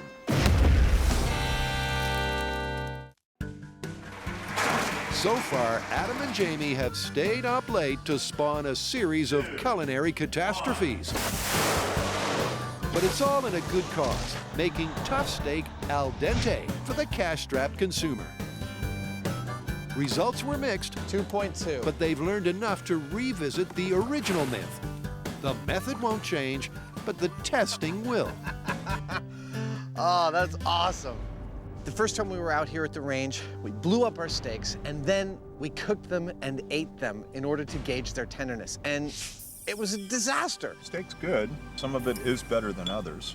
This test was totally subjective. We all three came to different conclusions about everything. I put the green, then the yellow, then the red, then the pink, then the blue.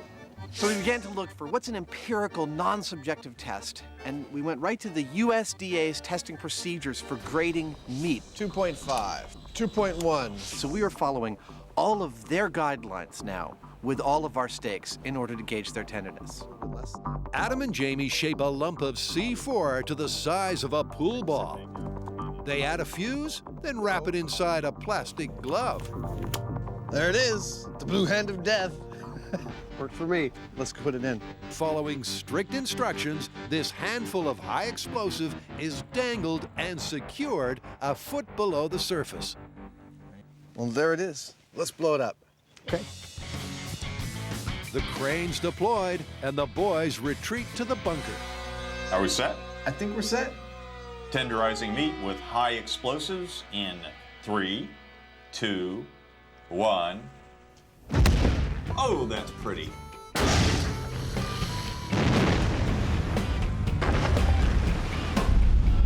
We might have to look far and wide for our steaks. The bucket is history, but they're hoping to find some steaks still fit for the griddle. Ah, I see a steak. Yeah. That's a good sign. Hey, that's totally intact. That's great. This one's breached, I can see that, but these two are totally intact. That's fantastic. And even that one looks like a usable sample. Yeah, completely. Well, apparently the practice has paid off. We got exactly what we came here to get. Now it's time to run some USDA grade tests on these and find out once and for all if tenderness resulted from an explosion. Back at M5, Adam scrapes down the hot plate for the last time. But Jamie's on tenterhooks. So what, does it feel any different? Like tender? Doesn't feel that different. All right, sample number 16. This final test should make or break the myth of tenderizing meat with high explosives. 70 degrees Celsius. After a quick chill, the unmodified meat is cored and sliced. 2.3. Nothing to sully our science. I'm getting good at this. 2.9. All right, that's pretty good. Let's just call that, and let's do the exploded ones. We're moments away from finding out if a high-powered shockwave through water really can make steak more digestible. 1.8. And this time, thanks to modern mechanics, it's not personal. Another 0. Okay. These two zeros are accurate. There's nothing here. I mean, this is, if you, like, Yeah. if you take a look at it. I would say so. It's going towards the direction of the cannon or the ball bearing. Jamie works the numbers. Now Adam shows his tenderloin. I think I know the results. Tell me what the averages are. Control was 2.82, and the exploded steak was 1.16. Oh, that's so great! I'm exhausted. All of this protocol to build the machine and to have it actually give us results. We were hoping to see something, and we got something. Yeah, when you're chewing on it, you can't tell, but the machine won't lie. That's awesome. That's awesome. I love results. Don't we all? And against all expectations, It seems blasting a steak to kingdom come really does make it melt in the mouth. Our core sampling from both the control and the exploded steaks is totally conclusive. The high explosives absolutely have a marked effect on the tenderness of the steaks. Tenderizing steak with explosives? It works. It's confirmed.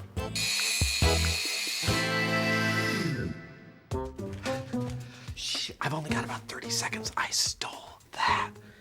I've never actually worn this thing before, but here goes.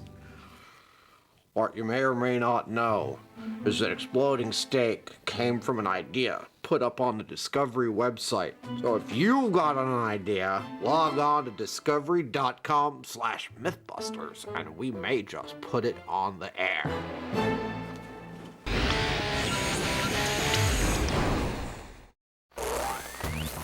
On this episode of MythBusters, Adam and Jamie dial in on a fabulous fable about 2 phone books. Interleaving their pages apparently makes them impossible to pull apart. We will need to bring some more power. Who's the boss now? And then, Cary, Grant, and Tori test a Hollywood Big Bang Theory. He's gaining on us! Can you blow up a shark with black powder, a harpoon gun, and a boat battery?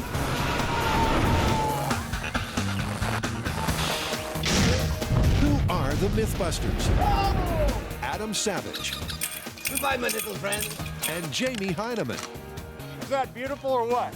Between them, more than 30 years of special effects experience. Cue dramatic music. Joining them, Carrie Byron. Criminals beware, the mark of the MythBusters. Grant Imahara. Let's eat. And Tori Belleci. Call me the cougar. They don't just tell the myths, Mr. Hyneman, you are go for launch. they put them to the test.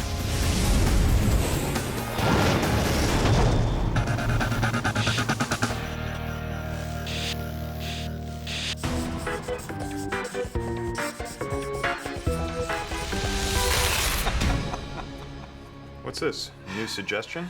Yeah, these guys have really outdone themselves, man. They have filmed an entire MythBusters segment themselves in order to give us a story idea.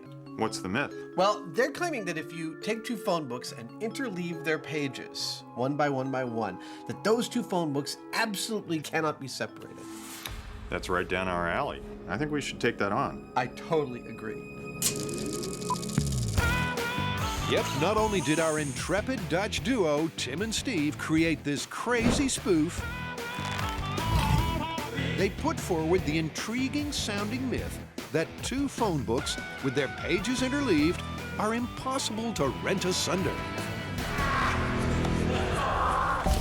But could the alternating pages of a phone book that haven't been glued, taped, or bound really stick together under any circumstances? It's pretty clear where we have to start. I agree. You know, in their testing, the clamp with which they held their phone books eventually failed, and they stopped testing there. Well, that's a problem we'll have to solve then. I agree. But first, let's get interleaving. In true MythBuster style, the phone book fable is going to get ramped, ripped, and revved up until the boys get answers. But before the envelope pushing begins, let's take you back to the beginning. Very first thing we have to do is interlace these things, like this. I think it's going to be a little harder than that. Long and tedious task ahead? Cue our editor's favorite solution, the time lapse. You ready to interleave some of these phone books? Yep. All right. With the 2 phone books secured, Adam and Jamie... We've just passed 500 pages total. We're cruising. ...simply take turns flipping pages, pausing only when they get to M for Mafia. Does this remind you of when you used to count money for the mob? I was a hitman. I wasn't a money counter. Almost there. And with all 800 pages of each book interleaved, the guys begin to get a grip on the science of this myth. I can't believe there's nothing holding those 2 things together but friction. It's really quite amazing. I mean, when you tug on these, it's like they're glued together, but they're not. It can only be the friction of each page where it contacts the next one, and times 1,000 or so, it adds up to a lot. What I've got here is a lesson in friction. While this might look like two 800-page phone books, Jamie and I have interleaved them, or for you magic aficionados, we've done a Pharaoh shuffle. And apparently, almost nothing will rent these two things asunder. And we're gonna see if that's true.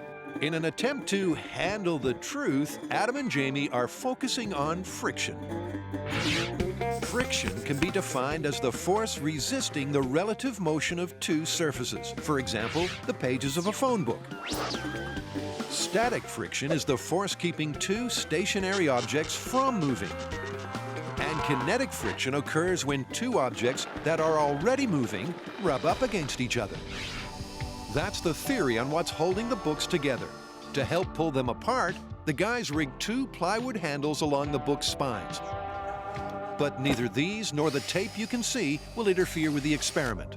All right, you want to do some tug of war? Okay. Well, no, Jamie and I are about to have a tug of war. And we are going to try and pull the phone book apart, but of course, I think we're also going to try and pull each other across the shop. I think it's actually probably a pretty even game. We weigh about the same. Jamie may be a little bit stronger than me, but I fight dirty. Okay. It's been a while since Adam check out my guns! and Jamie have gone head to head. But it's a grand old MythBusters tradition that underhand tactics... I've still got a couple of tricks up my sleeve. Bending and then breaking the rules are all part of the fun. Until someone loses. But there'll be no cheating here. It's a straight tug of war. A matching of muscle, mano y mano. I'm gonna run out of room here real quick, so. Maybe you won't run out of room so quick. Of course, aside from pride and sensitive egos, what's really on the line is the myth. Will the phone book pages stand up to our macho men? You ready? There we go. First to cross the line loses.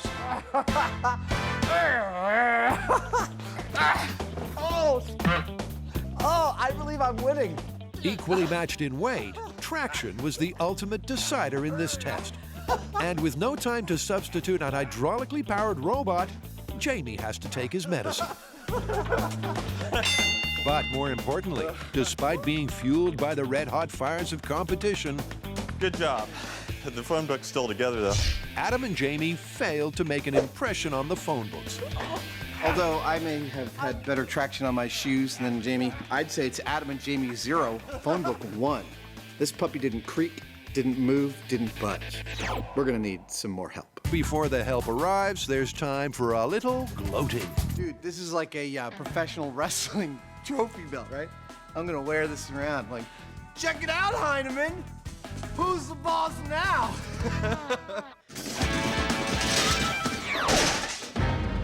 Next up, break out the popcorn, because Carrie, Grant, and Tori catch a movie. Oh, so we're doing another movie myth? Which one is it? The cult classic, Deep Blue Sea. Yes, genetically altered man-eating sharks.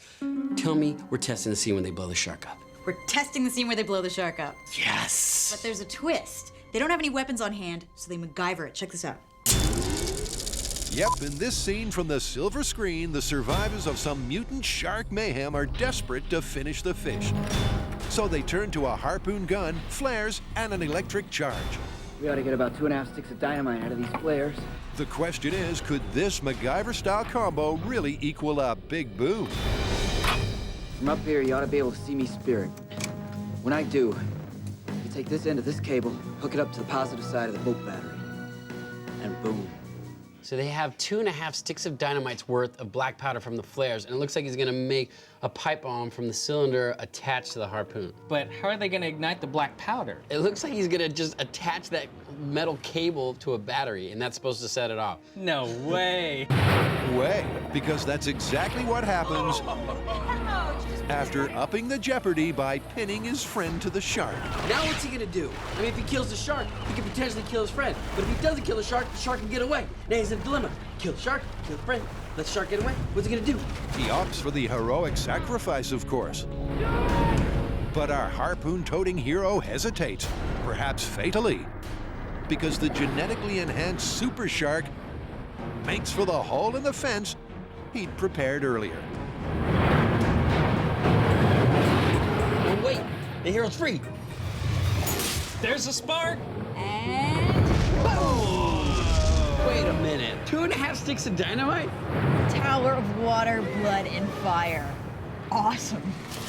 That is a pretty crazy scene, and there's a lot of elements to test. Okay, let's break it down. First of all, we need to find out if you can ignite black powder with a car battery like they did in the movie. And we need to see if an improvised harpoon gun like that can go that distance and still be accurate. And then we need to find out more about these flares. Do they even contain black powder? And if so, do they have enough to make the mythical 2.5 sticks of dynamite? And can that amount of black powder make the massive explosion that we saw? And the guy survived. Well, we definitely need to test that. Okay, that's 5 things to test for one scene. That's gotta be a record. It's the Deep Blue Sea Quintet of Myths with 5 separate testable elements.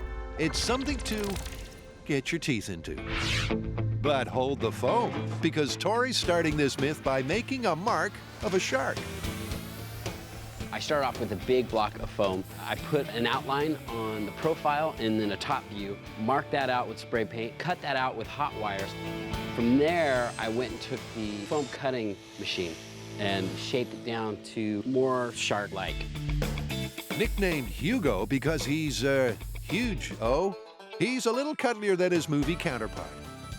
And talking of the movie, Now, while Tori finishes up Hugo, Grant and I are going to start testing the first part of this myth, which is the ignition system. Can you ignite black powder with a battery and a wire? We're going to start with a proof of concept. and to explain the concept and method for proving it, here's our resident electrical engineer.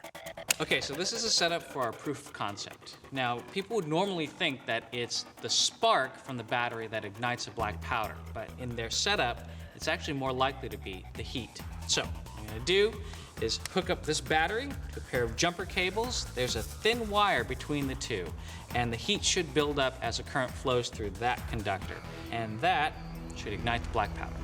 Sounds simple enough. You just touch the positive and that should ignite, right? That's right. Everybody ready? Here we go. 3, 2, 1. Yep, as expected, the heat emitted by the current being forced through the wire is enough to ignite the black powder. That's proof of concept. Yeah, for this part. But now what we gotta do is set it up like they had it in the movie. Well, as we expected, we generated enough heat to ignite the black powder. But the question is, will the setup in the movie do the same? That's the burning question. And some jump cuts later, they're all set to put the movie scene to the test. Okay, so here's the setup. We have a tank filled with salt water. Inside of the tank is an airtight metal canister. Inside of that is black powder. Now that's connected, just like in the movie, through a steel cable. Steel cable leads back to a 12-volt marine battery. Then the other half of the circuit, by a jumper cable, leads all the way back to the tank, and hopefully completing the circuit, and ba-boom.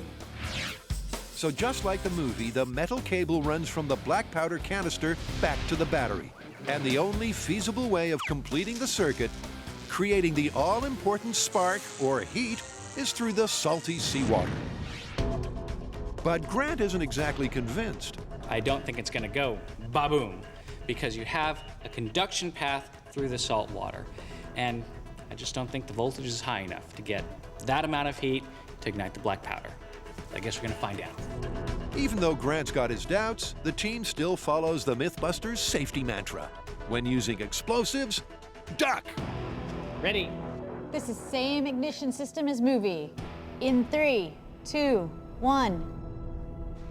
Nothing. A whole lot of nothing. I think that by now our hero has been swallowed and digested. I just don't think there's a good enough conduction path to generate the heat you need to set off the black powder. Not a very good start to the myth. No. Yep, film physics have once again proved false, and part 1 of the test quintet has bombed. But with Tori's finished shark now foaming at the mouth, there's still 4 more parts to reel in. And down at the bomb range, it's time to take a shot at myth part 2, the harpoon. What the heck? Whoa! Look at that. What I have right here is the actual prop from the movie Deep Blue Sea. Now, I know it looks like a harpoon gun, but it's actually a line thrower that they've modified. They've added this tip and this cylinder. Now, since they've modified it, we're not gonna be able to use this anymore. But we have this, a real working harpoon gun. And this is what we're gonna use to test, to fire our harpoons into our shark to see if a harpoon will even go that far. And how far is far? Well, the range in the movie looked about to 100 feet. Man, that's far. But before Tori takes aim and fires, here's some Harpoon 101. A harpoon gun is very similar to a rifle, but instead of a bullet, we're using a .38 special blank. Now the blank, once fired, will create enough pressure to launch our harpoon, which is sleeved on the outside of the barrel, unlike a rifle where the bullet is inside the barrel. And this will hopefully launch our harpoon to our target. All right, we're ready to fire. We're loaded in 3, 2, 1. Yeah! Woo! Nice. Bullseye! You know what's great is you hit him exactly where the guy hit him in the movie. I think I might have pinned his arm to the shark. Looks like we've confirmed this part of the myth. You can shoot a harpoon over 100 feet and still hit your target. And we pinned the dude to the shark. It's like double confirmed. I love this. Meaning part 2 of the myth gets the thumbs up, making it all to play for at 1 apiece. Adam and Jamie are muscling up to test the tall tale of interlaced phone books that are impossible to pull apart. This experiment is one of those things that is totally counterintuitive because, you know, it's just a couple of phone books interleaved together. There's no glue, there's no tape, there's no screws. They're just sitting there, those phone book pages, and we should be able to pull them apart quite easily, but somehow I don't think so. If you don't believe Jamie, here's a sentence you don't often hear on MythBusters. This is one you can try at home. And while you're at it, here's something else you can try at home with phone books. The tall tale that it takes a strong man to tear a phone book in half. As long as we've got all these phone books around, I thought this is an opportunity to learn how to rip a phone book. And Adam's tricky technique is this. Bend the book into a V, separating the pages. And that means you tear one page at a time and not all 800. Simple. This is like a sickness. It's like an addiction. I gotta rip up another one. Oh, yeah. But the problem with addictive highs are the inevitable subsequent lows. I know I'm a myth buster, but I'm a little sad to find out that the trick is so easy. And Adam knows the only way to cheer himself up is to beat, or could that be cheat, Jamie in a contest. Jamie, come here. Got a challenge for you. Ready? Okay.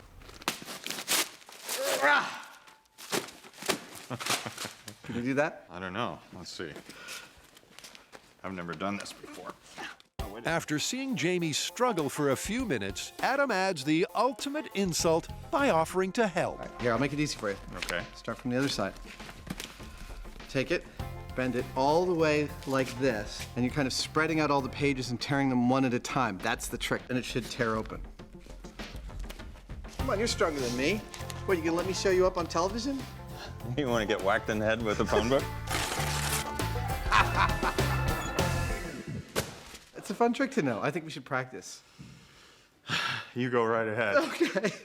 After a trip to the recycling bin, boys, it's back to work. Which means it's time to dial in on some hard data. We weren't able to pull the phone books apart. That tells us something, but not specifically how strong they are. So we're gonna test them with this scale. Yep, this scale will measure exactly how much tug, I'm ready when you are, the phone books are being subjected to. All right, what do we get to? Not bad, 320 pounds. 320 pounds sounds significant, but what we need is a little perspective. To put that amount of force in perspective, it's the weight of your average linebacker. Impressive. But what's next? Let's get everyone in the building on this. Okay. Yep, it's time to number up. You ready to fight the Spartans? With 9 muscled MythBusters and Adam split into 2 teams of 5. 1, 2, 3, like that. We're about to see exactly what these phone books are made of. Ball! Lands!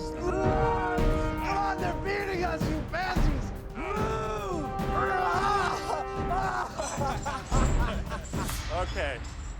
So far, it's phone books 1, everybody else 0. 5 people on 5 people tug of war, generating almost 2,100 pounds of force, the weight of a small car, and the phone books are steadfastly refusing to be separated.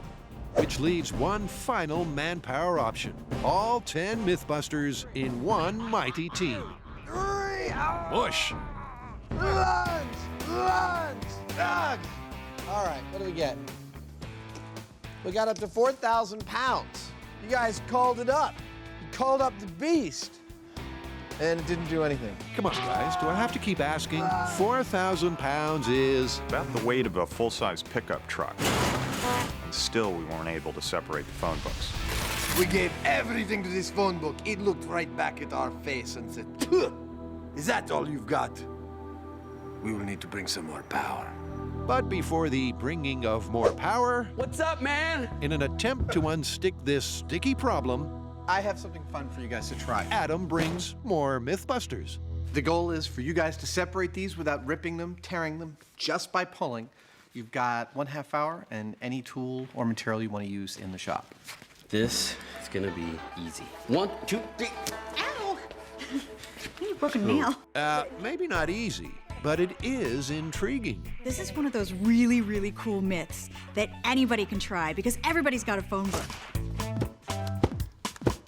Magic. Imagining how the phone books go together. It's almost like one of those Chinese finger locks where the harder you pull, the tighter the lock is on your fingers. With time ticking, they finally get serious and get a grip. Oh, it's starting to hurt. But like Adam and Jamie, they realize pulling against each other isn't working. So it can handle at least 250 pounds. So Tori decides to tempt fate again. Remember last time I did this? I do, that's why I'm wincing. And in case you don't remember, here's that golden moment when Tori got blown away. But this time, Tori escapes headache-free, and he and Carrie put their heads together. All right, Carrie, go ahead and drive away. And the shop's heavy machinery to try and bust the myth. Oh, and Tori's teeth. This is a little game I like to call Break Your Teeth. You'd have thought Tori gets paid per ambulance ride. Okay, here we go.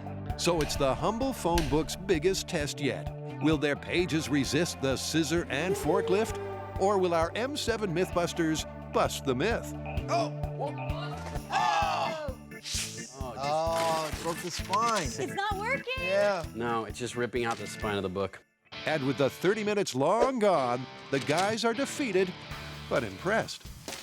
I think this has a lot to do with surface area and friction. I am completely amazed at how much force we put on that book and it's still gripped on. We failed. Now the big question is, pepperoni or sausage?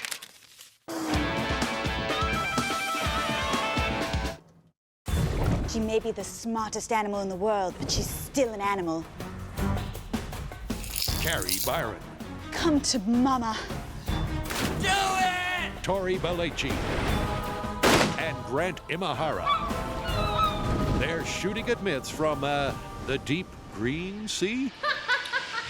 And so far, in their quintet of chaos, it's 1 part busted, 1 confirmed. So what's next? Now for the next part of this myth, we're going to focus on the explosives, and those are contained inside of the flares.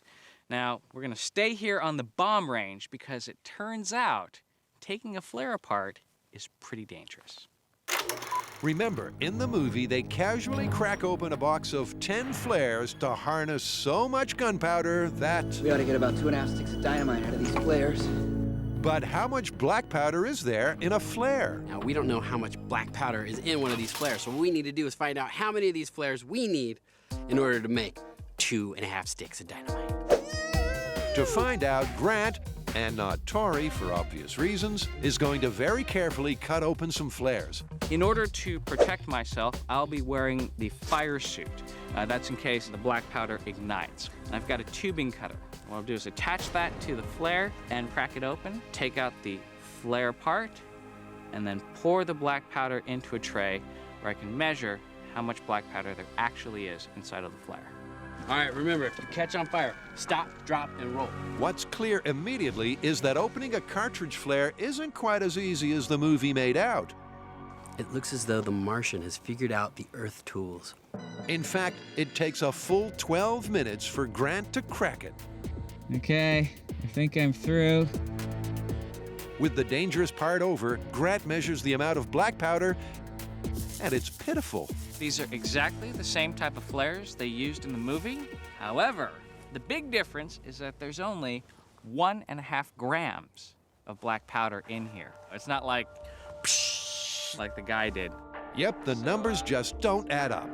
The mythical 2.5 sticks of dynamite is about 450 flares worth, not the 10 they harvest in the movie. And that means number 3 hits the busted bin. Okay, so where do we go from here?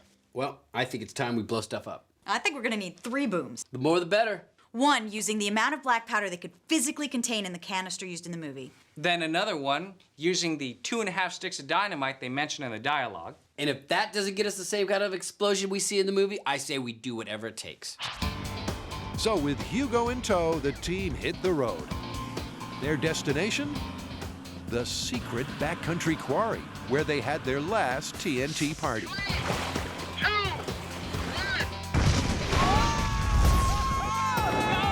You guys ready to blow up a mutant shark and save the world? You bet.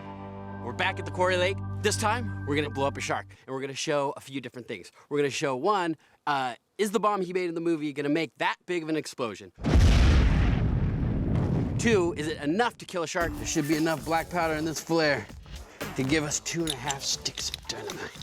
And 3, if you're in the water and you're that close to the explosion, are you gonna survive? This is gonna be a great day! Except, we're gonna destroy Hugo. Yep, Hugo will be going out with a bang. But first, it's this fish's last swim. He's gaining on us! He's going for Carrie! He likes the girl! That's a great idea. How you getting back on the boat? I haven't thought about that yet. Next, Hugo gets that sinking feeling as the team weighs him down, positioning him 10 feet under, about the same depth as the shark in the movie. He's going. Oh, that looks sick! In the water, the shark looks even more menacing, but the shockwave from the blast could be our hero's biggest concern. Now, to find out if our hero is going to actually survive this crazy blast, we have this. Now, this rig was created by New Mexico Tech. They have installed Osico pressure discs. Now, at 500 PSI, these things will burst. 500 PSI is certain death for the hero. So we're gonna be able to find out from 15-foot increments how far away our hero has to be from the blast to be able to survive. New Mexico Tech is a world leader in explosion technology, and these custom-made rigs and Osico rupture discs are the perfect addition to this test. So let's go in easy. So 50 feet from Hugo, the first rupture rig is delicately placed in the water. All right, the buoys work. One down. 50 feet represents the distance from the shark that the hero was at the time of the explosion. But to cover all bases, the team positions rupture rigs at 100, 150, and 200 feet away. It's been a monumental effort, and finally everything's ready for some shark obliteration. Shark's in position, all the rupture discs are in position in 50-foot increments. All we need to do now is strap some explosives to that shark and blow him up. Frank!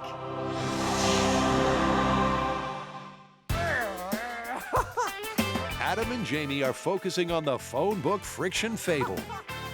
And the ramping up has already begun. 10 people, 4,000 pounds of pull, and nothing. Phone books are tougher than we thought.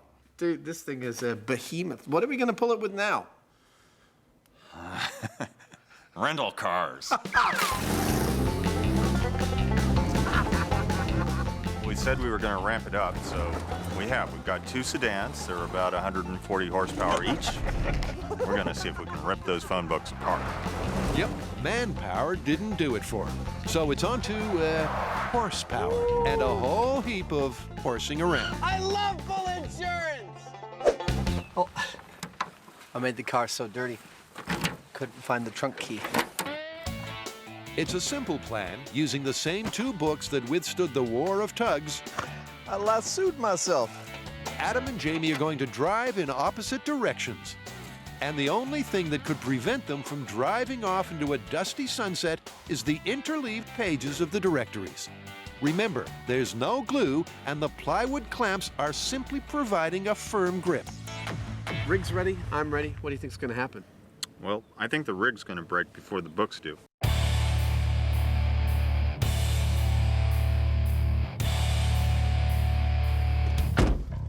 This is it. I'm ready. Are you ready? Yeah, I'm ready. Let's do it. Can the drag created by the 800 pages of two phone books stop these two drag racers? I'm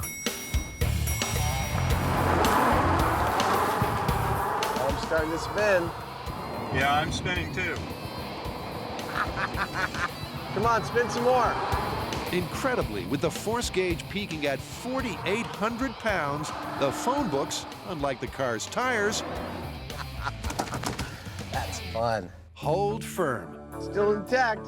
I smell rubber burning, but I don't see no broken rig or phone book.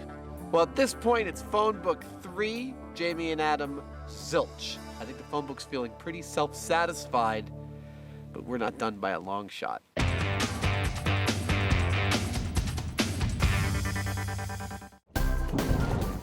Cary Grant and Tori are mimicking a 5-point movie myth with an explosive, fishy finale. And with 3 of the quintet accounted for, duck, because here come the big booms. For our deep blue sea exploding shark myth, here's the plan.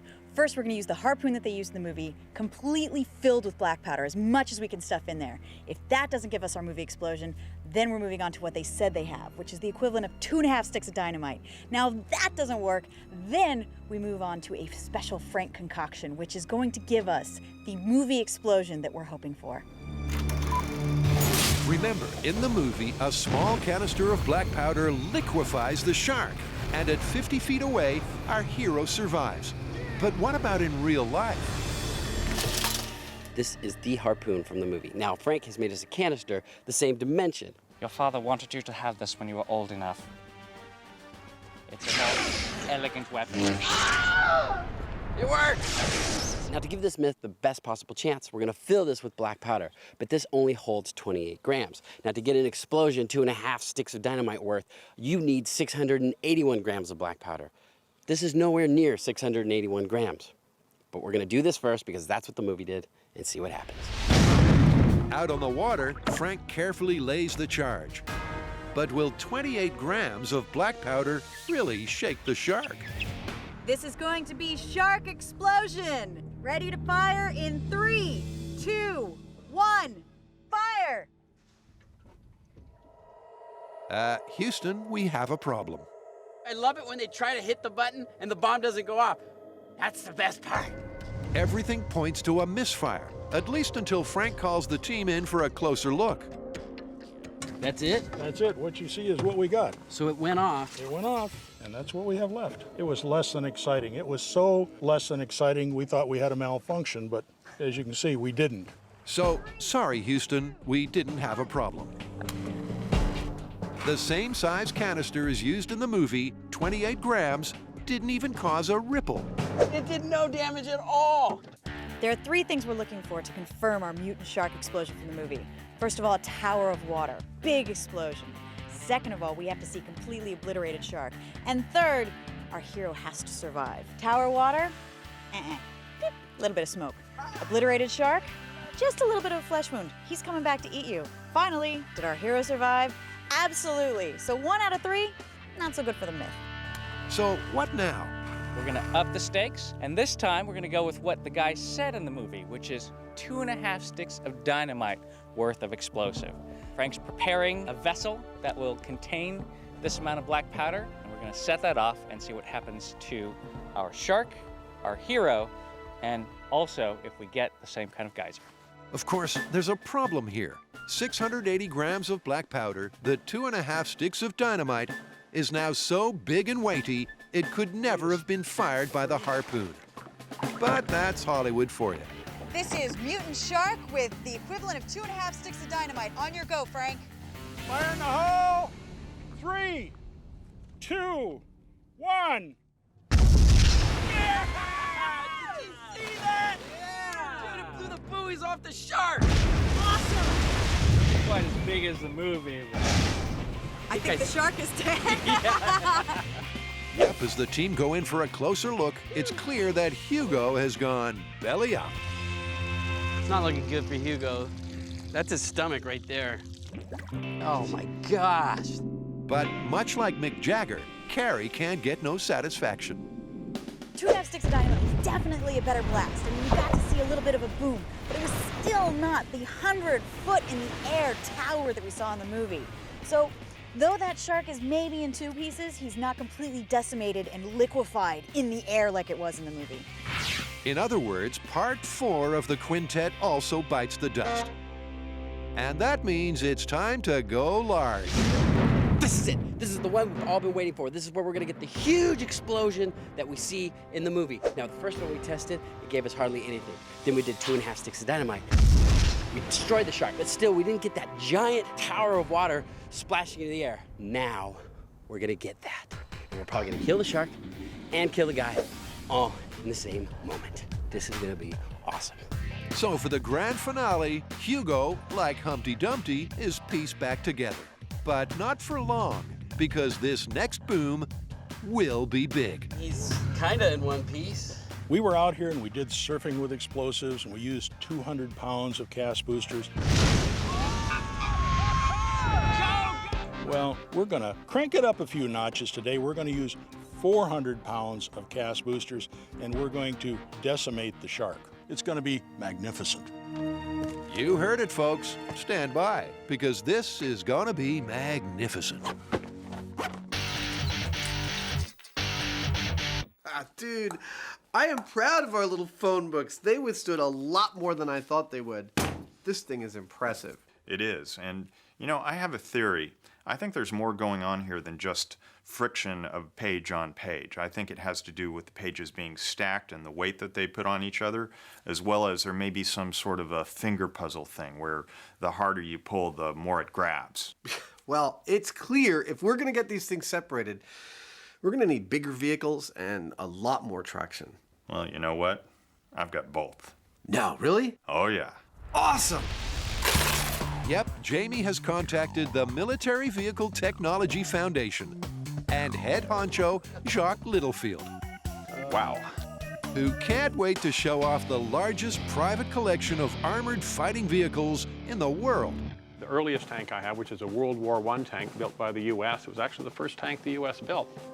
And for the next happy hour, this is amazing. Well, let me show you some other stuff. As Adam and Jamie get the full guided tour. That's kind of cute. It's almost cuddly. You could say they resemble 2 toddlers let loose in a toy factory. Nobody moves, nobody gets hurt. Yeah, I know. Are you jealous? I'm not gonna touch that. There we go. Now I'm ready. There's a lot of munitions down here. With playtime reluctantly over, Jacques introduces us to 2 potential phone book rippers, an armored personnel carrier, and an M551 Sheridan. This is the famous Death Stalker. Wow. And with the rides ready, it's time to raise the curtain on the MythBuster Military Ballet.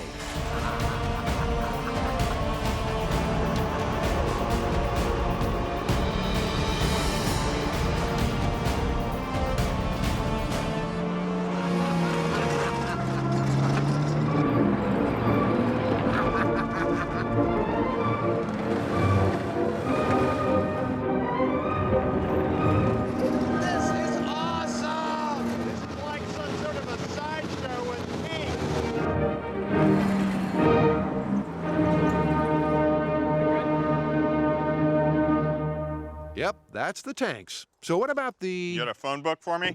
Right here. The toughest thing about ramping this test up is how to hold on to the books. This is an opportunity to not mess around. Nice. If these clamps give way, I'll eat my beret. That's ready. Aesthetically, it matches the tanks. Yeah, military steel. It's the new black. So we're going from a car and some wood clamps to a tank. That's something a little heavier. And with phone books held snugly in their brand new bindings, What are you, the ghost of Christmas futures? the gang chain the metal monsters together. There you go. And remember, their interleaved pages are the only things holding the two books together. I don't know about you, but I think we're ready to start stretching. In 3. Carrie, Tori, and Grant have made a shark called Hugo, Bubble and Trouble. And now they're going to turn him into rubble with 400 pounds of TNT. Setup for this is kind of cool. We've got Frank out there on the boat with his crew, strapping 2 body bags full of 400 pounds of explosives to our shark. We're standing at the perimeter at a safe distance so we can watch this blast. We have a feeling that the Tower of Water might hit the top of that hillside. Yep, Hugo is going to be Hugone. This is Exploding Shark, 400 pounds of explosives. On your go, Frank. Fire in the hole! Here we go.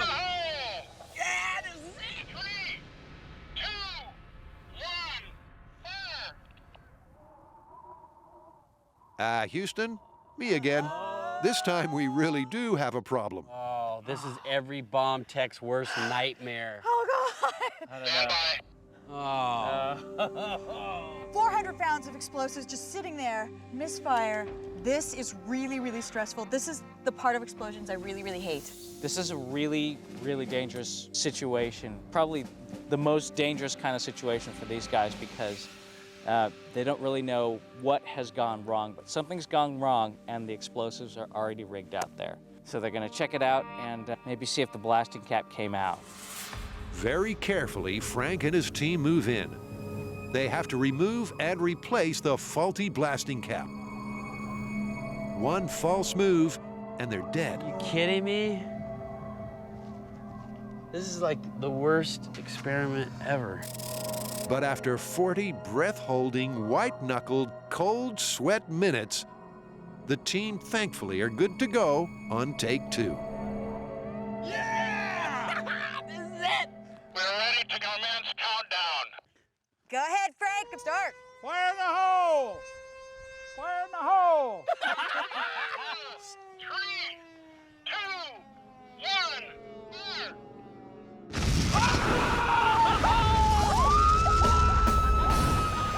Now that is what I call a Hollywood boom. Wow! 600 feet in the air! That was crazy! That went like what, 500 feet? Oh my God. At least. I don't think the shark made it. I think the shark is liquefied. Explosion 3 delivered a near-perfect match for the movie scene, Look, there's a big chunk out there. sending shark debris all over the lake. Want to see it again? That was exactly what I imagined it would look like. I mean, that explosion was huge. I think that's my new favorite explosion. The spray of water probably went like 500 feet in the air. Those buoys went at least 600 feet in the air. It was raining down shark, and that was definitely more than 2.5 sticks of dynamite. Hugo is Hugone. Tori's gonna cry tonight. Oh, Hugo! So having at last recreated the Hollywood explosion, they can finally answer the last part of the myth. Would the hero have survived? Remember, in the movie, the team estimated he was 50 feet away. So the closest rupture rig is the crucial one. That is totally ruptured. All of them. Oh They're my all God. blown all the way through. All 4 of them are ruptured. 50 feet. That dude would be dead. All right, let's go check out the 100-footer. 100 feet is also in the death zone. So that's 100 feet, all ruptured. You'd be dead at 100 feet. It turns out that to have survived, you'd have had to have been 150 feet away, way further than the movie hero. We checked the rupture disc at 50 feet. Every single disc was completely burst. 100 feet, same thing. 150, 200, still intact. So that means for us, there is certain death at 50 feet and at 100 feet. So we think our hero is completely obliterated. And you know what that means. Part 5 of the myth is busted, and it's time to wrap things up.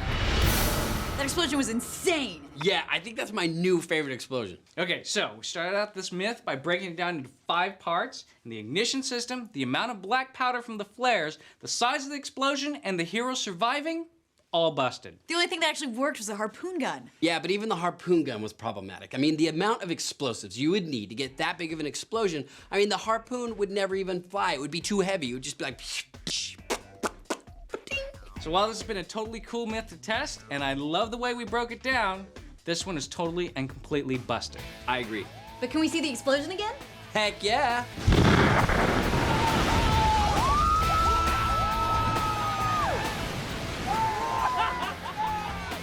That was crazy!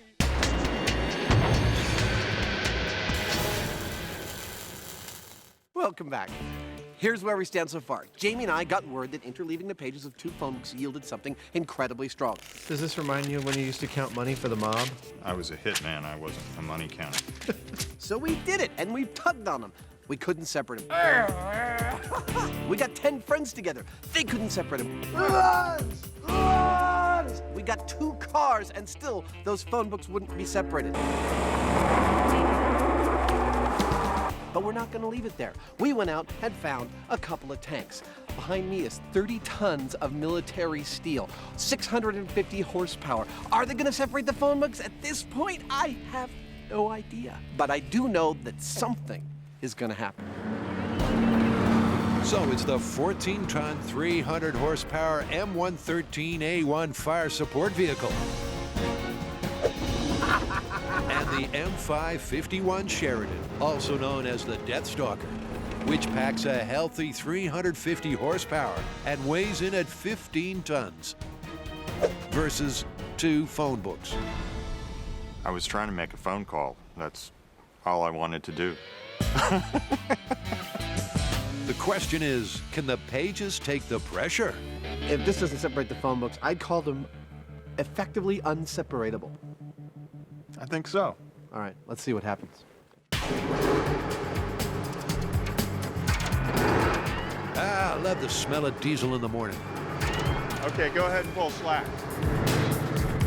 With the lightest of touches on the throttle, the tanks ease delicately apart. The careful positioning not reflected by the force gauge needle. That's 1,000 pounds of force so far. With the slack taken up, Jamie signals the start. 30 tons of mighty military machines slowly begin to move in opposite directions, and the force gauge climbs quickly. But the courageous phone books, you couldn't call them yellow, hang on for all they're worth. There it went. Separated, it worked. But the Yankin tanks finally win the tug of war. Darn. You wanted to see some metal breaking? Yeah, well, I wanted to see these things spin, burn rubber. Nope, unlike the rental cars, these puppies had traction and power to spare. And talking of power... Let me see how many pounds it took. 8,000 pounds of force is what it took.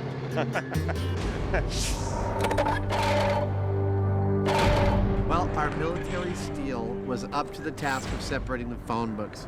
And lest you think that 8,000 pounds of force is not a lot, let me put it in perspective. We could hang both of those rental cars from those interleaved phone books and it wouldn't have broken them. That's how much force we're talking about. It's pretty amazing. So it turns out that interlaced phone books are not, in fact, indestructible. You just have to have a couple of tanks hanging around to do it.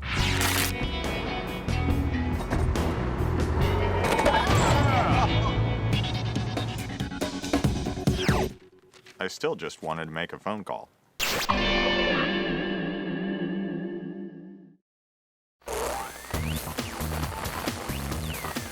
On this episode of MythBusters, Adam and Jamie go blind and then get blind drunk. Who are you calling drunk, over? as they test an intoxicating car caper from Hollywood. Can a blind person really drive without crashing? We've got an actual blind person driving a car. Then Carrie, Tori, and Grant take a swing and a myth at a golf trilogy. Can your shoes turn you into a lightning magnet? Is a tree really an impenetrable obstacle? Fire at will!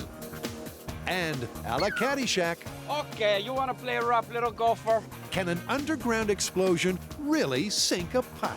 Boom, boom.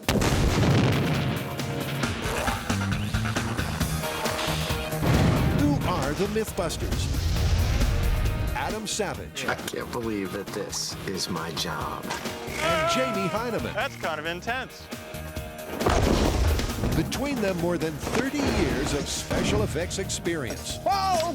Joining them, We killed the ninja! Tori Belleci, All right, what's the plan? Grant Imahara, We're gonna be meat waffles, man. and Carrie High Byron. explosives and electricity. They don't just tell the myths, they put them to the test.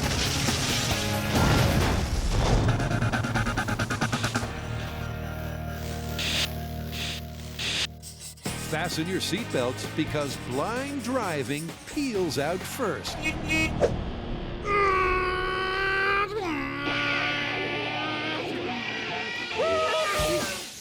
What are you doing? I'm driving blind. Why? Because it's our next myth. Oh, you mean like in The Scent of a Woman? It's like you're freaking psychic. That's awesome. Yes, where Al Pacino's character, who is blind, is able to drive a sports car by being given instructions from his passenger. That's what we're going to test. Hooah! In Scent of a Woman, a blind driver takes a sports car for a high-speed spin.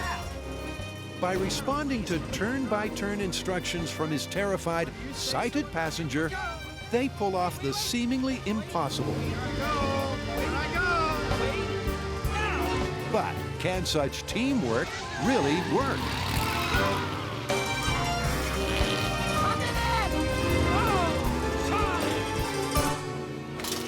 I assume you have a plan.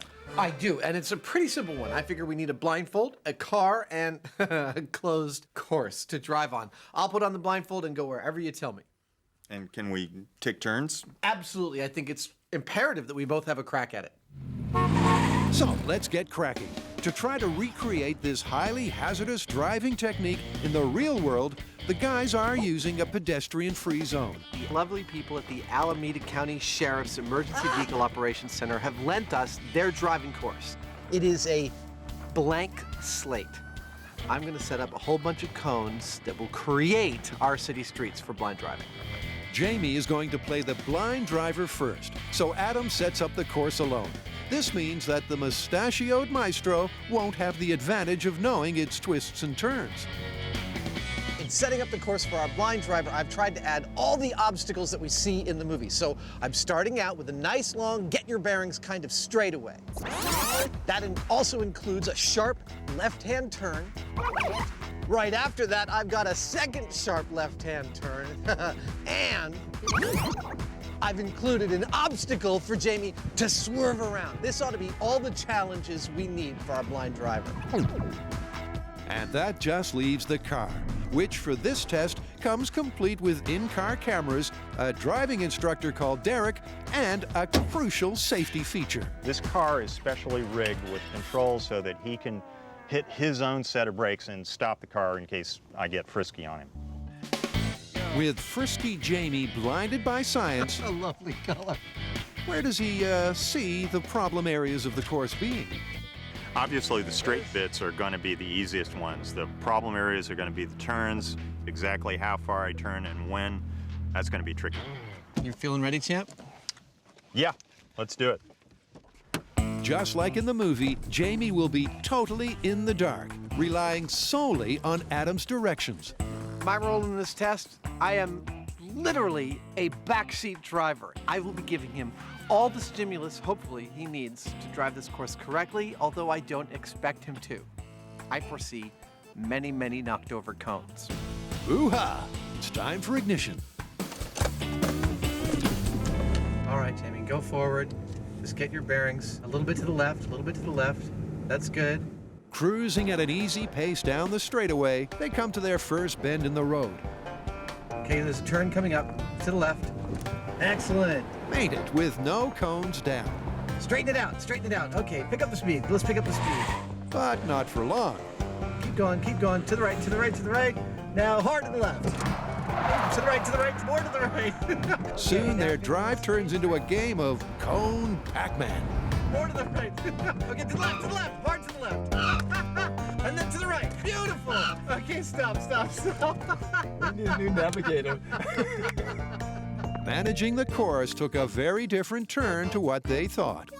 How did I do? Well, I gotta say, together we swerved around the cardboard obstacle perfectly. But it turns out the turns were easy. It was correcting for the straight driving that was more difficult. Right over there is the worst spot.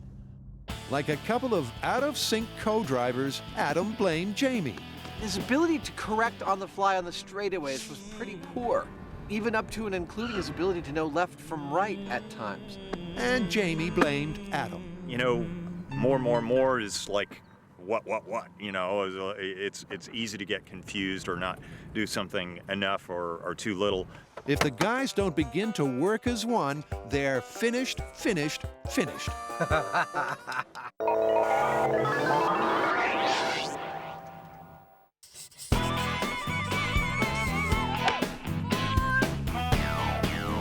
So Grant, what's with the sweater? Did you retire? No, I'm not retiring yet. I'm merely appropriately dressed for our next series of myths. Is the next series of myths about fashion disasters? No. With over 60 million golfers around the world, it's no surprise that the website's been inundated with requests to do myths about golf. The first one is that a tree is 90% air. Yeah, I've heard that one. And a lot of golfers say if your ball gets stuck behind a tree, instead of shooting around the tree, it's better to shoot through it because you have a 90% chance of getting through because it's 90% air. Great. So all we need is a bucket of balls, some golf clubs, camp out behind a tree, see how many we hit through. Sounds good to me. From a distance, a tree may look like a solid, impenetrable object. But up close, there's a huge amount of space between its leaves. So huge that some golfers think you have a 90% chance of swinging clean through. To find out if this myth is all hot air, Team Tee-Off travels to one of the most famous golf courses in the world. All right, let's do this. Starting to feel a little underdressed. Where better to come than world-famous Pebble Beach? I mean, this is where Jack Nicklaus and Tiger Woods played, and now they're gonna let us play? Yeah, I'm not sure they've seen the show. But with a world-class golf course, check. Some top-rate golf outfits, check. Now, the team just needs a tree. And this should do. You know, the tree that we picked, it's a very average tree, and it's the kind of tree that you would try to play through, because when you look at it, you see that there is enough light, so you're thinking, I could get through this and actually play through to the next hole. So, what's the plan, Tiger? So to begin our initial research into this myth, we're each going to hit 10 golf balls into the tree and see if we can make it through. And if 9 of those 10 do sail through, it's myth confirmed. Having played golf since high school, Tori's going to tee off first. The thing is I find myself in this situation quite often when I'm playing golf. First shot went like a shot, straight through the foliage. Look at that. Nice one. See, normally I would have to shoot out into the fairway. 1 for 1. I just cut the corner. But shot 2 stops dead in its tracks. I'm gonna have to say that one didn't make it through the tree. So it's 1 apiece after 2. And after a montage of the other 8 balls, what's the final score? So far, the score is 6 made it through, 2 went wacky, and 2 came back at us. In other words, for Tori, the tree was 60% air. Can Carrie do any better? So you want to stand there? No. Carrie quickly learns that in golf, no matter how bad your last shot was, Oh! your worst is yet to come. Oh, no. Of Carrie's 10, only 1 ball went towards the tree, and that was along the ground. But she's still better than Grant. Strike 1. Yeah, Grant. In golf speak, swinging and missing the ball is known as a whiff. So his aim positively stinks. Maybe you should take up tennis. So far, our threesome has dug up plenty of dirt. But nearing a conclusion, they ain't. Okay, well, this was not very scientific. Out of 30 balls, how many of them actually counted? Yeah, not many. You know, we're gonna have to figure out a way to get these balls to go at a consistent speed, and we're gonna need to aim it at the tree, so that way we get a good test. The team had better get a grip. To solve this myth, they still have a fair way to go. Let's try it again. Buckle up, because Adam and Jamie are on a movie-inspired collision course.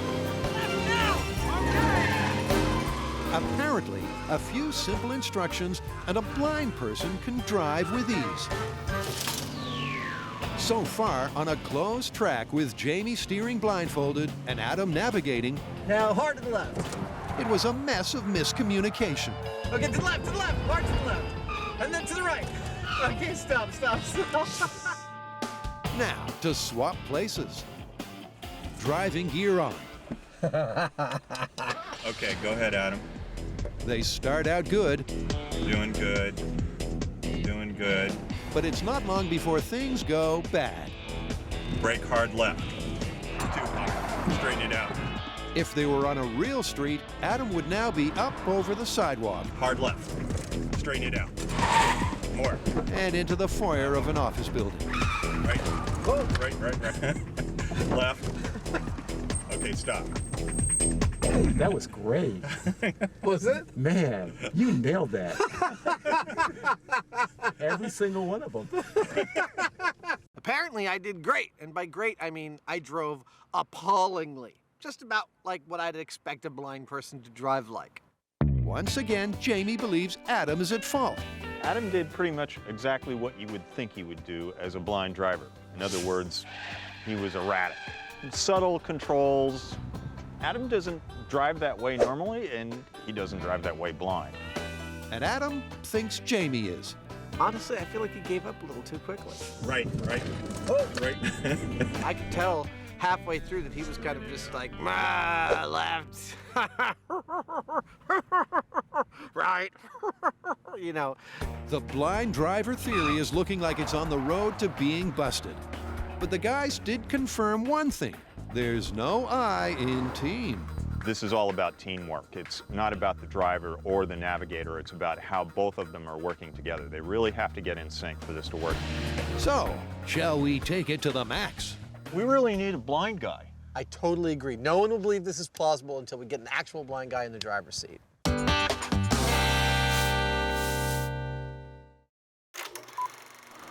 One of the most frustrating situations you can get in the sometimes infuriating game of golf is getting stuck behind a tree. To swing you out of the jungle, Nice. the team has been testing the myth that when blocked by a tree, you should try to shoot right through it. I'm gonna have to say that one didn't make it through the tree. The theory is that although a tree looks solid, 90% of its volume is air, meaning a ball will sail through 90% of the time. But so far, their golfing skills have been so bad that testing the myth has been impossible. And that means they're gonna need a plan B. Oh! I know, it's pretty obvious. In order to test this properly, we're gonna have to take ourselves out of the equation, which means only one thing. We're getting Tiger Woods? No, better! We're gonna build a robot! We're gonna build a machine that fires balls at the same speed and angle as a professional golfer. Then we shoot a really big sample size, like 100 balls, and see if they go through the tree 90% of the time. What is it with you and these robots? Was that your like default button? Yeah, it's like the control alt delete, really. Grant's mantra in life is, if in doubt, build a robot. And he's got no doubt that his robo-golfer will give the best in the business a run for their money. Not even Tiger Woods could shoot a golf ball in roughly the same area 100 times in a row, 200 times in a row to test this. So, I'm going to build a golf ball shooting cannon. Using compressed air, Grant hopes to shoot balls through the barrel at the same velocity as a proficient human golfer. And that's something they figured out earlier. Before they left Pebble Beach, the team met pro golfer Laird Small to precisely analyze his swing. How you doing? I'm Tori. Tori, welcome to Spyglass Hill and Pebble Beach. Glad you're here. Using the high-speed camera, they determined that when ball leaves club, it does so at around 150 miles an hour. So that's what Grant's aiming for. It makes it look so easy. Well, he is the pro. We don't want it to be superhuman to give it some advantage at getting through the tree. Time to test its oomph. Dialed in at 40 PSI. Here we go. In 3, 2, 1. And what do you know? The ball shot out at 150 miles per hour, just like the real deal. Now we know how to make foam cylinders. Armed with their machine and a serious amount of balls, the team heads back to the course for the 90% Air Invitational. I think that is our tree. So the myth is that a tree is 90% air, which theoretically gives you a 9 out of 10 chance of shooting through it and making it through. That's the theory, and to test it out, they're going to start with a tree-free control, like all good science golfers do. We want to see how the tree affects the distance of the ball. So we're going to shoot 100 balls without a tree in the way and 100 balls with the tree in the way and see how far they go. Fire at will. 3, 2, 1. Perfect drive. You're on the green. Not missing a single shot, Grant's machine skips years of aggravation trying to perfect the complexities of the backswing, downswing, and follow-through. Last ball, 100. All right. Your cannon's shooting like a real golfer. A little hook to the left. A little slice to the right.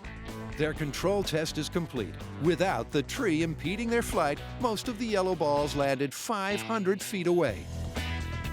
Now to see how far they go with the tree in the way. This time, they're using pink balls. So for this myth, which is that the tree is 90% air, what we'll be looking for is 90 of the pink balls will be at the same distance as the yellow balls. But there's a twist. Having assessed his competition from the sidelines, Tori is also going to pit himself against Grant's robot using blue balls. So, what are his chances? Come on, it's Grant's robot. It's got consistency. He could make that exact. I mean, I don't really think that Tori has a chance. There's only one way to find out. Here we go. In 3, 2, 1. It's man against machine in the ultimate golfing challenge. Each are firing 100 balls into the tree, but how many will sail clean through? Will it be the 90% that this myth needs?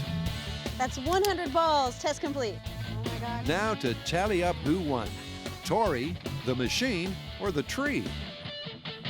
By counting the pink and blue balls that made it into the same range as the yellow, they can calculate the percentage that were unimpeded by the tree. 27, so. 27 balls made it through the tree. So 27%? 24% on the pink. Wow. So about, well, that's about a quarter of the balls made it through. That's not 90% air right there. No, it's not. With such a low percentage of balls making it through the tree, for proponents of the myth, Carrie's got some bad news. Now the myth says that the tree's 90% air. That should be 90% of the balls. That was only 25% of the balls. That means this myth is busted. Hate to say it, but I beat the machine. He did. You beat the machine. You beat the machine. You're better than a robot.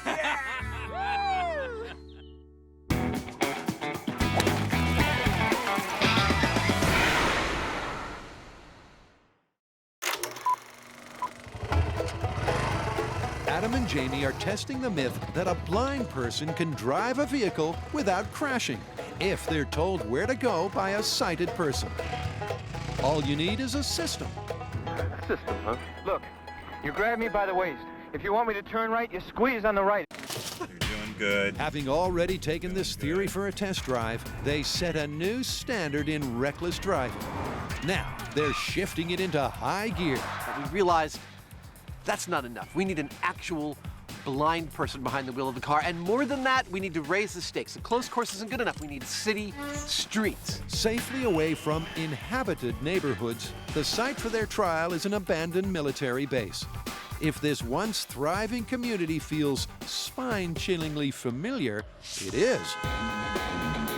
Carrie, Tori, and Grant use the derelict streets of Cypress Knolls to test the cost of road rage. Where did those rats go? Where did you go? This location is amazing. They are residential streets and they're totally abandoned, and I gotta tell you, it's creepy as heck. It really is post-apocalyptic, and I'm expecting a zombie horde to come crawling out of a basement at any moment. Nice view, just like home. Not only have they found the ideal location, but also the ideal driver, Jerry. Hi, Jerry. Jamie, howdy. Glad to meet you. Hey, man, good to meet you. So you're here to do a little driving for us, I understand. I certainly am. Well, there are different kinds of blindness. There's legally blind as per the definition, and then there's can't see a darn thing blind. What are you? No light, no nothing. That's perfect. Are you ready to drive? Hoo-yah! Jerry is one gutsy guy, and he needs to be, because his route through the burbs is full of twists and turns. We start out with a nice straightaway, easing into a little bit of a curve. Then a hard right-hand turn. And an obstacle just like yesterday. But we're not done.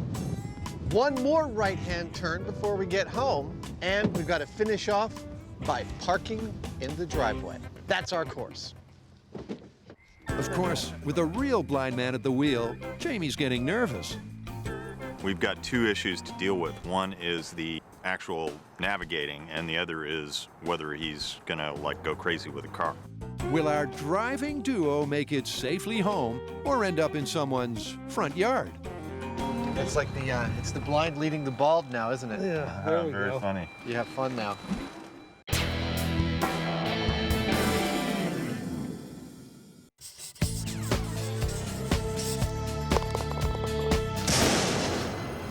Up next, we have a real shocker of a myth.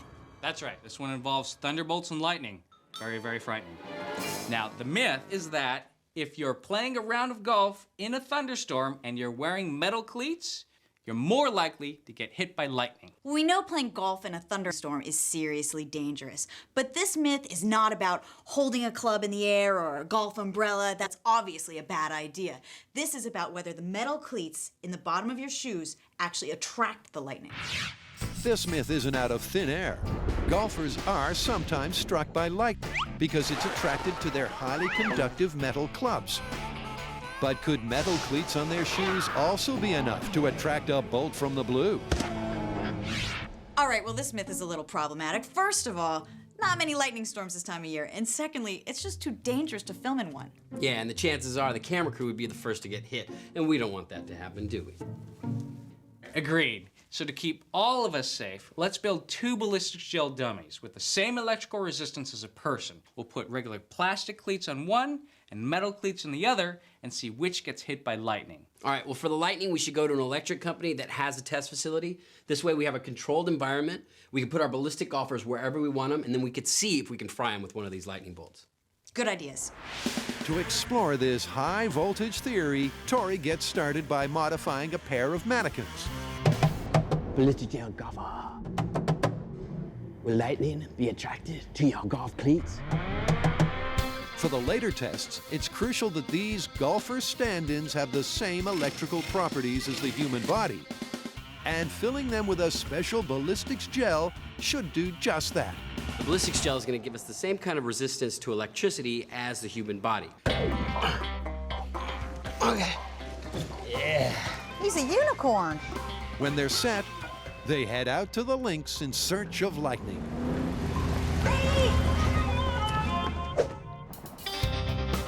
The PG&E Technology Center is one of the MythBusters' favorite playing grounds. But even though from the outside it looks like a giant golf ball, there's not a fairway to be found. First up, Carrie gets the lightning lowdown. How does this simulate lightning? This uses a generator back in the shed back there and creates very, very high voltage electricity that comes through a ball over there and it goes to a ground. Because lightning is no laughing matter, here's an important safety message.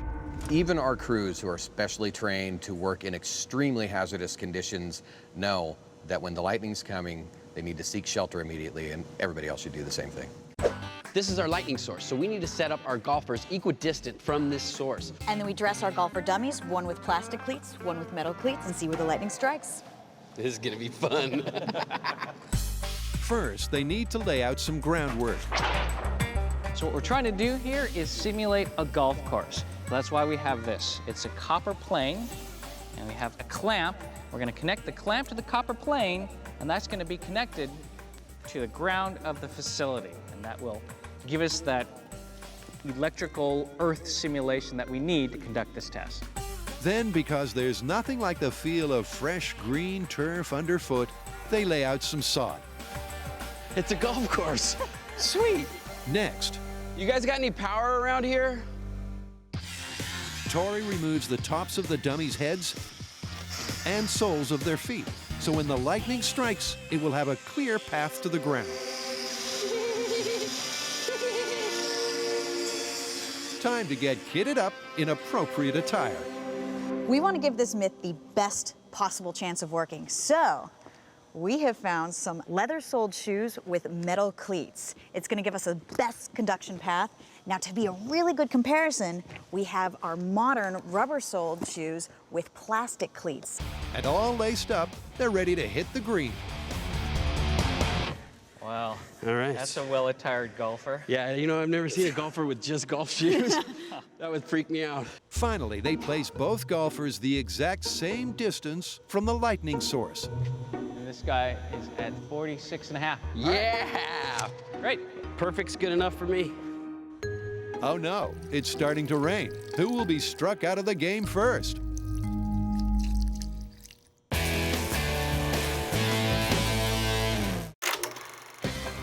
Can a totally blind person drive a car without getting into a wreck? The theory is yes, if they do it as a two-man team with a sighted person navigating. And right here, right now, it's time to put that theory to the test. Well, Jamie is just about to get in the back seat while he lets Jerry control everything to do with the car. Jerry's 100% blind, and that means the stakes here are pretty high. And if I had to make a prediction, I think there might be some curbage on this trip. Well, with those words of wisdom, it's go time. Jamie and Jerry, are you guys ready to go? Ready to rock and roll? Yeah, we're all set. Okay, we'll wait for you. On your mark, go ahead. I just let the brake go and see we'll start to roll. Cool, that's perfect. Jamie's strategy is to start off nice and easy. That's perfect. I think the trick here is going to be to work incrementally. We're going to start slow and gradually build up from there. Right? Perfect. We've got an actual blind person driving a car. You don't see that every day. Oh no, we're coming. Obeying all the rules of the road, other than having a completely blind person at the wheel, they come to a 90-degree turn. Okay, cool. A hard right. Straighten it out. And with that nailed, Jamie utters the words the insurance company doesn't want to hear. Give it a little gas. That's right, Jamie gets Jerry to put his foot down. More gas. That looks good. Okay. It's a good speed. Wow, he's going about 20 miles an hour now. This is for real, man. A little more gas. Traveling over the limit in a residential area. Jerry is officially speeding. 35 miles an hour. He even clears the obstacle without breaking a sweat. Jerry's final test requirement could be the toughest. Now comes the last obstacle, parking. Start to brake. Now turn hard left. But it looks like Jerry will successfully avoid traffic school. And stop. You made it. No injuries, no impacts, no nothing. That was fantastic. Yo. Jerry, shake my hand. Yo. You are a natural. Yo. Had a good guide. You know, I think that Jerry was better than either of us because he has no preconceptions about how he wants to drive. Yeah, he followed my instructions exactly, and it was a piece of cake. Jerry's ability to drive is astounding. I wouldn't have known he was blind watching him drive around our course. That was amazing. So what was the experience like from Jerry's perspective? I found it very easy to follow Jamie's instructions. Coming up to a stop. He was very calm, very deliberate, and it was easy to just meld into it and do what he told me.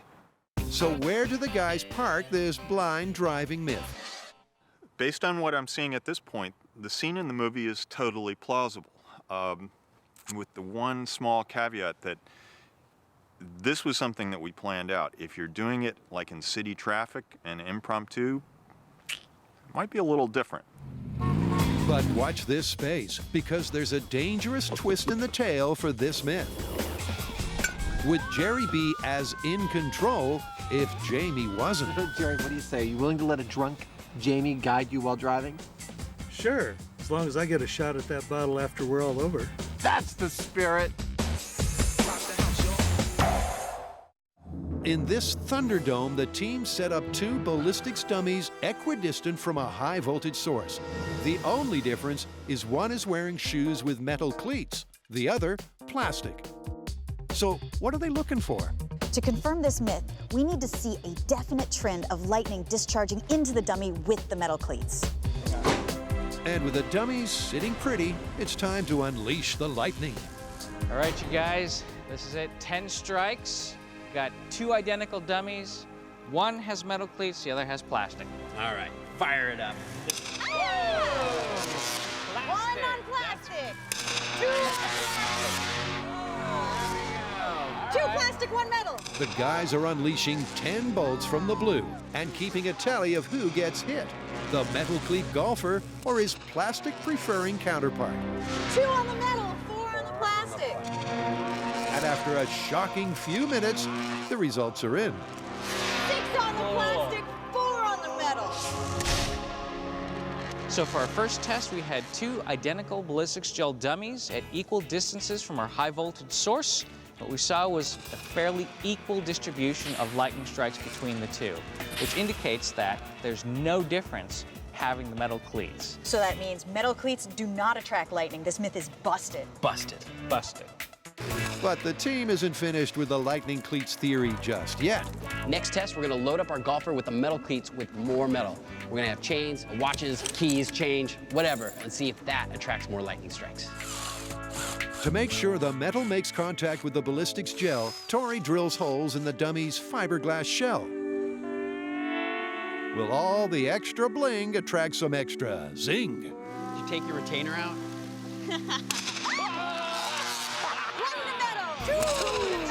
Their punk rock golfer sustains consecutive hits until this time 8 strikes went to the heavy metal golfer, but still 2 hit his plastic playing partner.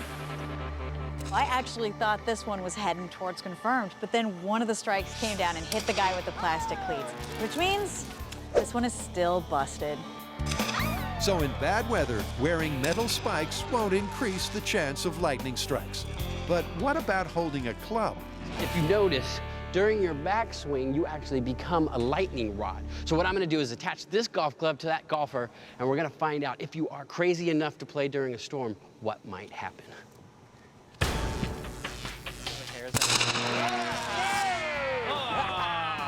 What a shocker!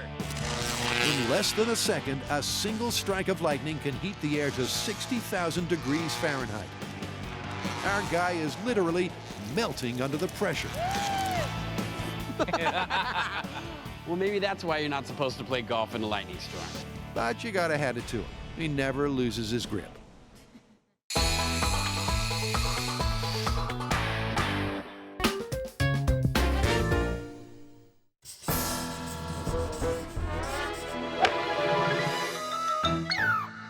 Okay, our last myth has to do with gophers, explosions, and putting. You're talking about the final scene in Caddyshack. I love that movie. Precisely, the American classic. Let me set the scene for you. It's my favorite part. Okay, the greenskeeper's going mad trying to catch a gopher he just can't get. So he decides he's going to exterminate him with C4. He puts C4 down each of the gopher holes and gets ready to blow him to smithereens. But before he pushes the button, 50 yards away, there's a golfer trying to make the winning putt. He hits the ball, but it catches just on the edge of the cup. And then the groundskeeper sets off the explosions with big bursts of fire, destroys half the golf course, and sinks the winning putt. All right, so we need to find out if C4 causes that much damage, and if it does, is the shock wave strong enough to knock the ball into the cup? Exactly. Okay, let's get some explosives and head back to Pebble Beach. You know what, actually, your golf swing already destroyed half of their golf course, so they're actually not letting us come back. So we're gonna have to find another place to do the experiment. Sorry, man. Maybe learn how to play golf. It's a great gopher golf scene where you get 2 myths for the price of 1. First, will C4 really explode into great balls of fire?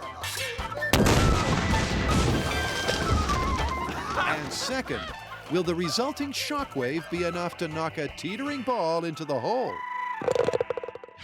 As a golf course substitute, the team has found a field perfect for their experiments. Here's our golf course. Not for long. Yeah. Sweet. We're at Riversdale Ranch. It's a huge field. It kind of looks like a golf course. There's tons of gopher holes, and they've agreed to let us blow it up with C4. How great is that? Gopher hole. Sure enough, the ground is riddled with the telltale signs of gophers. Oh my God, this thing had so many gophers. This field is perfect. But don't worry, animal lovers, this is a gopher ghost town. This is an area where gophers have already been exterminated, which means there are no little creatures running around and we're not going to do any damage. This is just, you know, a little homemade gopher golf course. Before they explore movie land, This is going to be a whole lot of fun, huh? as curious as bright-eyed rodents, the team wheels out a gadget used by real-life professional exterminators. Now, professional exterminators have a number of tools at their disposal. They have chemicals that they can use, they have traps, and then they have the Rodex 5000. Spraying an explosive mixture of oxygen and propane, the Rodex 5000 sends a shudder through gophers across the land. Okay, you want to play a rough little golfer? Tori inserts the nozzle of the rodent ridder at someone's former front door. But before they fire it up, Grant has a serious safety warning. It's good that we're all wearing pants. As they say, if the explosion comes back around you, it can blow the dirt right up your shorts. All right, stand back it is. All right, gassing up. The team carefully releases the combustible concoction into the burrow. Okay, you're at a minute. A lot of gas. And after letting it build up within the network of tunnels below, it's time for ignition. Okay, that's 2. Valve closed. This is Golf Gopher Test Commercial Gopher Exterminator in 3, 2, 1.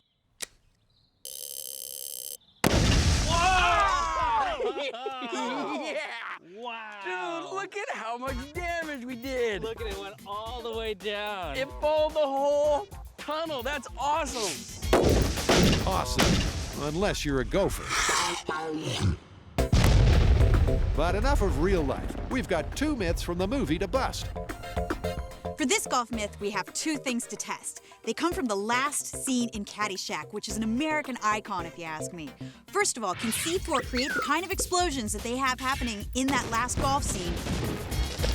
And secondly, can the ground shake enough to drop that golf ball teetering on the edge of the hole into the hole?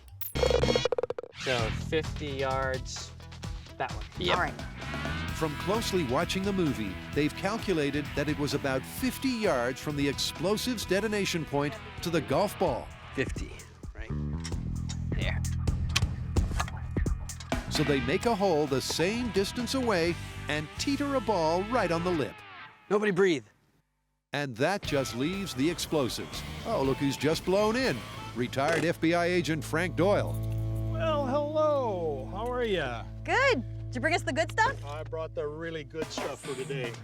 Channeling a reach the end of his tether greenkeeper, Frank delicately places balls of C4 inside a series of gopher holes. And he's placing so much that Grant's very confident. Seeing the amount of C4 that we have out in this field, I think it's probably a 50-50 chance of the ball not going in the cup, but actually flying over the cup and across the field. That's a lot of C4 out there. I'm expecting a big boom. But will it be a big fiery boom? And will it sink the putt? Fire in the hole! Fire in the hole! Here we go. In 3, 2, 1. Oh my God! That was awesome! The boom sure was a blast, but part 1 of the myth is already up in smoke. The main difference between the explosion that we saw with real C4 in real gopher holes and what you see in the movie is an element of fire. And what we saw is just a blast of dirt going straight up. In other words, the movie Fireball was a fake. But what about the blast's power? Well, at Gopher Ground Zero, things are looking promising. Hey, look at the size of these holes. I think this might be actually a very effective gopher extermination method. This is an effective golf course extermination method. No kidding, man. There's a crater. It's created a gopher graveyard crater at the blast site. But what's happened on the green? Great explosion. Oh, it didn't go in the hole. You know what? That's not surprising. I mean, that was a cool explosion, but the shockwave wasn't enough to knock it in. I really thought it would. So where does that leave their Caddyshack recreation? So that's negative on the golf ball, negative on the explosion. So this one's busted. Busted. But as in Hollywood, if at first you fail, then just fake it. Any way you look at this one, it's busted, but we're not done yet. We want to replicate the explosions that they had in Caddyshack. And Frank has got something special for us. Real special. Yep, Frank has something guaranteed to get that Hollywood-inspired fireball. Gasoline. Those varmints aren't gonna know what hit them. He places the containers in a line all the way along a burrow. And with the stage set, the team can't wait to be entertained. Da da da da da da da da da da da. 3, 2, 1, boom, boom.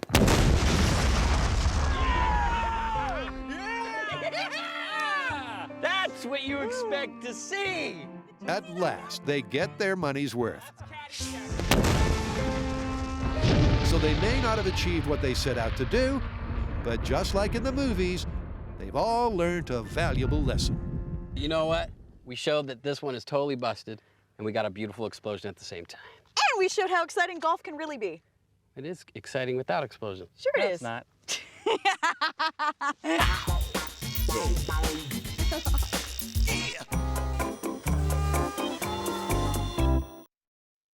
Jamie and Adam have confirmed the movie myth that a blind person can drive a car, accident-free, Now turn hard left.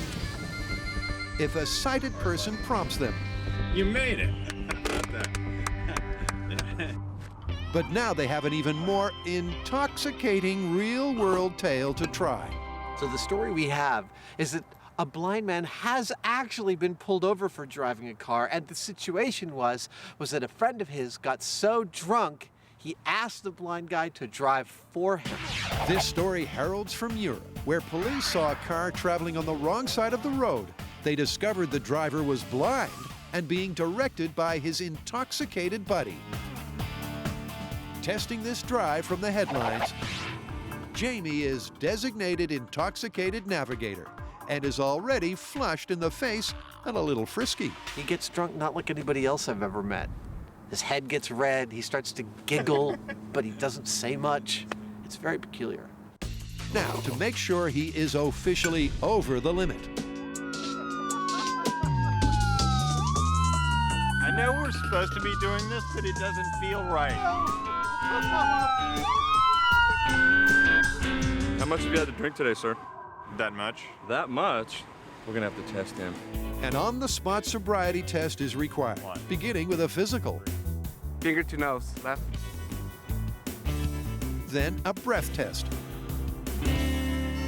Keep going, keep going. The evidence is irrefutable. That's good. The Hyneman is drunk. You're not allowed to drive. Thank goodness. The responsibility of driving home is up to blind man Jerry and his nerves of steel. Okay, a little curb. the driveway. The effects of imbibing alcohol include a decrease in reaction time and intellectual performance. So will Jamie's directions be as clear intoxicated as they were sober?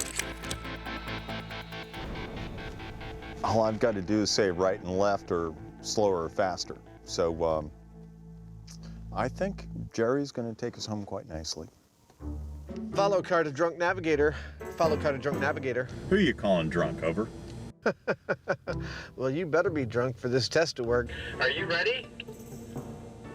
Yeah, whatever. Okay, whenever you feel like going, we'll follow.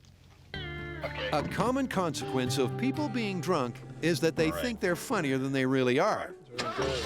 Laura. Yes.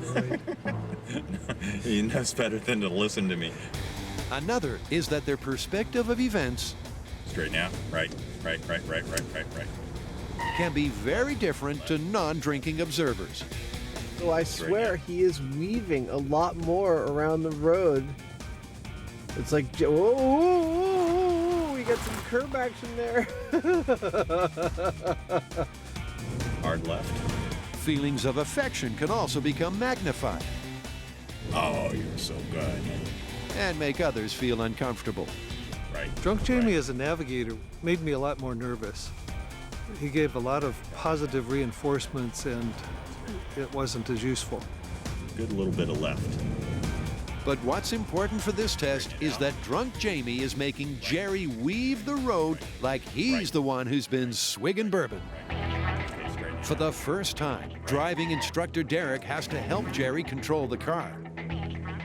The situation felt a little less in control, and twice Derek intervened. He grabbed the wheel once, and he also hit the brake once.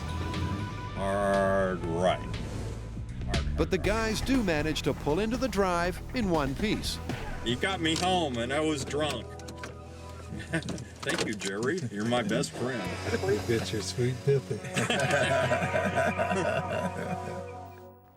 From where Adam was sitting, there was a very distinct difference between Jamie's navigation skills sober versus drunk.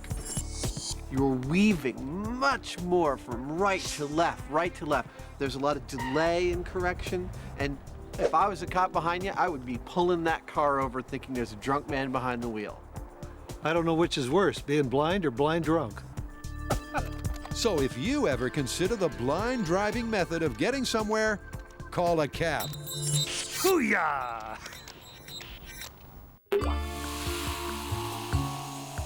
Can we stop doing these drinking myths? I don't feel so good. Okay, I'll do the heavy lifting and the wrap-up. I think you and I proved on the closed course that with a little practice, it is possible to drive while blindfolded as long as your instructions are competent. And our blind guy that we got, Jerry, actually turned out to be a great driver. He did, and that combined with the story we found of someone actually doing it, I'd say this one is totally confirmed. It's illegal, but you can do it. It's confirmed. You know what my favorite part of this whole story was? Was that after you got drunk, your instructions made Jerry drive as if he was drunk. I would have never called that. I thought I did pretty well. Yeah, but that's the whole point. You were actually drunk.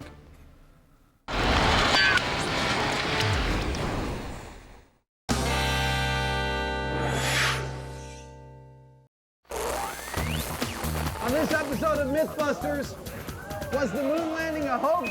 Yep, the team are tackling the tallest tale of all. Did NASA fake the Apollo moon mission? That's 100% wacky right there. Adam and Jamie first focus on the photos. Behold our moon landing set. Do these stills prove Neil Armstrong took his small step in a studio? Taking the shot. Then they investigate the myth that to fabricate the classic look of lunar landings, NASA simply slowed down the film.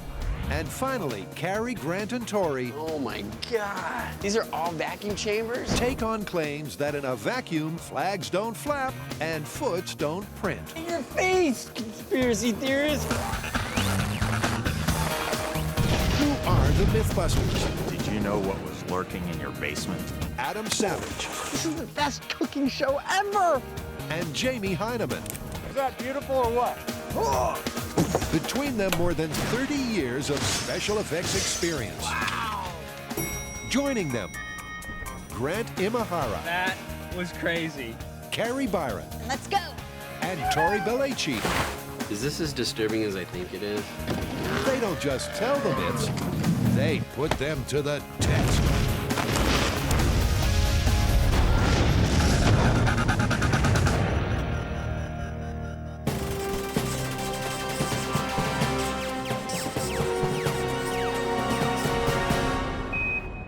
So, do you like buy a new costume for every myth we do?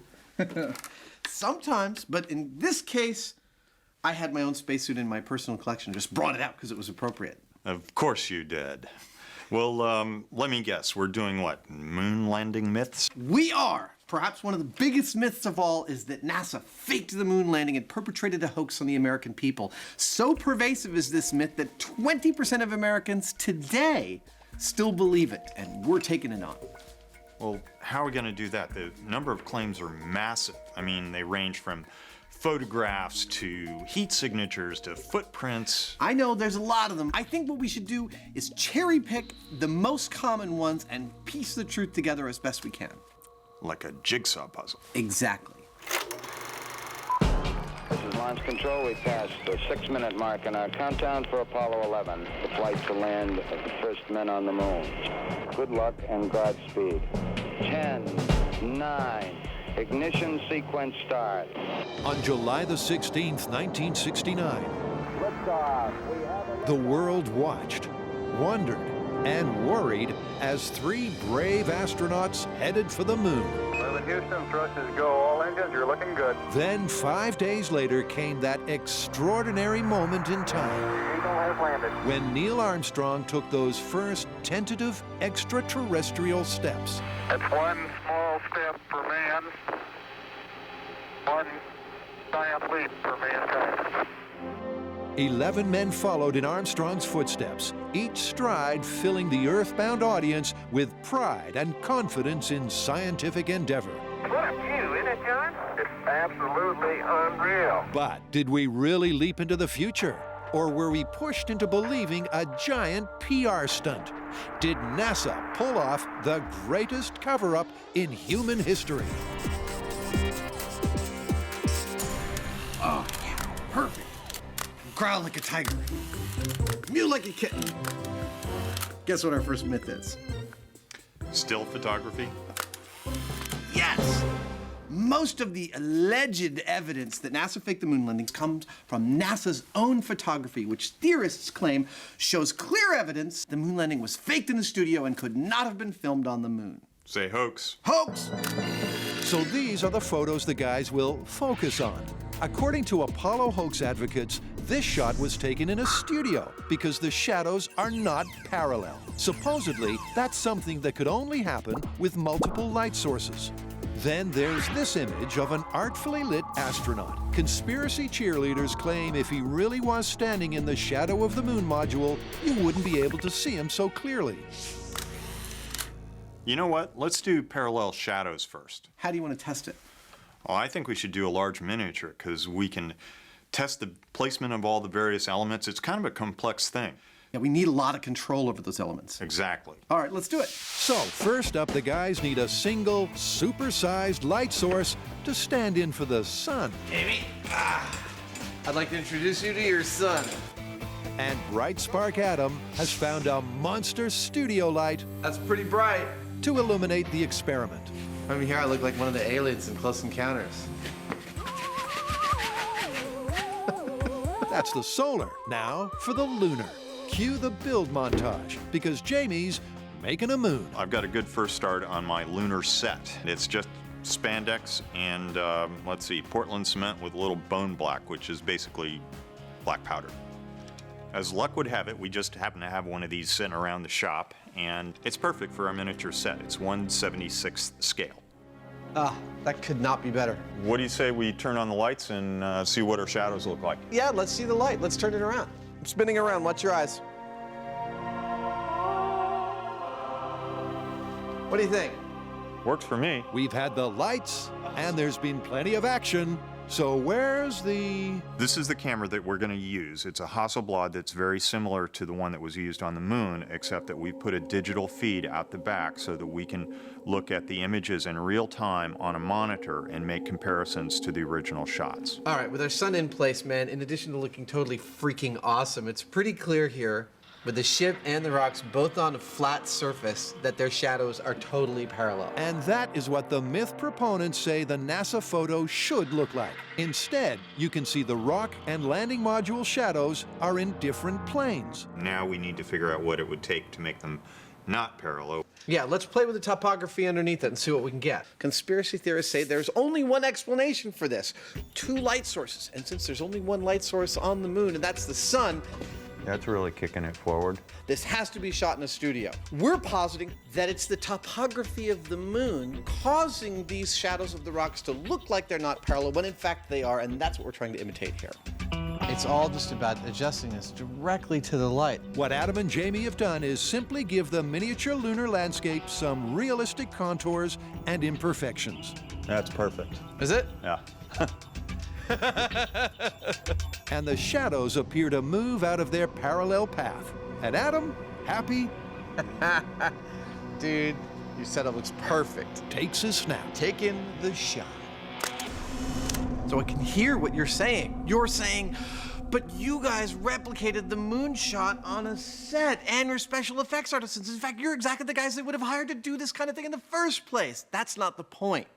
The point is we're addressing the specific claim by conspiracy theorists that this photo has only one explanation, and that's 2 light sources. We've demonstrated here 2 shadows which are parallel from a single light source, which we've made look far off parallel using only the topography that they're sitting on.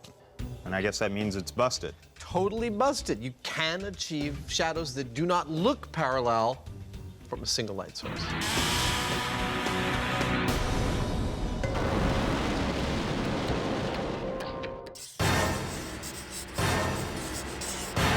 In a vacuum, stay puffed spacemen don't stay puffed for long. That's what happens to you in space if you don't have a spacesuit. Oh, it's like a raisin. Well, as much as I love busting out the vacuum chamber, what does the marshmallow astronaut have to do with the moon? Okay, well, as we know, the surface of the moon is a vacuum. And some of the conspiracy theories contend that the moon landing footage is fake because some of the things that they did are impossible to do in a vacuum. That's right. There's the one theory about the flag. A lot of people think it looks like it's flapping in the wind. Now, that would be impossible in a vacuum because no air, no wind. Someone actually told me a good one about the footprints. The idea is that the astronauts couldn't leave such distinct footprints on the moon because there's no moisture in a vacuum, and the moisture is what holds the footprint together. So how are we going to test this one? I think we're gonna need a bigger vacuum. And like way more marshmallows. These vacuum theories are some of the more convincing in the conspiracy canon. After all, it appears logical that the breeze that fluttered the flag just couldn't be there on the moon. And anyone who's taken a walk on a beach knows only wet sand leaves a definite footprint. So with no moisture on the moon, then these images must be fake. Okay, so we're gonna have to replicate the conditions of the moon as close as possible here on Earth. Well, I think the closest we're gonna get are the vacuum chambers in Alabama at NASA. Yeah, but we're not allowed to go into the vacuum chamber. So the experiments that we make, they're all going to have to be operated remotely. Okay, well, I'd like to do the flag test and build it to the original NASA specifications, and then figure out some way to turn it like the astronauts did. All right, well, I'm going to take care of the footprint myth. I was wondering if you could help me with an experiment to demonstrate the whole theory behind this myth. Boys, don't fight. Plenty of me to go around. Outside M7, Tori sets up the demo with the closest thing he can find to lunar dust. I decided to borrow my grandfather for this experiment. And I don't think my grandma will mind because, well, there's my grandma. Actually, it's plain old sand, one half of which Tori moistens. Now, conspiracy theorists say that this clean of an imprint is impossible because you need moisture, and since there's no moisture on the moon, this could not happen. Now, I'm gonna demonstrate what they're talking about with the sand here. I have dry sand and I have wet sand. We're gonna have Carrie put on a moon boot. You know how to moonwalk? Okay, so the answer is no. She's gonna step in both, and we're gonna see what kind of impression is left behind. Okay, ready? Yep. All right, do the wet. The wet sand is definitely cleaner than the dry sand. Yeah, you've got some really good hard lines in the wet sand. Yep, the moisture makes the difference. Without it, the imprint is indistinct and nothing like Buzz Aldrin's famous boot print. Now all we need to do is go to the moon, try this for real. I'm just kidding, we don't have the budget. To the moon, Tori! To the moon!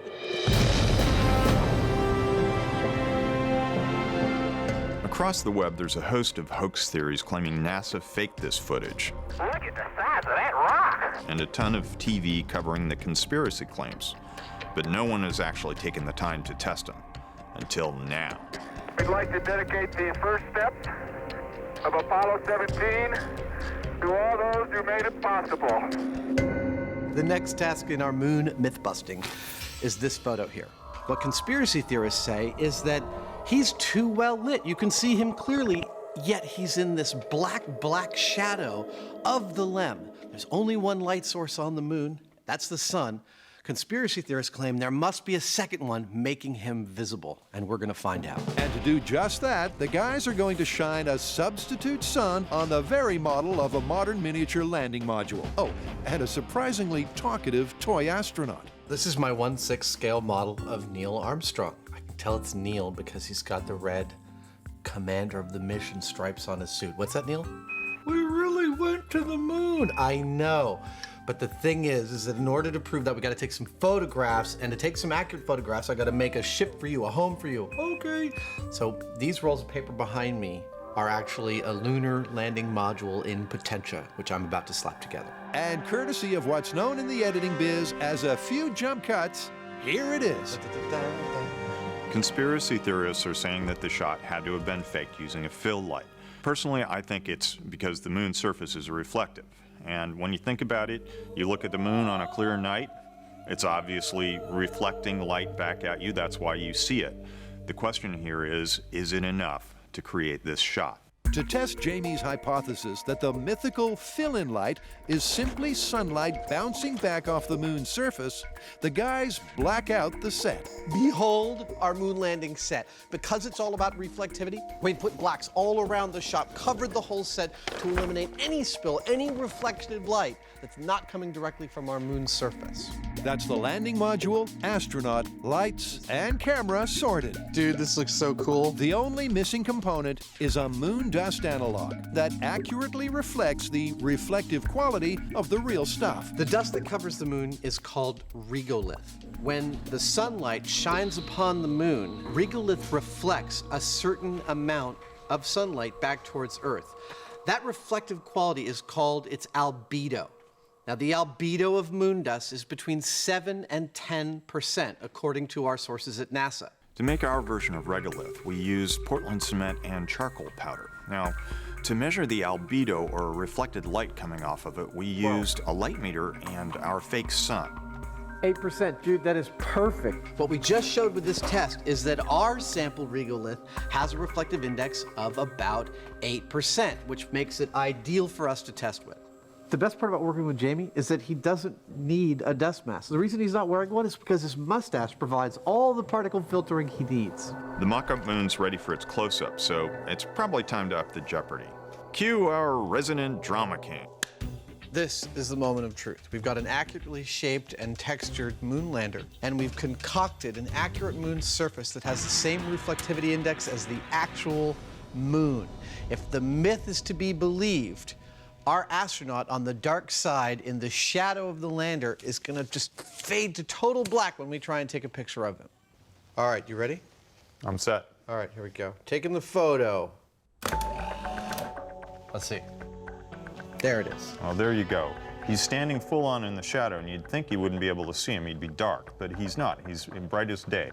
The myth here is that you would not be able to see this astronaut this clearly unless there was a secondary fill light illuminating him. Because he's in the shadow and there's only one light source on the moon, he would, by definition, be black. Our photo here proves just the opposite.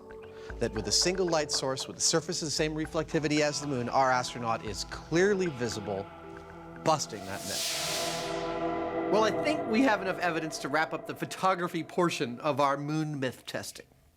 I agree. I mean, the conspiracy theorists had a lot of interesting ideas, but By the time you boil away all the hocus pocus, the explanation is really simple. And in our experience, the simplest explanation is usually the correct one. Exactly. Busted. Busted.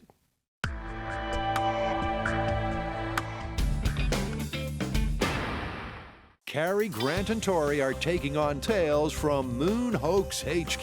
Conspiracy theorists believe the vacuum in space means these footprints are fake, and that flag shouldn't be flapping. This whole idea that the conspiracy theorists have is based on the fact that there is no wind or atmosphere in a vacuum, nothing to blow the flag around. And they would be right about that fact. Ow. Sorry. The shaft is a little tight in the hole. My belief is that the astronauts moved the flag around as they were planting it in the surface of the moon, and that momentum is actually what they saw as a breeze. So to test this, I'll be building a replica of the lunar flag assembly, and then we'll put that in a vacuum, and I'll build a mechanism to rotate it the same way the astronauts did. Then we'll see if we get the same flapping motion. With the remote-controlled flag waver and footprint maker almost complete, Cary, inspired by footage from the Apollo 15 mission, adds one more test to the agenda. The really cool thing about a vacuum is that since there's no air resistance, something as light as a feather is going to drop the same rate as something as heavy as a hammer. So I should be able to put these in the vacuum and see them both hit the ground at the same time if it is a true vacuum. In my left hand, I have a feather. In my right hand, a hammer. Commander David Scott carried out his famous test to prove Galileo's hypothesis that all objects are affected equally by gravity. With no air resistance, they should fall at the same speed. How about that? Listen, Mr. Galileo was correct. So, as a control to confirm visually they're working with a vacuum, Cary rigs a clamp to drop them at the same time. And with both remote control devices ready to go, the team heads for the George Marshall Space Center in Alabama. Oh my God.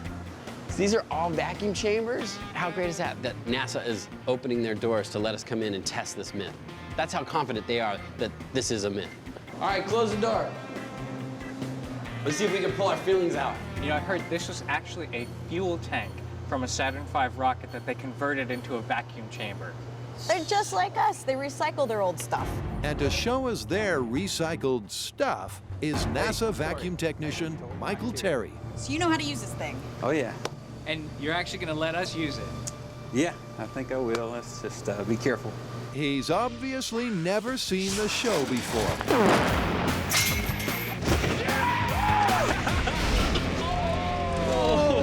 Look at it. It's looked like they cut the arms off of a spacesuit. Is that, and wait, does your head go here? Yeah, that's where it goes. That's awesome. Yep, reaching inside a vacuum doesn't come cheap. These are essentially genuine spacesuit parts. How much are these gloves worth? Approximately, they're worth almost $500,000. Michael really hasn't seen the show before. Tap out. Tap out. It's a portable hug. So you're gonna show us how to use these? Sure, I'll try to do my best to get you guys to do your hand check. Fingernails need to be kind of shortened up and clipped. The arms are everything I expected. They're all 1950s pop space movie looking kind of robot arms. The only downside is I gotta cut my fingernails. After the mandatory hand check and fitting, the testing can begin for real. And first up, Cary's hammer and feather rig. It's good enough. It's not like it's rocket science. I don't think you can say that around here. I guess you're right. The team seal the chamber, but for this control, they don't create a vacuum. Atmospheric pressure in 3, 2, 1. Cool. The hammer hit first. Perfect. So the laws of physics still apply. I dropped the hammer and the feather at atmospheric pressure exactly at the same time. Hammer hit first, feather glided down and hit last. So after the air is removed from the chamber, Cary is ready to repeat the drop. In 3, 2, 1. That is so cool. Yep, when there's no air resistance or drag, all objects are equally affected by gravity and fall at the same rate. So we do indeed have a vacuum. All right, well, let's move on to our first moon test. All right, got your boot? Yeah, I got my boot. All right.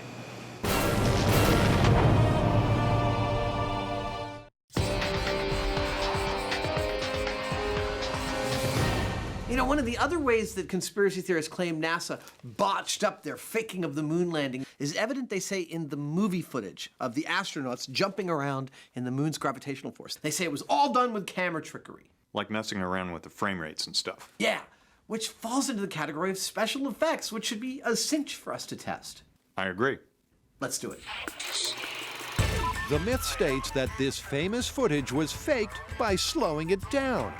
The astronauts are simply skipping around on a film set in slow motion. So are these iconic images full-speed fact or slow-motion fake? Specifically, what are the conspiracy guys saying? Well, they're claiming that when you look at the footage of the astronauts hopping around slowly in the moon's gravitational field, which is 1/6 that of Earth, that movement was achieved not by going to the moon, but by using a special camera which filmed the astronauts at a higher speed than normal, so that when it was projected back at a normal frame rate, the astronauts' movements were slowed down, imitating the way it would look on the moon. Well, we should do exactly that and see what it looks like. That's exactly what I was thinking. Let's do it. And to recreate their very own moonwalk, they're back at the Alameda Naval Base and Building 24. You ready? Ready as I'm gonna be. Here they've been wet and wild while running in the rain. I gotta tell you, I'm pretty happy about this thing right now. They've gone up like a lead balloon. It's time to burn for science. And blazed a burning trail. But this time, they're shooting for the moon. So, welcome to Mission Control. Here at Command Central, we're going to take as our jumping off point in testing this myth, NASA's actual footage of the moon landing. We're going to try and replicate several of the gestures we see the astronauts doing on the moon. And the three we've narrowed it down to are jumping straight up into the air. Come on out here and give me a salute. Big Navy salute. Off the ground, the floor. Skipping, which is a kind of a two-leg hop. Notice he puts both feet on the ground at the same time with each jump, and it looks like it's a really efficient way to move around. The third is just a straight leg over leg run. We're going to match the camera angle and match the technique supposedly used to fake it and see what we get.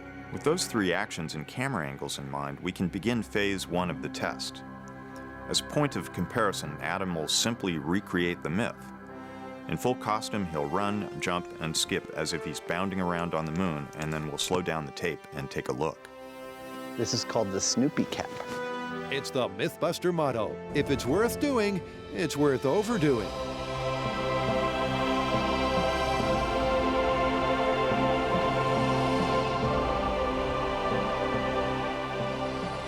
Let me take you on a little tour of what I'm wearing. This is in fact a wedding present from my crew a few years ago. But when I got it, it was lovely, but not quite accurate enough. So I redid the gloves, I added my label, I did a wrist checklist, I did the correct watch, I added all the hardware attachments, all the labeling on the front pack and the backpack. I decided to make myself the mission captain with the red stripes. And this is the first time I've ever gotten to wear it all at once. I've got a lot of tools and gadgets and stuff. Adam has spacesuits. By the way, I should point out, this is not a real spacesuit. It's just my wear-around-town spacesuit. Come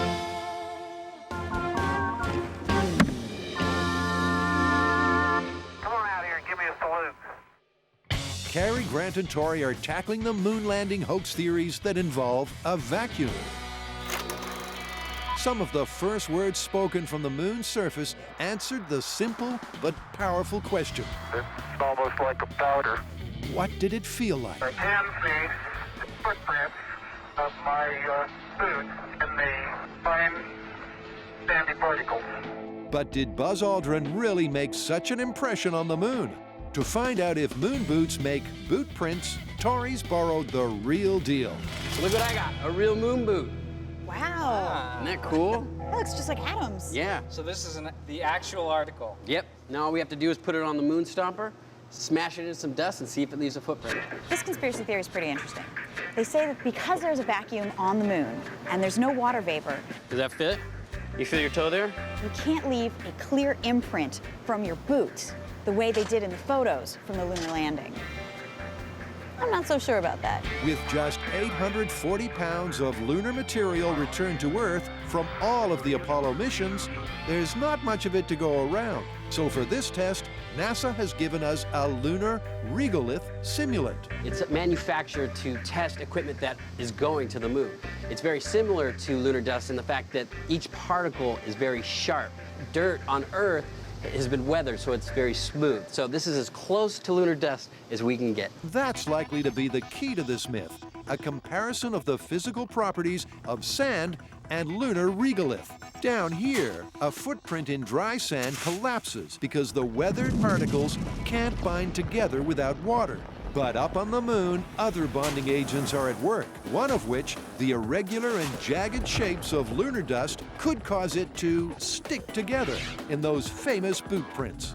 Will the irregular shape of lunar regolith, in conjunction with the vacuum, result in a clean boot print and bust the myth? All right, so this is MythBusters' first step on the moon. So it's one giant leap for mythkind. Ooh, I think we just went like 20 steps backwards.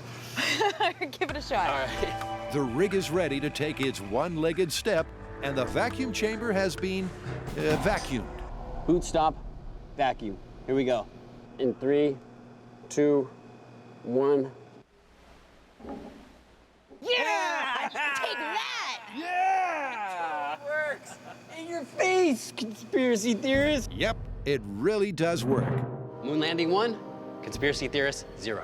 It's one small step for man, one giant leap for mankind. So it seems you can make a clean, stable footprint in a vacuum. Look at that. We made a footprint inside of a vacuum. And there was no water vapor, which is what this conspiracy theory is all about. Well, the gravity is 6 times stronger on Earth than it is on the moon, so if we made a footprint here, we're definitely making one on the moon.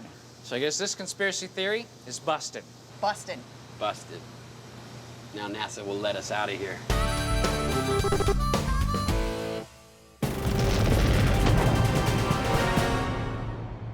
We choose to go to the moon in this decade and do the other things, not because they are easy, but because they are hard. John F. Kennedy started the race to the moon in a speech he gave in 1961, famously challenging the nation's finest minds to shoot for another world. Less than a decade later, they succeeded, and eventually 12 astronauts left their mark on the moon's surface.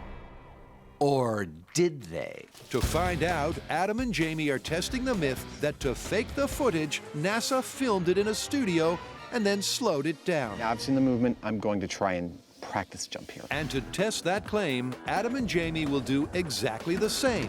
By recording at 48 frames per second and playing back the tape at the regular 24, you get beautifully smooth slow motion. All right, do the run. With this effect, Adam's movements do have a certain weightless quality. But to be sure if it's the technique NASA used, we have to simulate 1/6 gravity, repeat the 3 actions, and then compare the footage. Now it's time to break out the gravity rig. Now, this was put together for us, purpose-built by Trapeze World. With years of experience in designing gravity-defying circus rigs, Trapeze World are the perfect guys for this job. So Graham, you got the rig all set up. How's it work? Well, we'll have Adam in a harness, which is attached to a set of bungees, which is then attached to a tracking system that allows us to move him forward and back.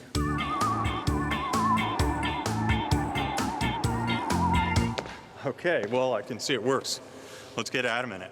The gravity rig is designed to give me total freedom of motion while making me weigh exactly what an astronaut on the moon would weigh. That is 1/6 of what that fully loaded astronaut would have weighed on Earth. Well, the other thing left is to put on the suit and really try this. Now, I know before you write to complain that this suit's a replica, that it's not pressurized, that I'm not doing this in a vacuum or with real moon dust around. I know. What we are trying to look at here is purely about the movement and gesture of the astronauts. We know that Neil Armstrong in all of his gear weighed about 350, 360 pounds, which means if I'm gonna be correctly weighted for our moon, I'm gonna need to weigh just about 60 pounds. Ha, 62. That's close enough for me, man. Let's do it. So under lunar-like gravitational conditions, Adam gets to repeat his moonwalk exercises.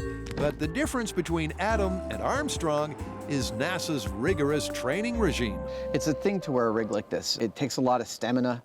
It's also making me quite sore in some very private places. Adam is discovering being in 1/6 gravity makes it simpler to moonwalk. It's a lot easier in this rig to match the kind of movements we see the astronauts make in the NASA footage. I mean, it really kind of lends itself to the weird center of gravity that happens when you weigh less, how much little movements make a big difference in how you go. I feel like this is looking really close to what NASA shows on the moon. Adam's right. On first viewing, it does appear to be a closer match. But at Mission Control, the evidence is far from clear-cut. If you take a close look at the slow-motion skip, Adam's efforts to get the correct height and distance means his helmet is jerking around in a distinctly Earth-like fashion. But it's equally clear the gravity rig doesn't quite work either. Adam's weight might be technically correct, but he lacks that smooth, low-gravity look. Check it out. Oh, actually, you know what? Can we review this in the blooper room? I gotta get out of this rig. I'm exhausted. Okay.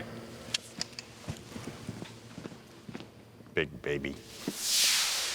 Back at HQ, the guys settled in to review the footage in detail. The lower right is much better, but it's not even close. But just like Sir Mick, they still can't get no satisfaction. Well, the slowed down frame rate doesn't match the NASA footage. No. The gravity rig, it's better, but I'd still have to say it doesn't nail it. Yeah, neither of them are there. I wish that we could somehow get ourselves into a moon's gravity environment. Then I'd feel comfortable calling this one. That can be arranged. Really? Yeah, there's a company called Zero G, which offers the only FAA-approved weightless experience, and they do moon gravity as well. That is fantastic. Let's suit up and get out there. Okay. It's iconic footage, replayed countless times across the globe. American astronauts planting the stars and stripes on man's newly conquered neighbor. It's got to be one of the most proud moments of my life, I guarantee you. To find out if it really was a PR stunt, Carrie, Grant, and Tori have breached NASA's inner sanctum. Now, the conspiracy theorists think that they see some sort of breeze blowing around the flag, which you wouldn't have on the moon since there's no atmosphere. So I've built a replica of the lunar flag assembly. We're going to put it in a vacuum chamber, pump out all the air, and see if we can move it around just like the astronauts would have done placing it on the moon. See if we see that back and forth motion. And to help us get a notion of the motion in a vacuum is NASA's very own Donna Severance. The oxygen deficiency alarm, Yes. is that something we should be concerned about? Only if it goes off. So this is not your ordinary type of vacuum chamber. This is a clean chamber, We're ready for the shower. which means there's no dust, no dander, nothing that will contaminate the chamber because it is designed to test things that are going into space. All right, time for the flag. The flag assembly is an exact replica of the one used on the Apollo missions. The horizontal rod specifically prevents the flag collapsing in a windless environment. Hey, Grant, this is your first rig in space. I gotta go. First up, to confirm the rig in space is working, is the all-important control. You guys ready? Yeah. All right, this is the control at regular atmospheric pressure. And I'm just gonna shake the flag as if I were an astronaut planting it in the surface of the moon. All right. Ready? Be the astronaut. Here we go. 3, 2, 1. All right, it's moving. And ready?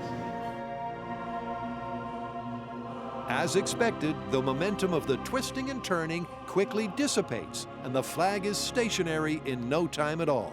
Okay, I guess we put a vacuum on it and see what happens. All right, let's start sucking the air out. So vacuum tech Donna turns on the pumps, and with the air removed, the guys get ready to plant the stars and stripes. Okay, here we go. This is flag waving test in a vacuum. Okay, planting it on the surface of the moon, and stop. Oh, it's moving definitely a lot. it's moving a lot. Hey, It's moving a lot. that's moving a lot. I mean, Still moving. That's awesome. there you go. Without drag or friction from the air, the momentum of Grant's planting action lasts for a surprising amount of time. Could be mistaken for a breeze, Yeah. but It's lower air resistance. Comparing it to the control in regular atmospheric pressure illustrates that theory beautifully. And if there was still any doubt, it looks almost identical to the NASA footage. So in the vacuum, the flag moved, not just a little bit. It actually moved quite a bit. So that proves you don't need wind in order to move the flag in a vacuum. So unless someone finds a shot of the flag flapping without an astronaut manipulating the flagpole, it's myth busted. We've come all the way to Alabama to NASA to find out once and for all if the conspiracy theorists were correct. Where are we at? Well, we showed that a moon boot can make a footprint in lunar dust inside of a vacuum, so that one's busted. And momentum alone will keep a flag waving in a vacuum. You don't need any wind. So NASA 2, conspiracy theorists 0.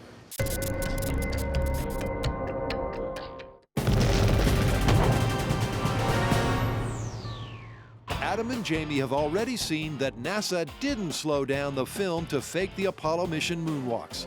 But to conclusively confirm that the footage was shot in 1/6 gravity, they decided they had to experience the real thing. And here at 0G in Florida, they get to do just that. Well, in order for us to do this accurately, we need to be properly weighted. Since 0G is providing us with the moon's gravity, 1/6 Earth's gravity, I need to have the exact amount of equipment weight on me that the original Apollo astronauts had on the moon. And that's about 180 pounds of stuff. And it's uncomfortable. Adam's struggling with the excess baggage. This is unpleasant. Jamie, on the other hand, oh yeah, is keen to display his alpha male status. A status damaged after being forced to join Adam playing dress-ups. I never thought I'd see the day. With the weigh-in complete, it's time for the pre-flight briefing with in-flight info from 0G's Elizabeth Underwood. Elizabeth, now that we're just about to go on, I want to know how good a simulation of zero gravity is this? It's not a simulation at all. It is the real deal. It's the exact same technique that NASA's been using to train their astronauts for the last 50 years. And it works like this. A series of parabolic arcs will give the passengers the physical sensation of weightlessness. And just for us, the pilot will adjust the angle of the parabola, making the microgravity in the cabin an exact match to the moon's gravitational pull, which just leaves the guys to step up, strap in, take off, and suit up. I look good, right? It's good. I look damn good. So right now, I'm loaded up with an extra 180 pounds on my body. In a few minutes, we're gonna actually get to try this out in moon's gravity, and I gotta tell you, I can't wait. This is a heavy suit. Adam doesn't have to wait long because the guides soon have everyone into position for the first pass. And as G-Force 1 gently arcs into its dive, oh, that feels cool. Adam and Jamie, oh, here it comes, know what it feels like to walk on the moon. Whoa! Wow!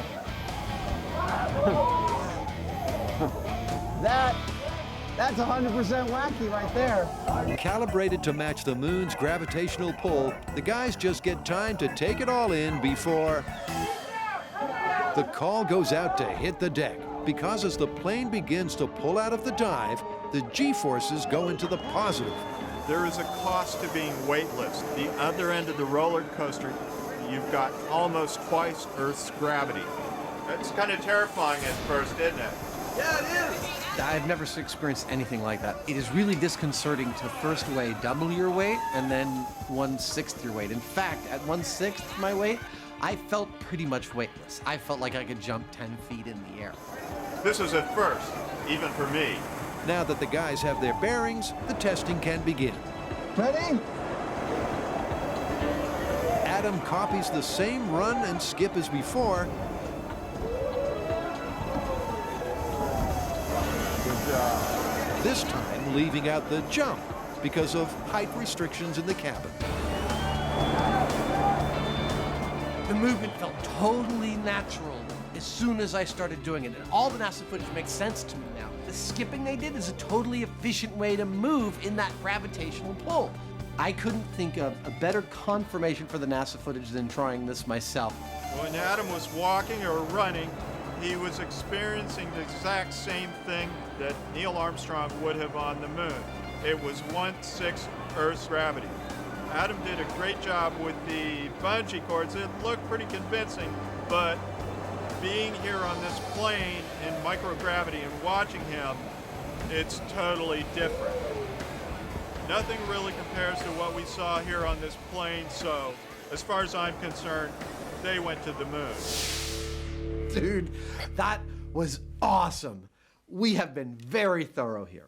Yeah, you can't get much tidier than that. I mean, not only did we start out by replicating precisely the circumstances that theorists say were used to fake the moon footage, But we also put ourselves in a calibrated moon gravity environment. the theory that it's faked, busted. Busted.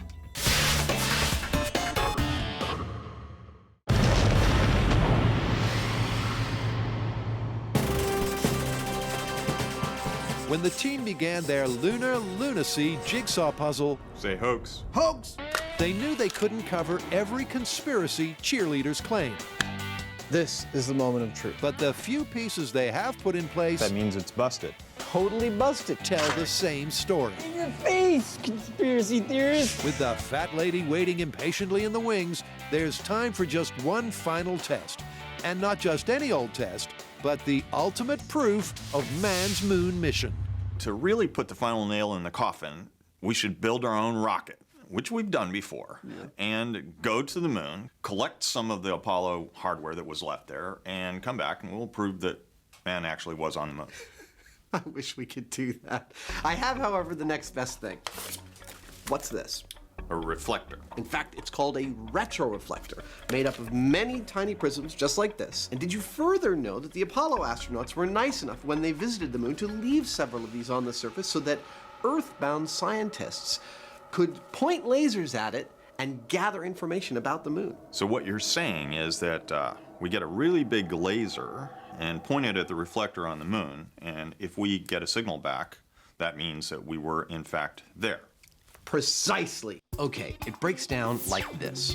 A retroreflector bounces light back at the light source, regardless of the angle. This differs from a mirror where the angle of incidence has to be perpendicular. So, if there was a retroreflector on the moon, and we knew its exact location, and we had a powerful enough laser, Say hoax. we could detect the reflection and prove there is man-made equipment on the moon. What are we supposed to be doing? Technically, we're supposed to have a conversation about where we are. Oh, you mean like the Apache Point Observatory? This thing right here is the Apache Point Observatory. What a view. And these guys have the tools that we need to put the final nail in the coffin on the moon landing hoax. Yep, up here in the Sacramento Mountains, New Mexico. Adam and Jamie meet one of the observatory's top docs, Russet McMillan. How can I help you today? Well, it seems that there are some people that do not believe that man has actually been to the moon. I've met some of them. What do you think? I think they're crazy. A bold statement, but Dr. McMillan has the hardware to back it up. Here's the thing. This little laser pointer is about 10 milliwatts. That's great, but it's not going to make it to the moon and back. That thing, however, peaks at 1 gigawatt. That's 100 billion times more powerful than this is. That's what you got to have to make it to the moon and back. So this whole exercise is you shine the laser beam at the moon, it gets reflected back, and you measure the timing of the release to the return. So how long does that journey take? About 2.5 seconds, depending on the orbit of the moon. Cool. The meet and greet complete. All that's left to do is wait until midnight. Space Command has given us a 1-hour window when the night skies from here to the moon are clear of satellites. While they wait, here's Adam trying unsuccessfully to keep the lid on his inner geek. This is actually not a bad imitation of exactly what's on the moon that we're shining the laser into. In fact, the specific one we're shining into was left there by the Apollo 15 crew. Now, we're firing on the order of 200 quadrillion photons per laser pulse at that reflector, and we're getting between 1 and 3 photons back per pulse if we're lucky. That's not something that you can see with a naked eye. In fact, it's something that can only be picked up by the most sensitive of collectors, and hopefully, when we get that photon back, we'll see a spike like that on the screen. I am slewing the telescope to the lunar highlands. Slew away. Test number 1 shining our laser at a portion of the moon's surface devoid of all man-made objects, including retroreflectors, known to locals as the lunar highlands. There's the moon. You can see the craters. With the laser pointed at a random location on the moon's surface, Initiating laser. Dr. McMillan pulses 200 quadrillion photons into the night sky. So we're shining the laser on the lunar highlands now, and we're getting nothing back except background light. As expected, the lunar regolith, with its reflectivity index or albedo of approximately 8%, simply scatters the beam, and the sensors back here at the observatory detect no reflected light. Now I'm going to move to Apollo 15.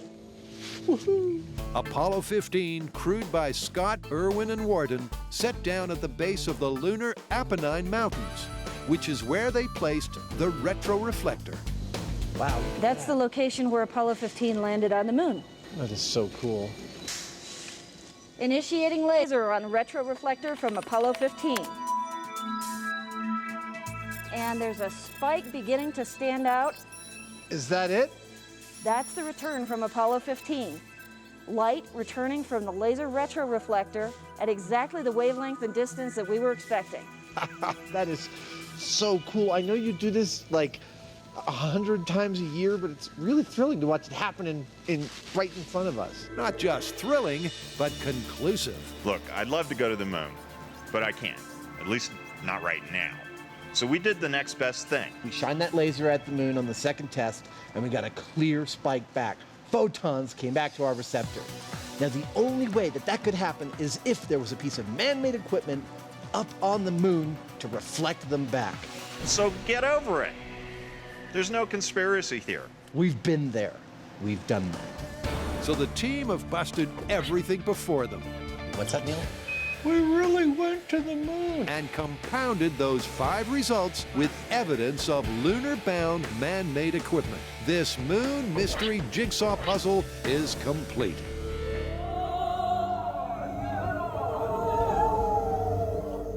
A lot of people ask us when we're going to run out of myths, and the fact is we haven't run out yet, and it's thanks to viewers like you that are logging on to discovery.com/mythbusters and posting your ideas.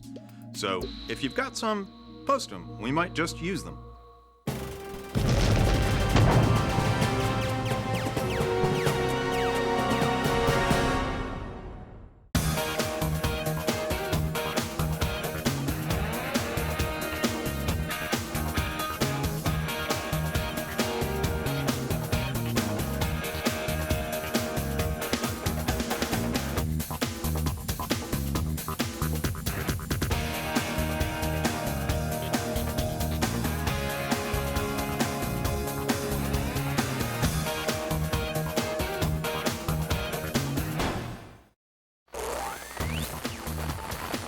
On this electrifying episode of MythBusters, Hey, ow! Adam and Jamie take a humble water pistol to stunning heights. Can a water-powered stun gun really paralyze a perpetrator? Now! Meanwhile, Carrie, Tori, and Grant tow 2 myths over the coals. First, firewalking, mythical mysticism, or scientific certainty. That hurt a lot. Then flinging a fire extinguisher onto flames. Tori, run! Can it really snuff out a fire?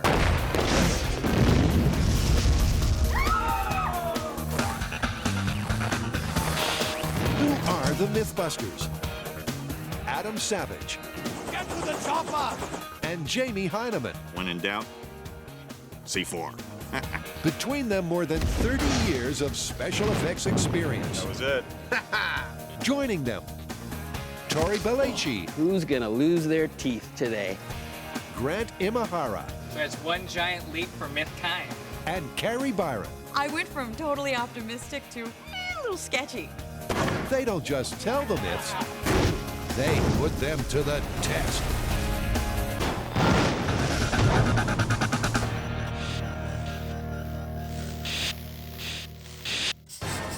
First up, something truly shocking. You know, I'm one of the few people in the world that knows right now that you're smiling. What's the smile about? I've got a new myth, and I'm excited about it. Well, don't hold back. What is it? Okay, well, rumor has it that secret agencies from countries around the world are developing a water-based stun gun. A water-based stun gun? Exactly. And it's our job to determine whether it's feasible or not. That is cool. You know what I'm talking about. I do. Stun guns are stunningly effective, but hard to reload. So that's where the mythical water stun gun comes in. But is this watery weapon really the favorite gadget of spies around the world? So you're the one that loves the Smith. What's your plan? Well, the first thing we need to do is get a commercially available stun gun. And see what we can learn from it. Exactly, and then we'll make a water shooting gun and hook up an electrical source to it and see if we can shock the heck out of somebody. As long as that someone isn't me, I love this plan. And then we'll go from there. Perfect, let's do it. So, first up, they're going to assess the non-water using real deal. And before you can say, don't stun gun me, bro. Wow. I don't like the look of that. That looks like it would hurt. Because it looks so hurtful, Adam's taking no chances. We're obviously no strangers to being shocked on this show. Literally and figuratively. During the production of Baghdad Pattery, Tori got shocked. Scotty got shocked. Oh my God! And I unwittingly got seriously shocked. So with this stun gun, honestly, none of us feel comfortable either getting shot by it or seeing anybody else get shot by it. So, in this case, this dude here is our stand-in target. 3, 2, 1. Dude, that is harsh. I hit him in the face. It turns out that a regular electric stun gun has wires that deliver a massive 50,000 volts through 2 of these barbed spikes. On contact with the bad guy, the volts instantly drop down to 5,000, causing neuromuscular incapacitation. And that simply means... When you get hit by one of these things, you lose all physical control. Your muscles, the nervous system, and everything just go haywire, and you can't deal with it.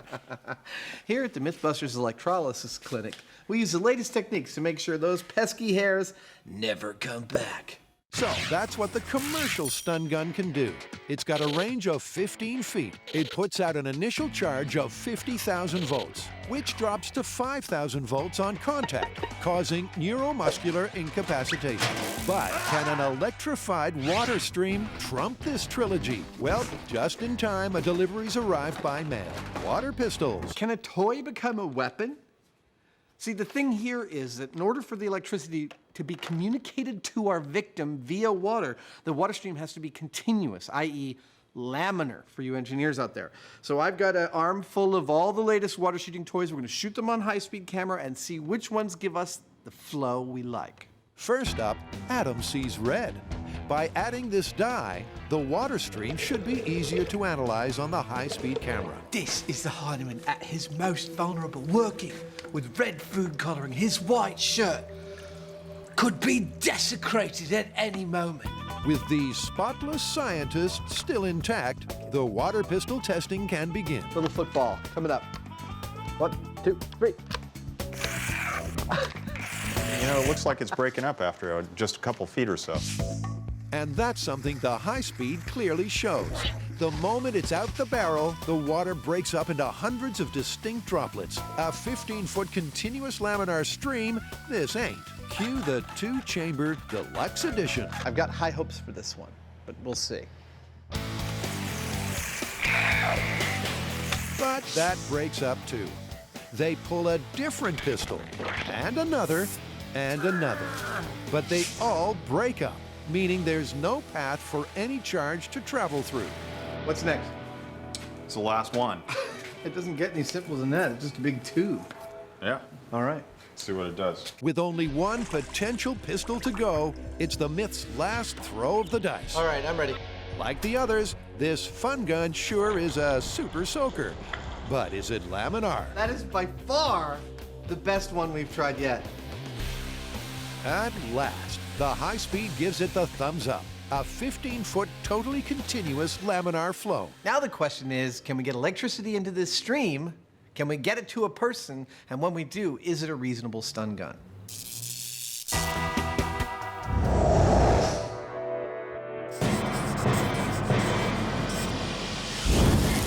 Okay, you guys, Adam and Jamie are doing a water myth. I think it's only appropriate that we do a fire myth. Yes, time to let out the inner pyro.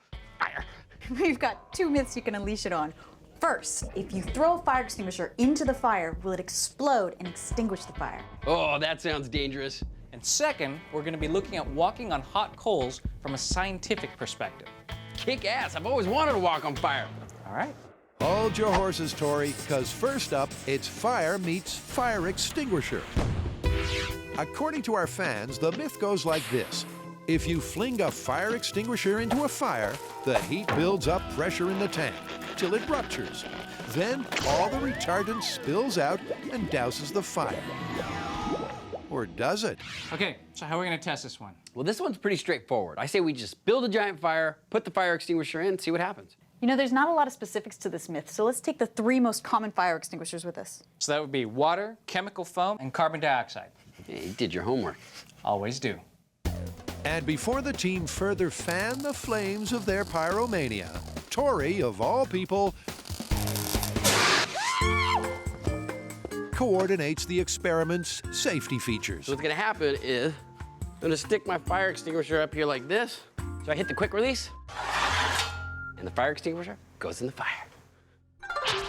For my next trick, I will vanish in thin air. I wave the magic wand. And abracadabra, they've arrived at their home away from home. We're here at the Alameda Bomb Range, and we're going to test the myth that if you throw a fire extinguisher into a fire, that will explode and extinguish the fire.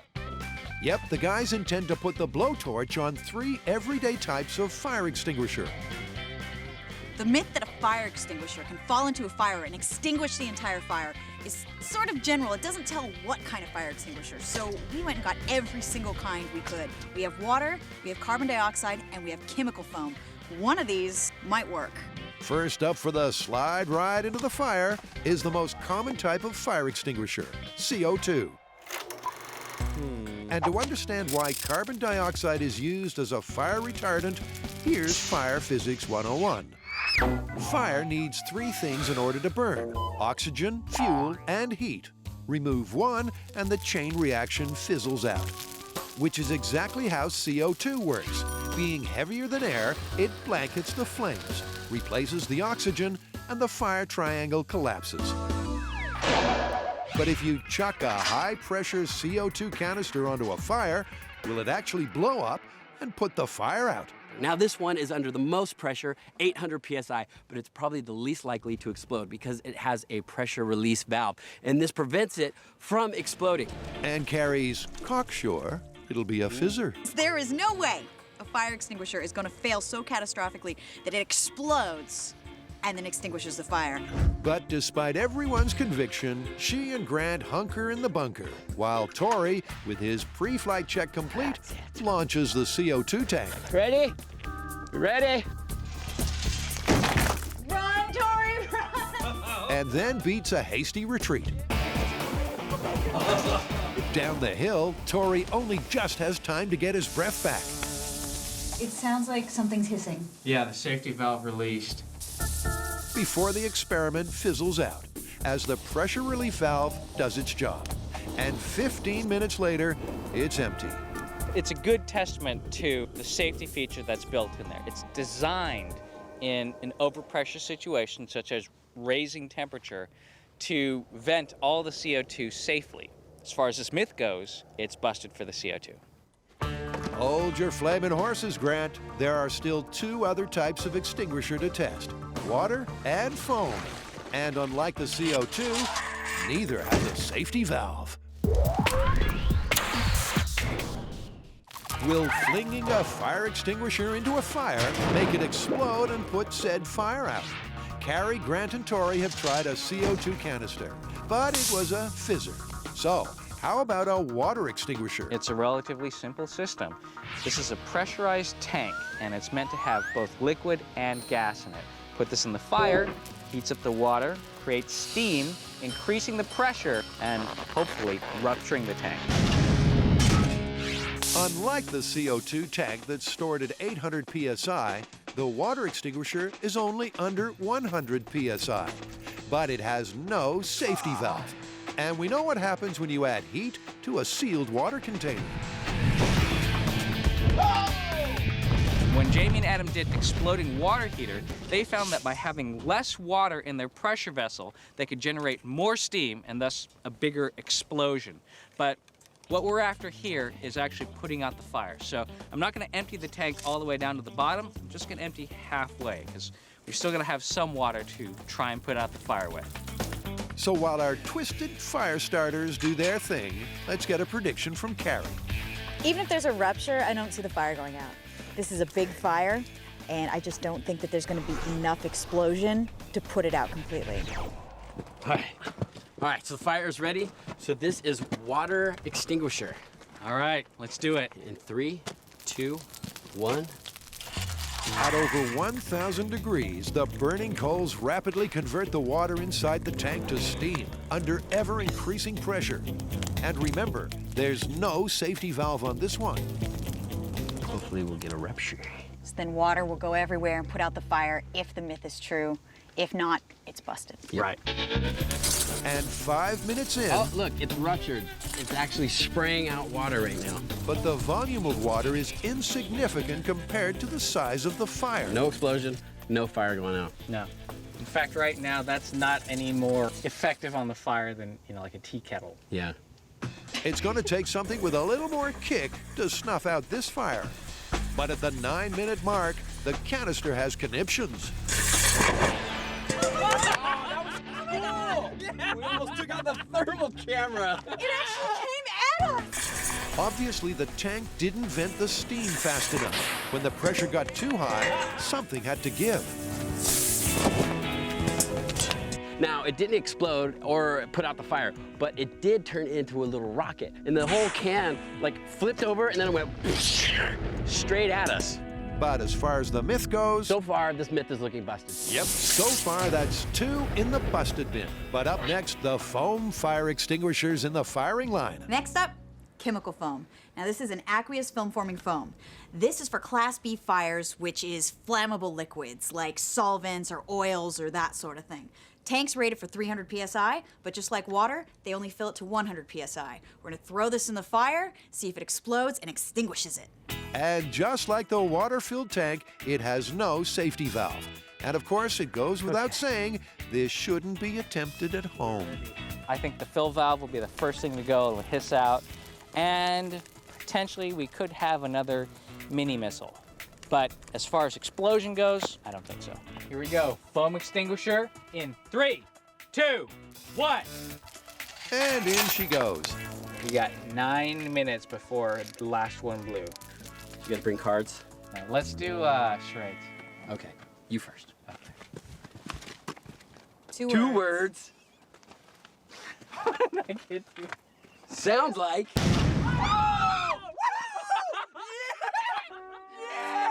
It put out the fire! It exploded and put out the fire! Oh my God! It's spray! Oh, it's rain. Ew, oh, oh, God! Oh,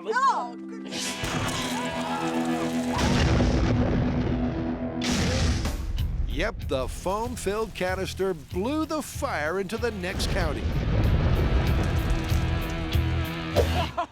That was awesome! Where's the canister? I don't know, but it definitely exploded and it put out the fire. Wouldn't you agree? Oh yeah, I'd say there's still a few embers, but it is plausible at least. Oh, definitely plausible. Look at that. That could put out a fire. All right, maybe this isn't the safest way to put out a fire, but it put out a fire. Oh, I love it when I'm wrong. I was totally wrong. I thought nothing was gonna happen. This is an extremely exciting result for us because first of all, it was a result that we were not expecting. All of us were totally wrong. The chemical extinguisher blew up, made this myth plausible.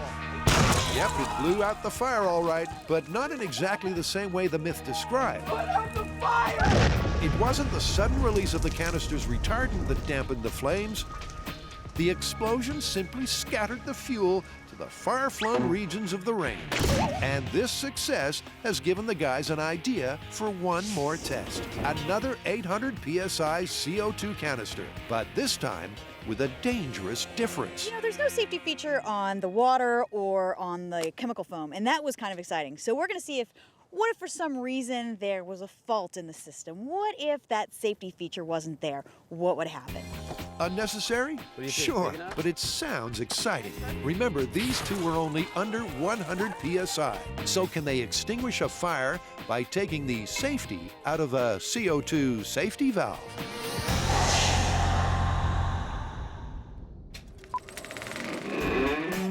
Adam and Jamie are on a mission to test the tall tale that secret agents have developed a water-powered electric stun gun.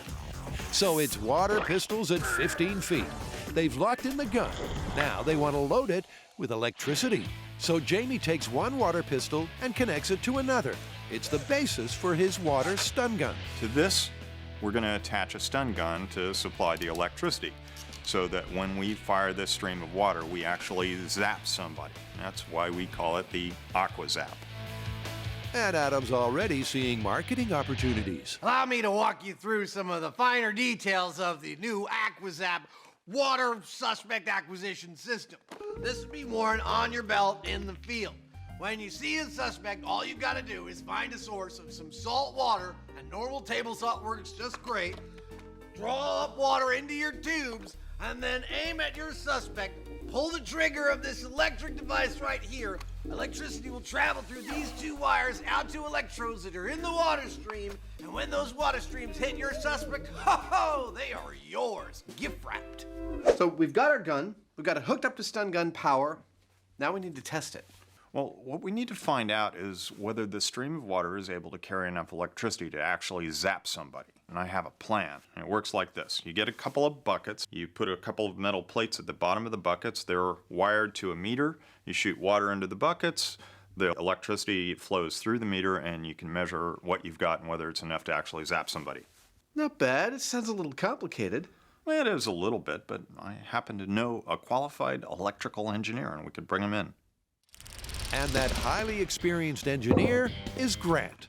He's got the job of putting together the 2-bucket target with copper sensors in the bottom.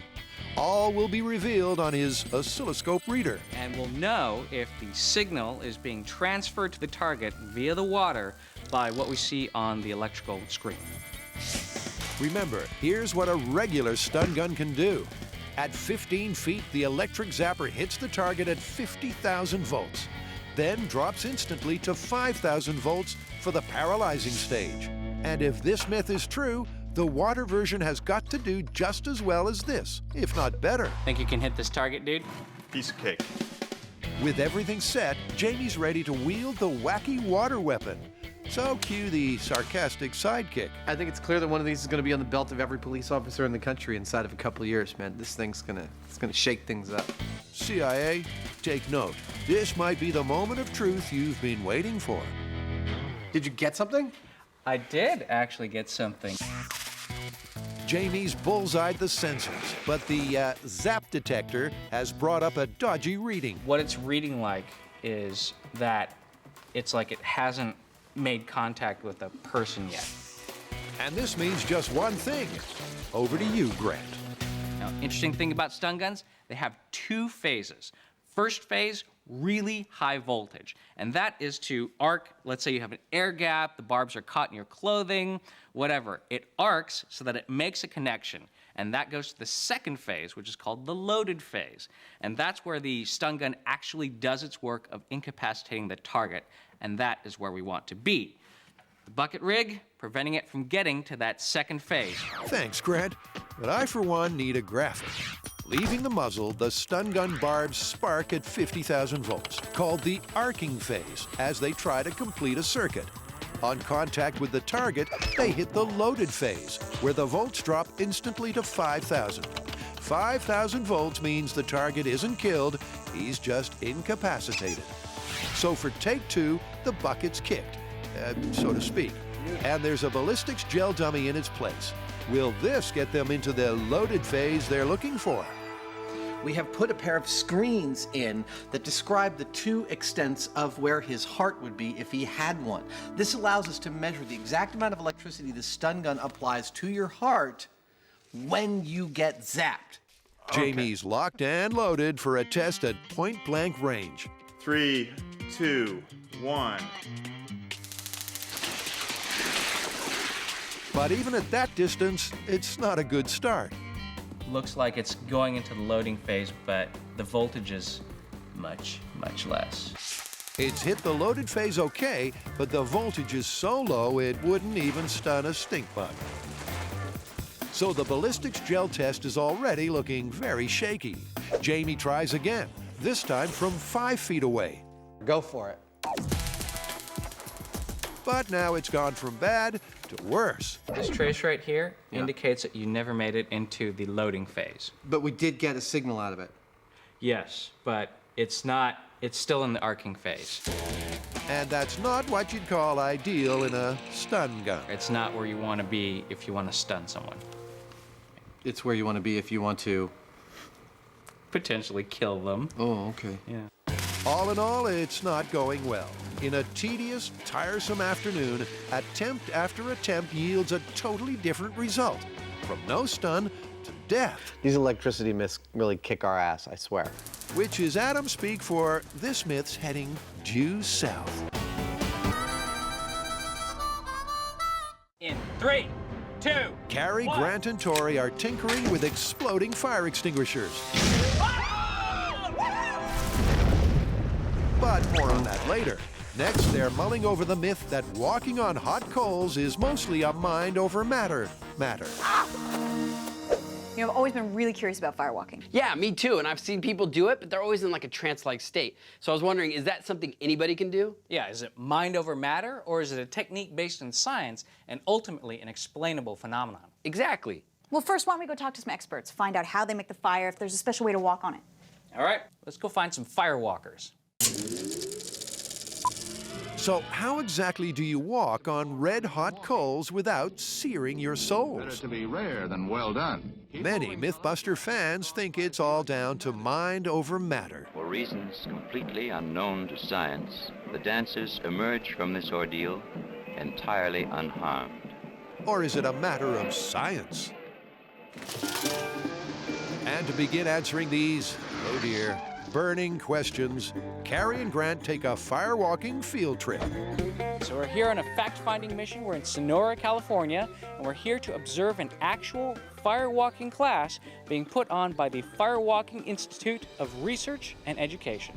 Hi, are you Tolly? I am Tolly. I'm Grant. Incredibly, Tolly teaches his students to walk across coals burning at 1,000 degrees. All right, 1,000 or 2,000 degrees, that seems crazy to me. It seems like you're grabbing a pan out of the oven without using oven mitts. Can you just walk normally across the coals, or is there some sort of special way to do it? Well, actually, the special way is to walk like you're walking down the street. You don't want to run, because then you'll be pounding your feet down into the coals. You don't want to stop. You want to take light steps. Well, it's easy to talk the firewalk talk, but let's see you walk the firewalk walk. You learned this in the Boy Scouts? I was never in the Boy Scouts. Carrie and Grant watch closely as the class carefully construct the perfect firewalk fire. From light up to step up takes just over an hour.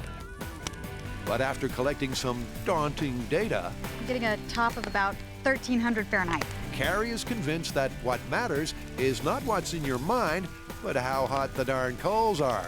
After measuring this fire at 1,400 degrees and hearing that after they rake it out, it only is going to go down to about 1,000, there's absolutely nothing so far that's convinced me that I'm going to walk on this. But that's not stopping anyone else.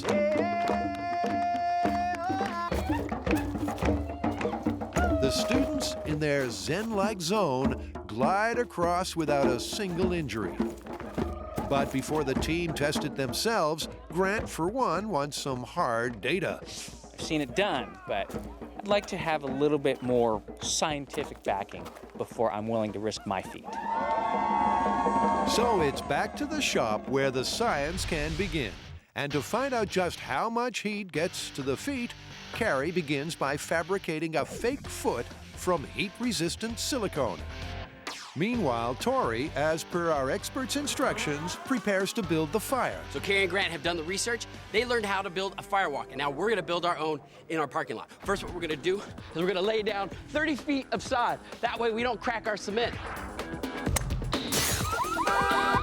Then what we're gonna do is lay down 20 feet of wood. We're gonna light that wood on fire, let it burn down, and start walking. All right, we got fire extinguisher standing by.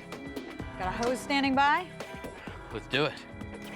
Now that we have our fire lit, we'll wait 1 hour for it to get to the optimal temperature for firewalking. That's when the coals are just glowing red and we can smush them down so we have a nice flat surface to walk on. And Tori gets in touch with his inner hunter-gatherer. All right, should we start walking? Now let's step over to where Grant's making a sensor, used to assess burning in firefighting outfits. So this is called a copper slug calorimeter. And the idea is that you have this disc of copper that's an exact size and weight, and based on those characteristics and its thermal transfer, you can connect a thermocouple to it, which measures temperature. You'll be able to predict whether or not you're going to get first, second, or possibly even third-degree burn. And once wired up, these copper slugs will transmit that temperature info to a computer. Cue Grant's inner geek. Firewalking is one of these things that's always been shrouded in mystery. And so here we are. We're going to peel back the curtain and have a look inside using science. Brilliant. And with the sensors embedded in the silicone and the fake feet screwed to the bottom of Carrie's shoes, the team's ready to stroll across hot coals. I'm gonna put these on, walk just like I saw the firewalkers walk, and I'm actually really interested to see what sort of measurements we get. Oh, I feel just like Cinderella. And after a pre-takeoff safety tip, if you do fall into the embers though, cry. Cover your face with your hands. You can always wear gloves. Carrie's hot new footwear is finally ready for the runway. All right, you guys, it's over 1,000 degrees, which is what we saw at the firewalk. You ready to go? Yeah. Oh, yeah, I see the coals glowing. Okay, go ahead. While Carrie crunches the coals with her silicone soles, Grant's computer crunches the numbers. Yeah! See, that wasn't so bad. No. All right, Grant, what'd you get? I got some really interesting results. And the first set of results up for analysis is the high-speed camera shots, showing exactly how much toe-touching time there is. So it turns out that my foot was only in contact with the hot coals from heel to toe for 9/10 of a second. And my full weight was only on it for 5/10 of a second. So right there, it shows you that might be one of the reasons that you don't get burned when you walk across hot coals, is you're not touching the coals for very long. And what about the temperature and burn sensor data? The interesting thing is that we don't predict any injury, first, second, or third-degree burns, during a normal walk. So as long as she keeps moving, theoretically, you won't get burned. A theory backed up by this demonstration that the humble hot coal is actually very cool. Apparently, charcoal and ash are 4 times better at insulation than wood. So in theory, you should be able to pick up one of these coals, which on one side is 900 degrees, and on the charcoal and ashy side, it's 300 degrees. So I should be able to put this in the palm of my hand without injury and potentially light a fire. Here we go. So although the fire radiates heat through the air at over 1,000 degrees, the physics at the point of contact is very different. There you go. So it seems a walker experiences low temperatures due to the following: speed of contact, charcoal is a poor heat conductor, and an insulating layer of ash on the coals. Which means it's not looking good for the mythical, mystical method of mind over matter. Science seems to be saying that despite the searing temperatures, your Tootsies don't have time to toast. But there's only one way to find out for sure. Now that we know that we're unlikely to get burned, is to actually try it ourselves.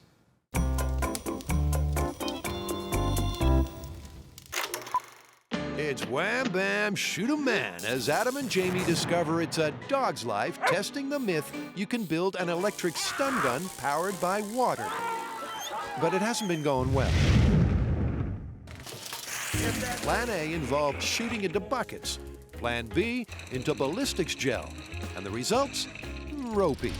So they're on to Plan C, shooting into sheep. Oh, beauty.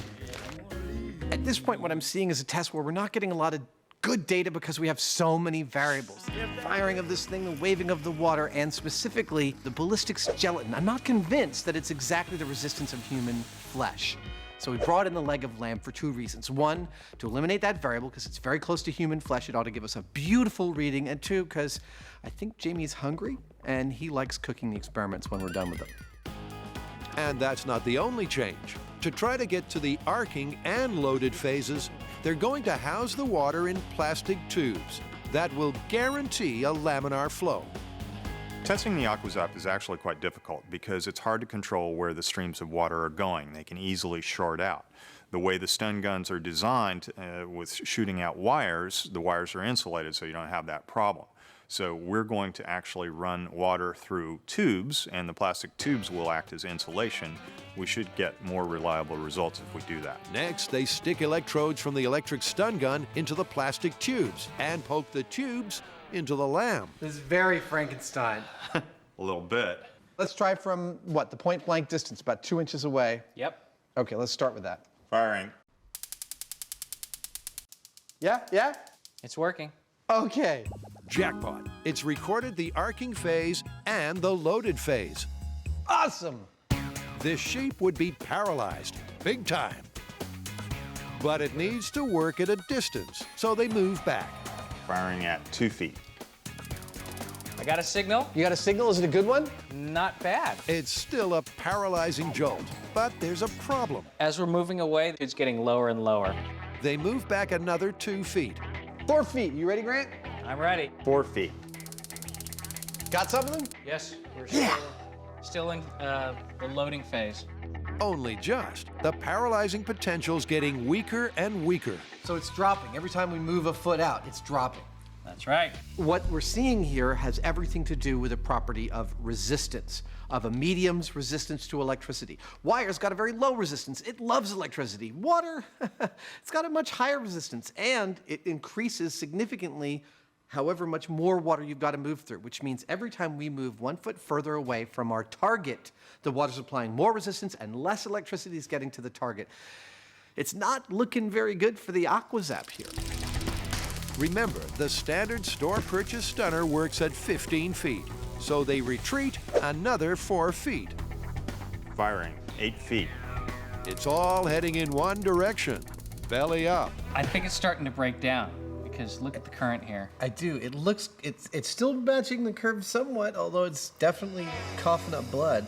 So that means that it's not really working past 4 feet, and that's not very far. It's not an optimal distance. No. It's taken a monumental effort to get to this point. Total and utter failure. But that's what myth busting is all about. You want to go through all the problems with the AquaZap? Okay, as far as I can see, we've got two major issues, both of which lead towards the same problem. The first issue is the difficulty in creating a laminar flow means that the effective distance over which you can use the AquaZap is pretty limited. And the second is that the amount of electricity delivered varies greatly with the amount of water that is traveling through. Both of these things mean you've got a super limited range this thing works from, and that doesn't make it a very effective weapon. Okay, so the AquaZap is DOA. I'm kind of disappointed though. I had my heart set on like firing lightning bolts. I thought that you would say that. I knew that you were feeling that, and that's why I have a surprise for you.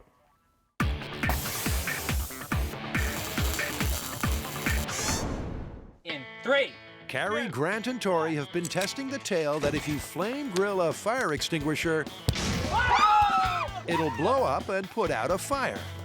In test 3, the foam-filled tank blew the fire away rather than put it out. So for test 4, Grant's cannibalized a CO2 canister to see if it gives them the retardant result they're looking for. So this is the fire extinguisher that has the safety features defeated. It's ready to go. It's totally full. I'm going to take it over to the unlit fire now. Gingerly And Tori, for one, is sure there'll be a big bang. Because it's so dangerous, I don't want to be anywhere near it when the fire is lit. So I have some timed fuse, which is in a bag of smokeless powder. Now this fuse will give me 40 seconds per foot, so that'll give me plenty of time to light the fuse. Good, let's go. Get back to the bunker before the fire is lit. And really, you can't blame the guys for being cautious. I'm happy I'm back here in the bunker. The water-filled tank started at 100 psi. This CO2 tank, with safety valve disabled, is already pressurized to 800. It has been 4 minutes. Safety valve on the regular CO2 fire extinguisher has gone off by now. Oh, yeah. Yeah. Which means it's definitely doing something inside that tank. Yeah, pressure is building. Pressure is building, but so is the team's doubt. Maybe the tank has sprung a leak and they won't get the explosion they want.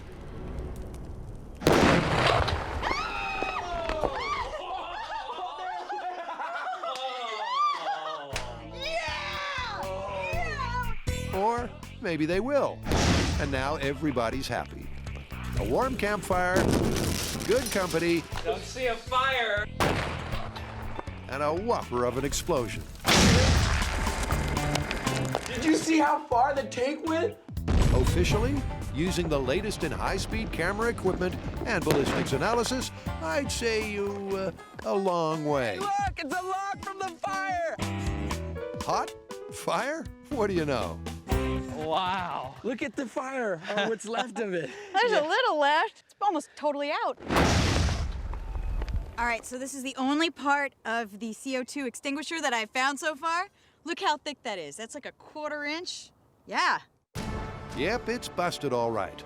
But what about the myth? Well, yeah, it didn't so much put the fire out as obliterate it. But it put it out. And we got the explosion we wanted. There you go. Yeah! Hello, plausible.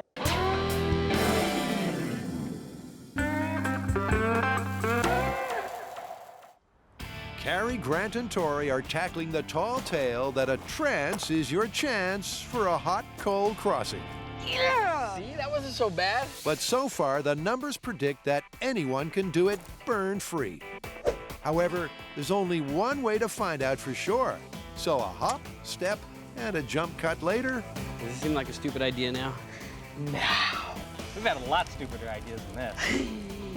It's the moment we, if not Carrie, Grant, and Tori, have all been waiting for. All right, those coals are all red hot. You guys ready? There's no turning back now. Oh, are you nervous at all? No. A little.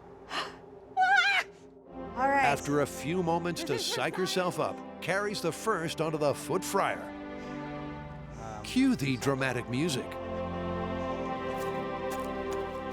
It's not totally not hot.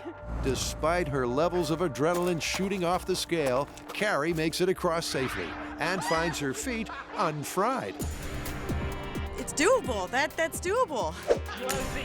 Next up for their tiptoe into trepidation is Grant. Yeah, Grant. And cool as a cucumber, he catwalks over the coals. Very graceful. There we go. A little hot, a little hotter than I expected, but I think I made it.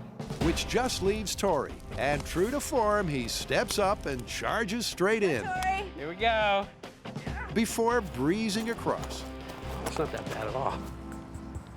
I thought it was gonna be a lot worse than that. It looks way worse than it is. It's really not that bad. It's the mental part that messes with you the most. As soon as I stepped on it, it really wasn't that bad. In fact, I didn't even feel it. I had to walk back one more time just to see whether or not they were hot. That was so crazy. But you know what? The worst part was what was going on in your head. The physical wasn't so bad. Yeah, there is not any amount of drumming or chanting that would have made me walk on that coal. But the physics was there. That's what got me through the first step. You know what? I'm not gonna lie. It was hot out there, but not hot enough to burn us. All right, so this one's looking busted. Busted. Busted. All right, let's try gasoline-soaked socks next. Woo! It seems it's physics that keep your feet from being flame-grilled and not mind over matter. Or is it? What about a mind unprepared? A mind unsullied by the certainty of I science? thought it was gonna be a lot worse than that. To find out, let's segue to the next day. What are you cooking? We're gonna be cooking, well, at the bottom of your feet. We're looking at the science of firewalking. Firewalking! Awesome! Apparently, Adam would walk over hot coals to walk over hot coals. We're all set up. Adam just got here, but we haven't lit the fire yet. I want to light it in front of him so he sees how hot this fire gets. So that starts playing on his mind.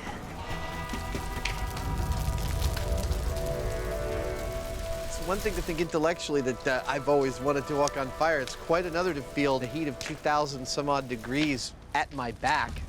So Adam's ready for his trial by fire. You can do it! And remember, before Carrie, Grant, and Tori took their first hot step, they knew they wouldn't get burned. You gotta tell your feet. My heart rate just went up a bit. Okay. But Adam knows nothing about the data and the technique of stepping lightly. Will he get across unscathed, or will those red-hot coals fry his feet?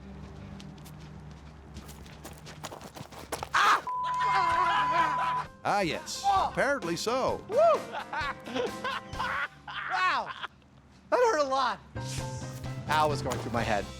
As I did it, walk, walk, walk, this isn't so bad. Holy crap, this is pretty bad.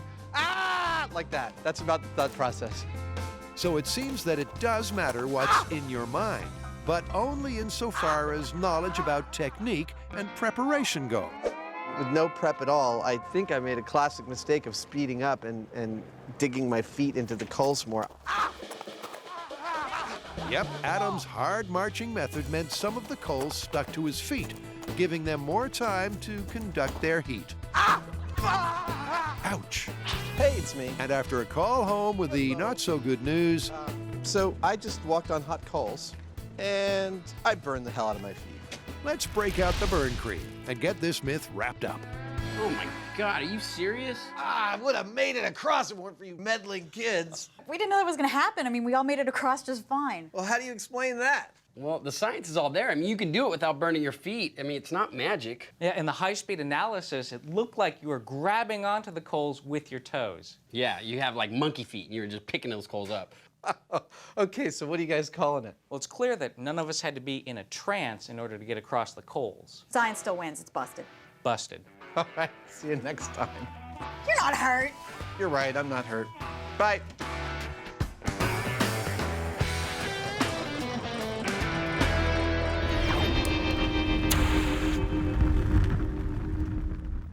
Adam and Jamie have proved you can't turn a conventional stun gun into an electrified water stun gun. But in true never-say-die fashion, they're moving on, amping up to extreme levels to try and get a result. Jamie said that he wanted some big lightning bolts, and behind me in this nondescript building are the lightning bolts of his dreams. For this is the home of the Nevada Lightning Lab and Greg Lay, and he is going to generate some monster-sized lightning bolts for us. Jamie will be well pleased. Ain't that the truth? This place is the world leader in lightning technology. Hi, Greg. Hi, Jamie. Now there's the lightning bolt generator of our dreams. So do you mind if we hook that big beastie up to my little squirt gun here and see what happens? We'll give it our best shot. Awesome. Greg's Tesla coil is right up the MythBusters alley. This is really quite an extraordinary device. It's got over a mile of wire, a bank of capacitors. It sends out lightning bolts with about 1,000,000 volts or so over 30 feet. It's just nuts. Nuts? Excellent. Crank it up. We're good to go. The Tesla coil is actually 2 giant coils of wire that conduct electricity. One charges up the other, increasing the voltage output to near 1,000,000 volts. And then, like lightning, it breaks out, looking for the shortest path to Earth. And Jamie and Adam are near beside themselves. But there's more to this than just a light show. Adam and Jamie are on a mission. Is that a big enough lightning bolt for you? Yeah. Let's zap some bad guys. Okay. Dummy dude, watch out. Jamie's up top in a cocoon basket. Using the AquaZap, he'll fire a stream straight at the ballistics gel perpetrator.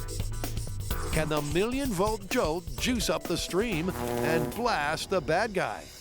Jamie gets into position. He's getting inside a Tesla coil for science. Believe it or not, he's insulated and totally safe inside. Dead man walking. This is not just a MythBusters first, it's a world first. But maybe that's because no one else has been crazy enough to try it. We're actually doing something really interesting. This is actually directing a lightning bolt out of a stream of water. This is the maximum amount of electricity that we could pump through something like a squirt gun, and it really is quite exciting. Greg gets the Tesla coil juices flowing. This is my new favorite toy. Jamie takes aim. At speed. And fires.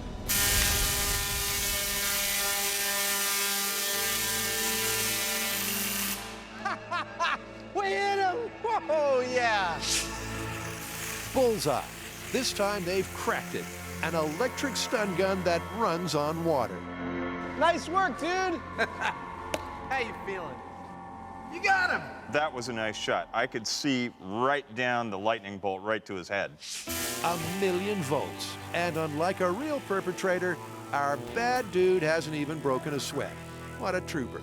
And he's willing to take another one for the team. Jamie's starting to warm to this gig.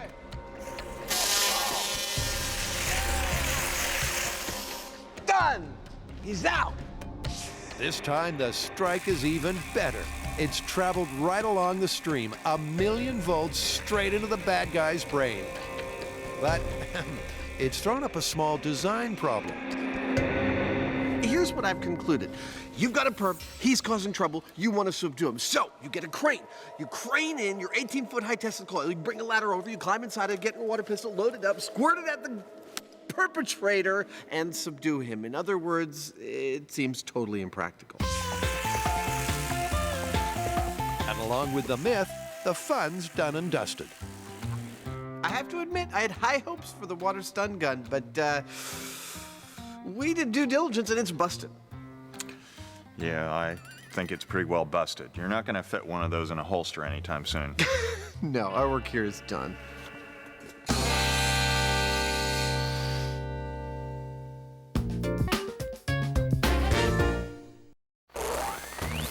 On this episode of MythBusters,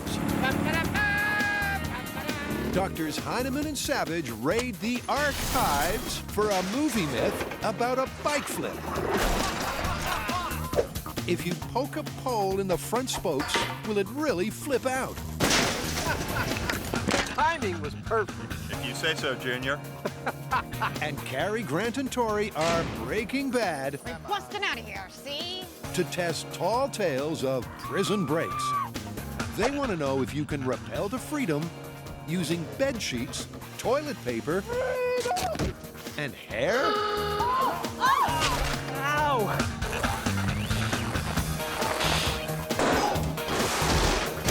Who are the MythBusters? Adam Savage That's 100% wacky right there. and Jamie Hyneman. Pain is your friend. Between them, more than 30 years of special effects experience. Joining them, Carrie Byron, Do it. Grant Imahara, Danger! Warning! Warning! and Tori Belleci. Okay, you want to play a rough little golfer? They don't just tell the myths, they put them to the test.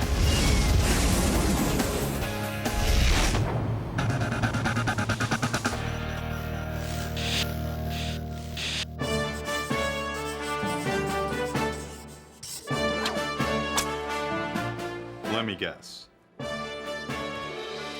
Indiana Jones? Yes, cast your mind back to Indiana Jones and the Last Crusade. Indy and his father are racing away from the Nazis on a motorcycle. Nazis come up alongside them and are about to get them, but Indy doesn't have a weapon. Quickly thinking, he grabs a flagpole, jams it in the front spokes of the Nazi motorcycle, and... The motorcycle flips up in the air, end over end. Bad time for the Nazi. Exactly. That is our movie myth. It's a classic scene from the silver screen. The doctors Jones, Jr. and Sr. are being chased by the Third Reich on bikes.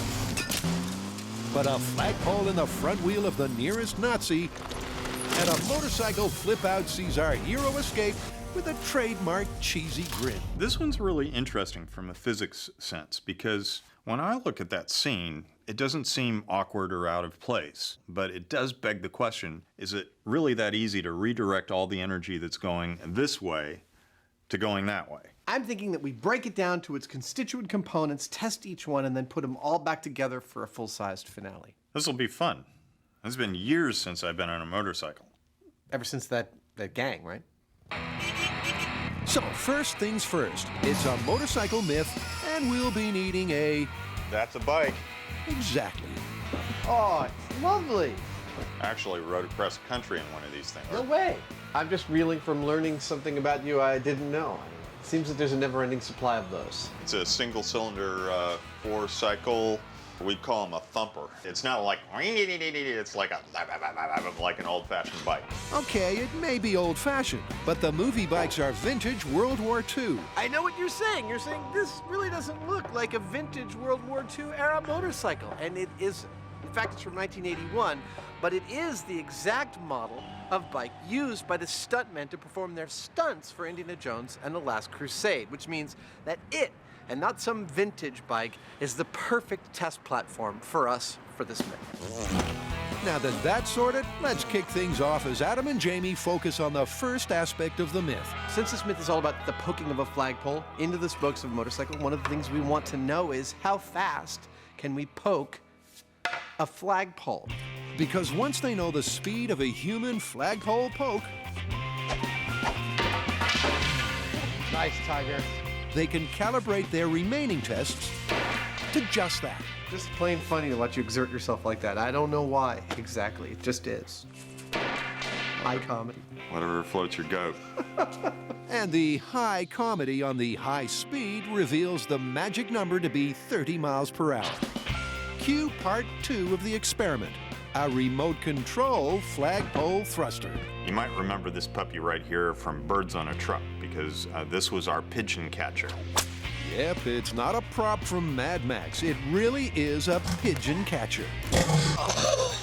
Not that it caught any pigeons.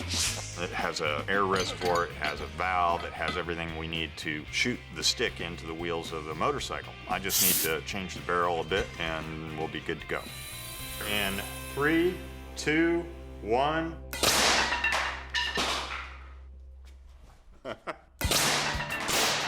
Yeah, that looked a tad faster than 30 miles an hour to me.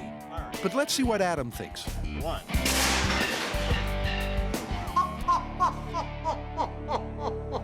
That might be a little too fast. That's what I said. Is everybody okay? That's dangerous. Yeah, we might have to tune that one back. The only problem that we're finding with this rig is that it seems to be giving us too much bang for our buck right now. 1. That's 143 miles per hour. Almost no pressure in this tank. This valve is so big that the stick is still going at like 50 miles an hour, which is way faster than either of us could throw the flagpole. I'm not gonna get tired of that. And so to get the speed they need, around 30 miles per hour, this is an exceedingly weird operation. They add some hose to decrease the pressure. Firing in 3, 2, 1. That might be it. That's it. That's the butter zone. 12 PSI, we get 28.5 miles per hour. That's perfect. As odd as this sounds, after destroying their wooden backstop, they finally got the ex-pigeon catcher throwing a flagpole at a realistic speed.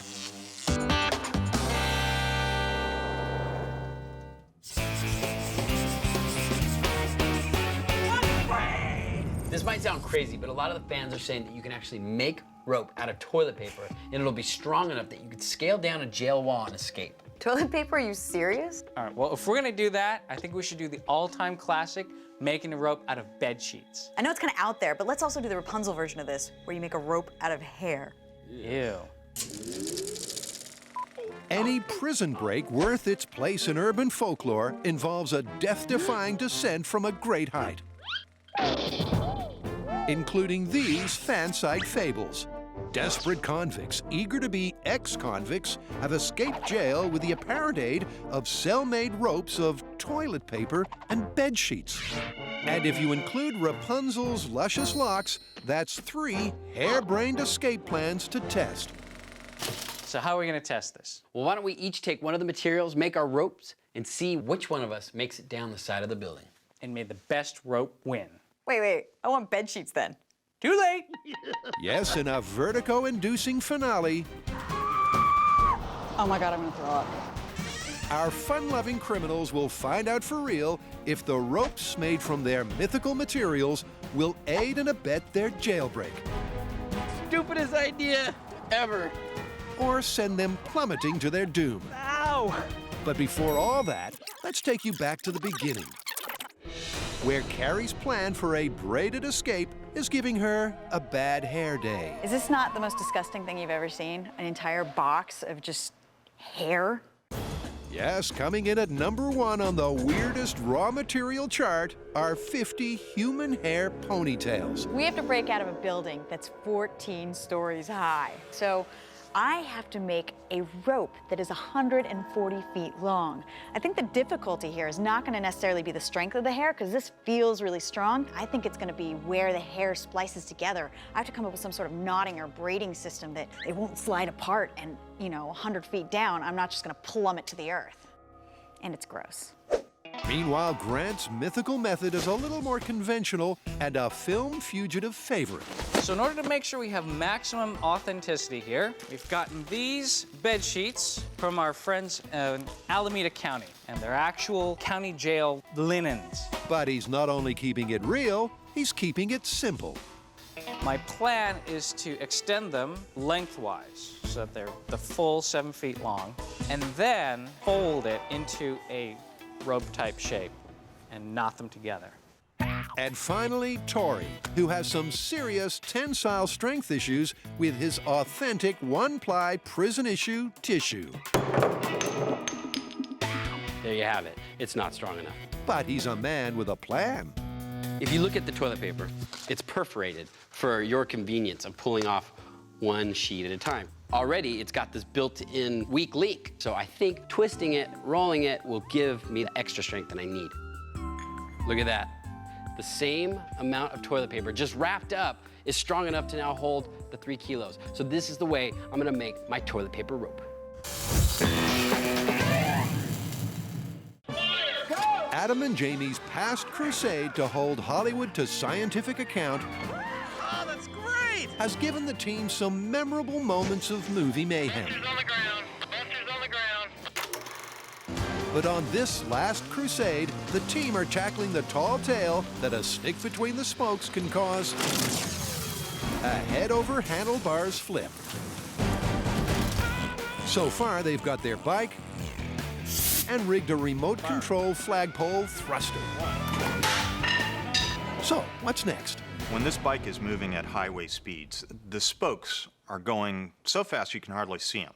So what we need to find out is whether it's possible for a human to thrust a stick into those spokes fast enough to get them cleanly through there. And then once that occurs, what happens to the wheel? And to get the wheel spinning at chase scene speeds, 50 miles per hour, Adam whips up a dynamometer. So the dynamometer is fully built and constructed, it's ready to spin this wheel up, and I'm gonna explain. I don't really need to explain how it works, do I? The motor drives the chain, drives the wheel, spins it up to speed, we poke it with a stick. It's pretty straightforward. And now it's time for the old spoke and poke test. So with the bike secured, this test is all about the space between the spokes and not the full flip. This is gonna be cool.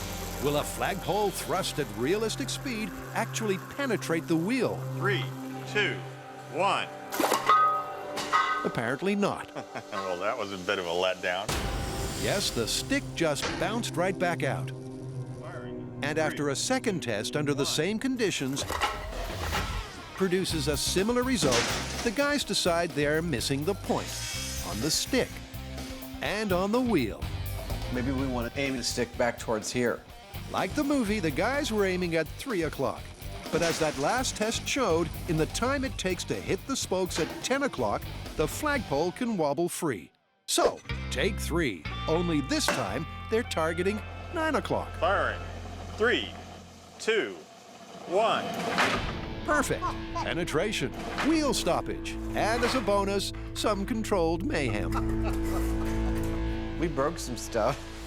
We successfully stopped the wheel with the stick, and that's great. That's 15 pounds coming to a dead stop from 50 miles an hour.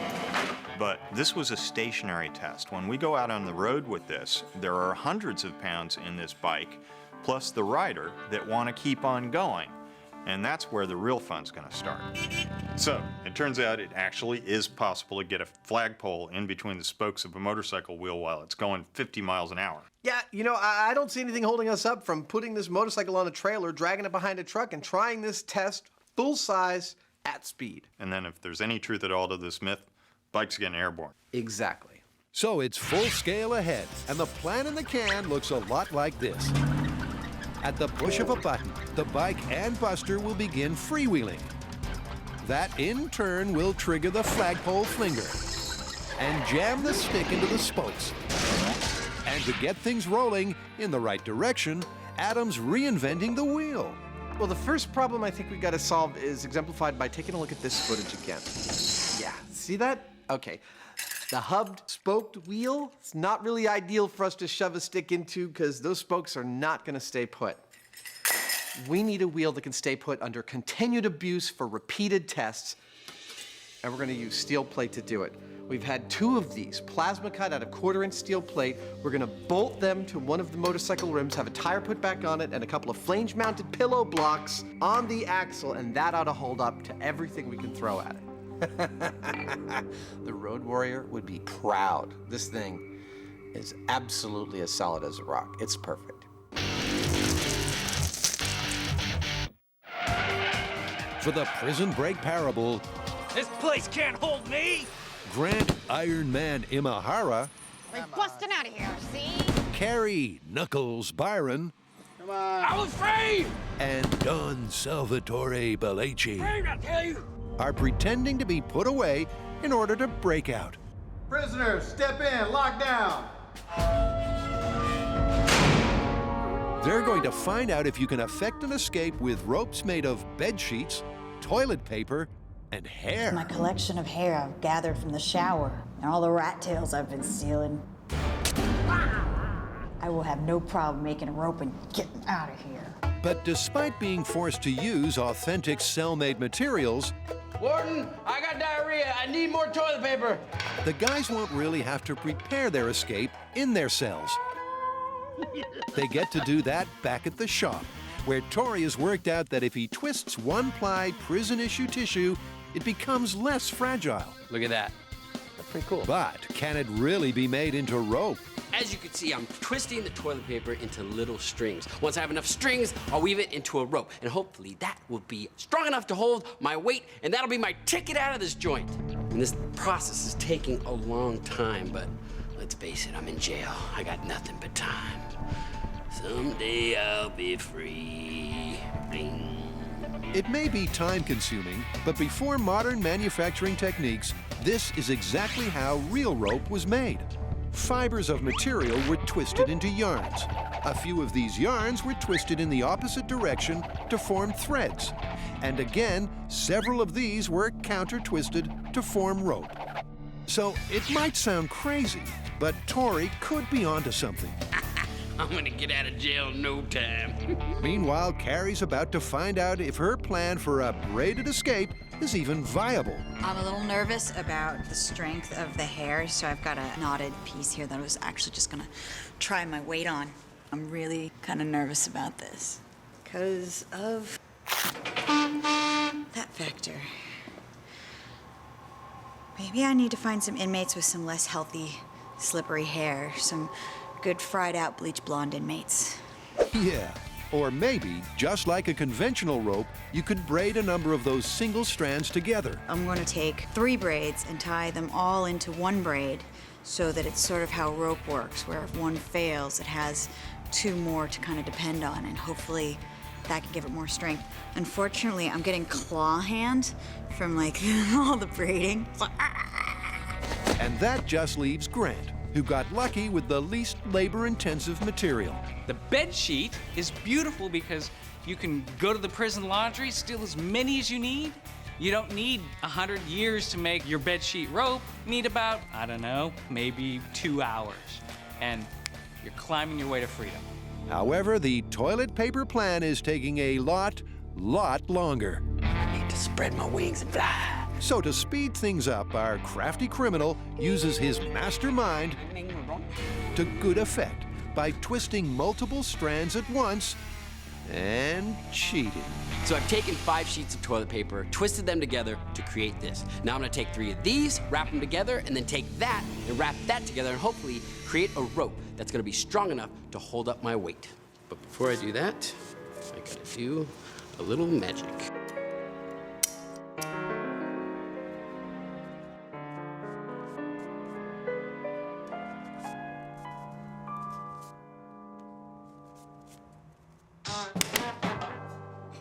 The amazing Balici. Meanwhile, over in Grant's cell, he's testing to see if the sheets can take the strain. So what we have here is a single standard Alameda County bed sheet, with a knot tied at the top, threaded through 150 pounds of weight, which is equivalent to my body weight, and as you can see, it's actually doing quite well so far. Outside in the exercise yard, Tori is also ready for a strength test. This might work. Carrie, however, is still desperately braiding and plaiting. She's more concerned about the hair's joints and splices than its tensile strength. After all, keratin, the major protein component of hair, is as hard as nails, literally. It's also the stuff that forms horns, claws, and hoofs. The question is, will it also make rope?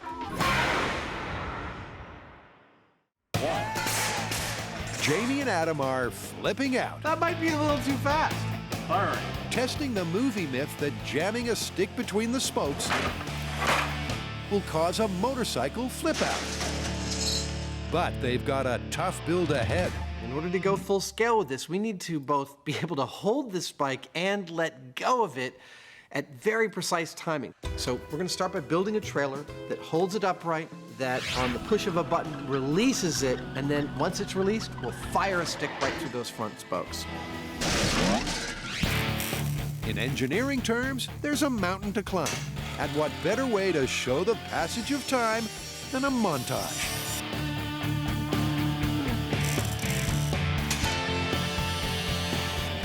And a cross-dissolve later, the rig is ready to roll. But before the cameras do... I wouldn't have married you if I'd known you were so heavy. The team needs a change of scenery. Ready? Yep, let's go. And the location they've chosen is, surprise, the disused runway at Alameda. It's a good day for a motorcycle accident. I think so. Let's make a few. Unlikely to have a motorcycle accident is Jamie, our very own cross-country motorbiking mythbuster. But Adam? Let's trade. Well, that's a different story. How do you undo this? I'm not so sure this is a good idea. Adam on a motorcycle.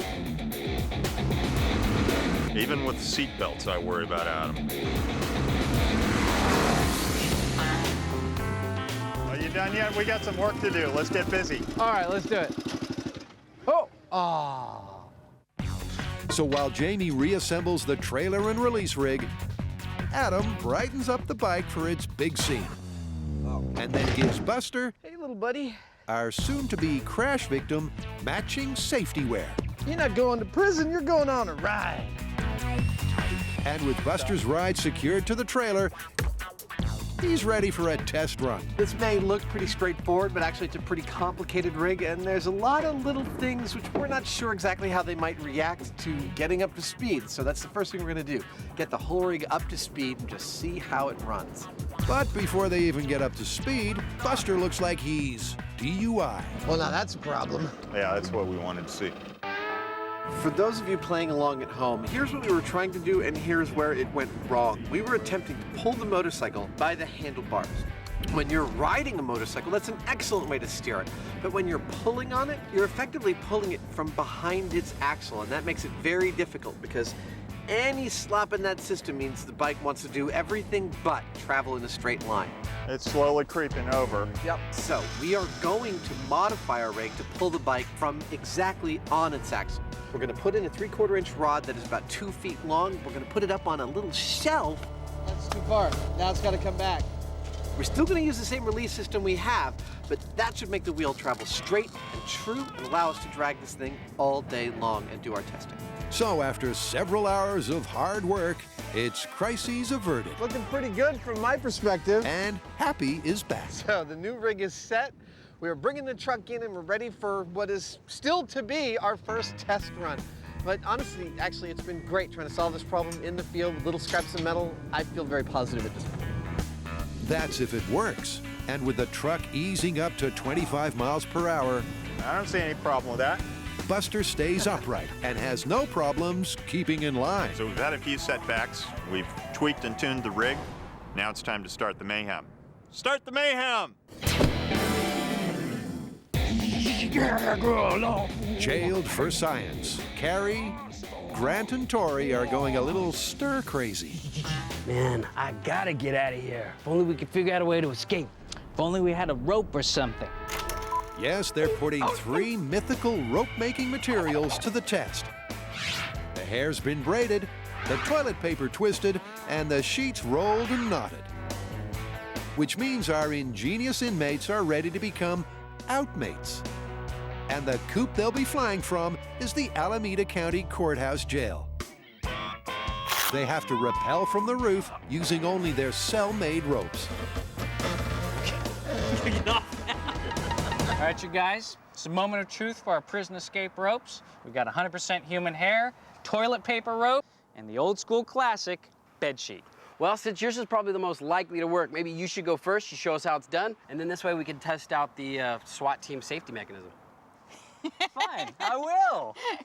Good luck, man. All right. Freedom! Good Freedom. idea. Him going first. I like that. So Grant, the nominated human guinea pig, is first up. But rest assured, he's in safe hands. Jack Tucker and Mike Norton are SWAT team rappel masters, and they've rigged a harness and rope system that will allow Grant to climb unassisted. Unless he falls. I got full confidence in the SWAT guys. They specialize in 2 things, rappelling and kicking ass. So I feel completely safe. Yeah, real safe. Well, that certainly gets the juices flowing. Yeah, it's a little bit different perspective up here.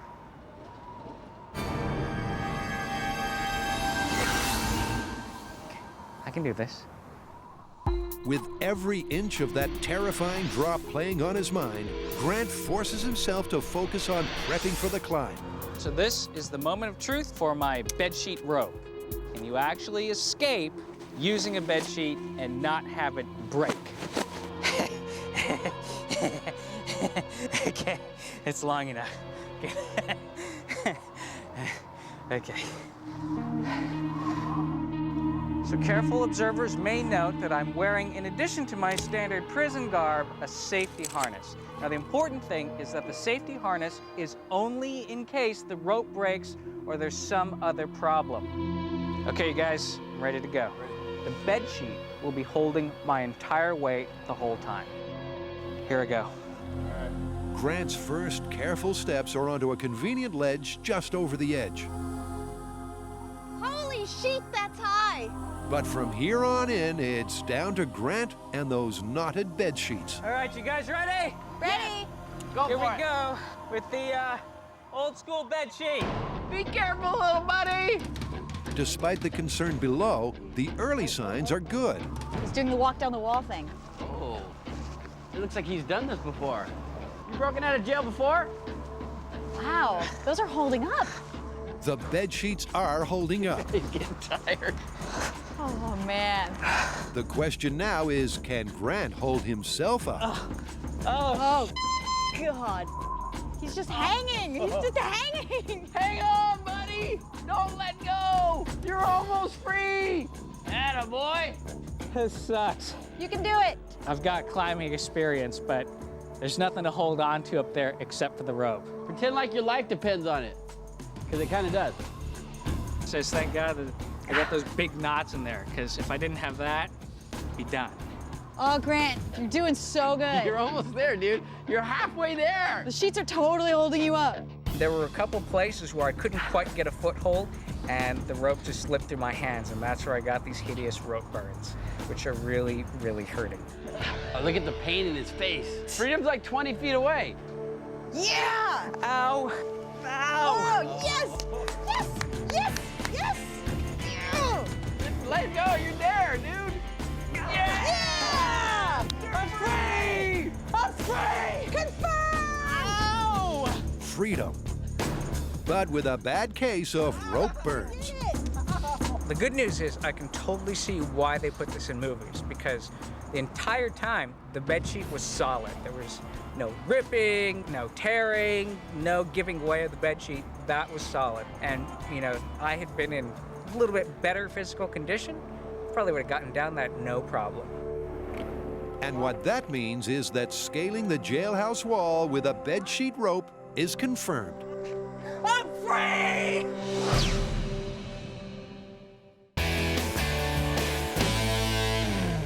For those playing along at home, here's where we stand so far on the myth that jamming a flagpole into the front spokes of a motorcycle will cause it to flip up in the air. We have gotten a motorcycle wheel up to 50 miles an hour and found out that, yes, a human is totally capable of jamming a flagpole into that front wheel and stopping it. We broke some stuff. The question now is, if you're doing that to a motorcycle that's moving, will it have the effect that the myth states? The bike immediately stops and starts to cartwheel while going up in the air. Now we're going to see what happens for real. Okay, that's where we've been. But where are we going? So this is how this works. We're sitting on the back of a flatbed truck moving down the runway, and when I press this switch, I set into action a whole series of events.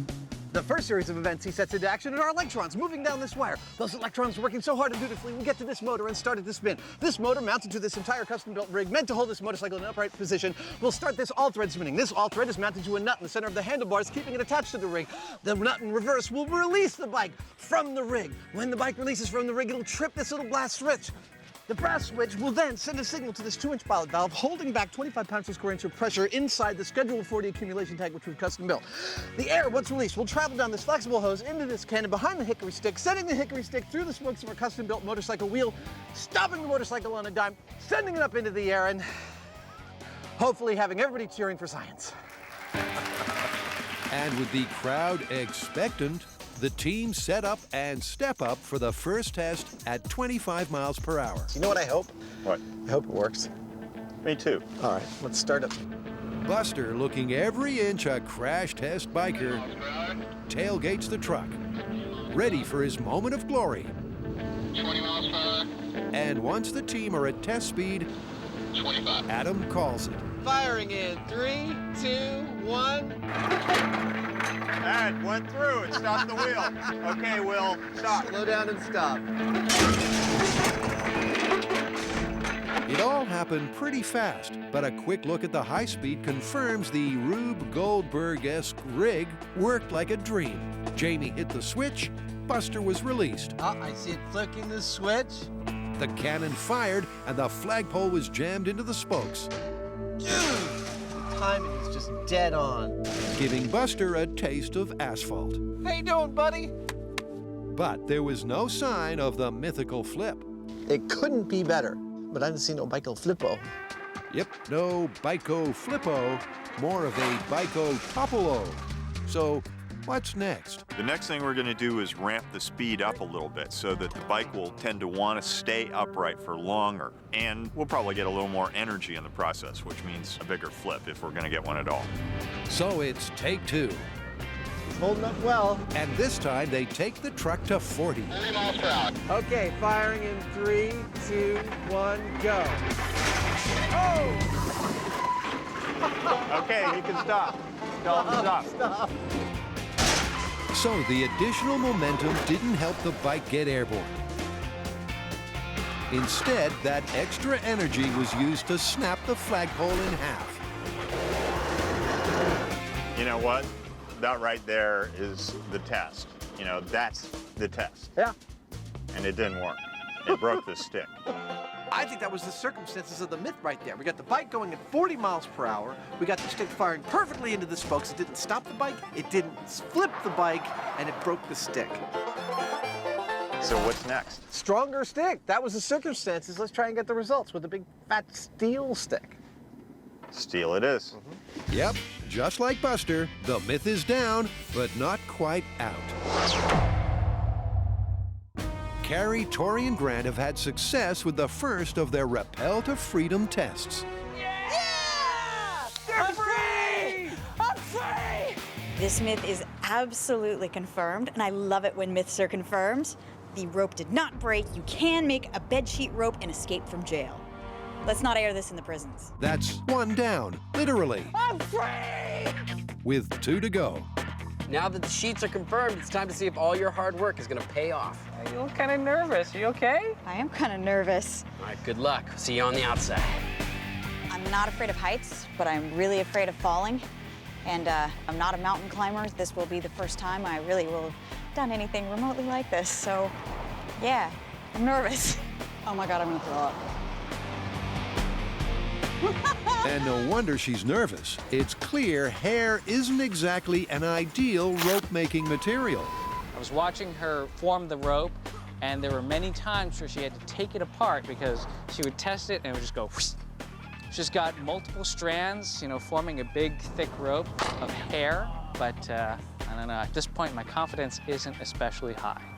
And neither is Carrie's. Whose hairball idea is this? Well, it's a harebrained plan for sure, but it's too late to turn back now. We're about to find out if that hairy lifeline will cut it. Man. Oh. It's looking pretty good so far, actually. Well, the hair is It's holding up. That's great. It's incredible how strong it is. Whoa! It defies belief, but Carrie's descent is being supported by nothing more than a 140 feet long triple braided ponytail. How's it going, Carrie? I see split ends. You should have used conditioner. There's split ends. Hair care issues aside, Carrie's descent is going spectacularly well. You're almost free! The redundancy of the 3 separate braids seems to have solved the splice slipping problem. Oh, yeah! And her technique of sliding instead of climbing is just perfect. Yeah! You did it! The hair didn't break! I've got to say, I'm totally amazed. My hands, a little jacked. This rope is composed of hair that's braided. And if you look at it, it's actually kind of springy, which is just crazy. It's effective. Disgusting, but effective. Yeah! Oh my God, that was so scary. Yeah? And the hair didn't break! I can't believe it didn't break. It was like I'd slide, grab a knot, slide, grab a knot. But the whole time I was just like, it's coming undone, it's coming undone, it's coming undone, it's coming undone. The only part it got really hairy, I would say it was actually, there's a portion in the middle where the hair's really thin, and I actually watched a little piece of hair go like this in slow motion, and I was just like, going faster, going faster.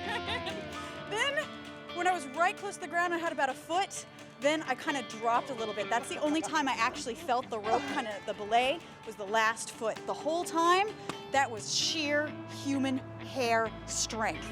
Incredible, but true.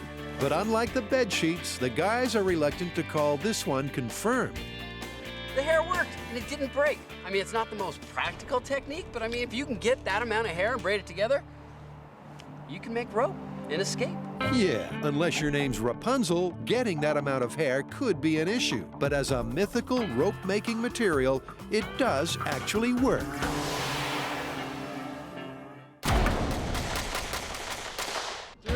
On the motorcycle movie myth, Adam and Jamie are having a flipping good time. I haven't seen no bike flippo. But so far, there's been no sign of the mythical head-over-handlebars flip. Okay, you can stop. So they decided to beef things up a bit. So at 40 miles an hour, hickory didn't really cut it. So this time, we're gonna use a steel pipe. This is about 8 times as heavy, and it's gonna do something pretty violent. But that extra weight necessitates a couple of tweaks to the rig. I'm gonna up the pressure quite a bit to about 80 PSI, where we were doing about 20 or 25, and I'm gonna lubricate it a little bit. And since we forgot to bring the lard, the lunch table had a little leftover mayo, so I'm gonna try that. Sometimes you just need a little extra lubrication. Too bad we forgot the lard. I feel funny. With Jamie's steel pole nicely lubricated, the team is ready for what it hopes will be the final spoke poke. Well, hopefully this is the it shot. This is either going to flip this motorcycle or prove once and for all that it's totally not possible. I hope this works. What's not to work? Oh, so many things. But if it goes according to plan, Buster will soon be taking a short, dizzying flight with a mandatory crash landing. Okay, pull in 3, 2, 1, go!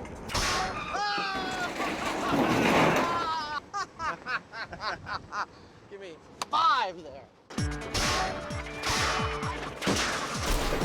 Another smooth execution by the rig, and you could say the guys are pleased. Well, that seemed to work just beautifully. It doesn't get any prettier than It was that. flawless. And the bike did not flip. No, the tire skidded. You know, that's it. That's the perfect test. It's forward momentum. It doesn't transfer immediately to vertical momentum. It makes all the sense in the world now that I've seen it happen. You know, you could stop the bad guy that way if you happen to have a steel pipe, but it's not getting airborne. It won't happen. It's going to do exactly that. Dude, that totally worked. Wicked. The most important thing to keep in mind about this test is the traction between this wheel and the road surface. Nice work, Buster! If you bring the wheel to a dead stop, like you will if you put a stick between the spokes, it's going to skid. You're going to lose control. It'll slip out from under the bike and it's all over. It will not get it airborne like it did in the movie. Oh, so satisfying. So, no Biko Flippo, even with the mayo. You know what we have to do, though, now? We have to finish on a bike that's doing a flip. Hook or by crook, we have to finish with that. Physics 1, movies 0. And so it's back to the shop to square the account and find out the physics of film effects. Dude, check this out. It looks like this whole scene is just a trick of editing. You can see that when the bike takes off, it's totally stationary. And if I frame forward a couple frames, you can see a small explosion underneath.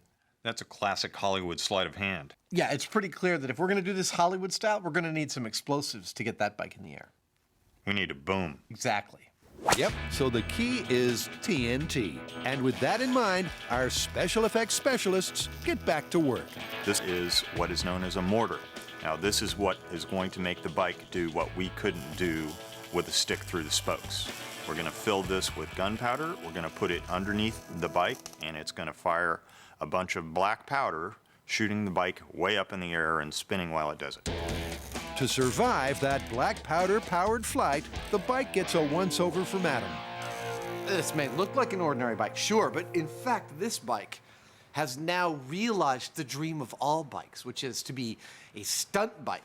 I've reinforced its skeletal structure so that it can be punched from behind the engine and fly up in the air to glory. Sounds great, unless your name happens to be Buster. To get to the bottom of the toilet paper jailbreak, Oh, this prison food's killing me. You need to put more fiber in the damn food! Tori has taken a swipe at making a rope from genuine one-ply perforated prison poop paper. So my toilet paper rope is done. It's taken me a long time, and it looks like rope. However, it's still only toilet paper. So I'm hoping it's gonna be strong enough to hold up my weight. His chances are made of paper. His escape technique's paper thin. We better get out of here. They're gonna put us in the loony bin. Toilet paper rope, escape. Probably the stupidest idea ever. It's not that stupid. You've got stupider ideas. I'm gonna kick your butt if I survive, Grant. Watch that first step. She's a doozy. And that first step is also the crucial moment when nothing but toilet paper is taking Tori's weight. Oh my God. But incredibly, a few expletives aside, it's all going according to plan. Sort of. Toilet paper is used to wipe your butt, not climb down a building. It seems the real issue with the tissue is finding a firm grip. I'm off. You okay? And that, right there, is why we hired the SWAT team. Tori slipped. And if it wasn't for the safety harness, he was a goner. But aside from that sudden and terrifying drop, Yeah, dude, you're almost there. Tori and the toilet paper hold firm and make it safely to terra firma. You did it! How's those hands? They're numb. Who would have thought toilet paper works to escape prison? I'm amazed. I'm amazed that the toilet paper did not break. Freedom! At least while he was making his way down. I'm free. I can't walk, but I'm free. Yeah, it broke, but it didn't break during the test. And so Tori gives toilet paper his seal of approval. I am totally convinced that toilet paper used as a rope is a plausible way to escape from prison. You saw it. It didn't break. It stretched a lot, but it didn't break. It was incredible. Toilet paper. It worked! We're free! That was amazing! 2 plausibles and it confirmed! Hair, toilet paper, and bed sheets. All right, I'll see you guys in Mexico in a month.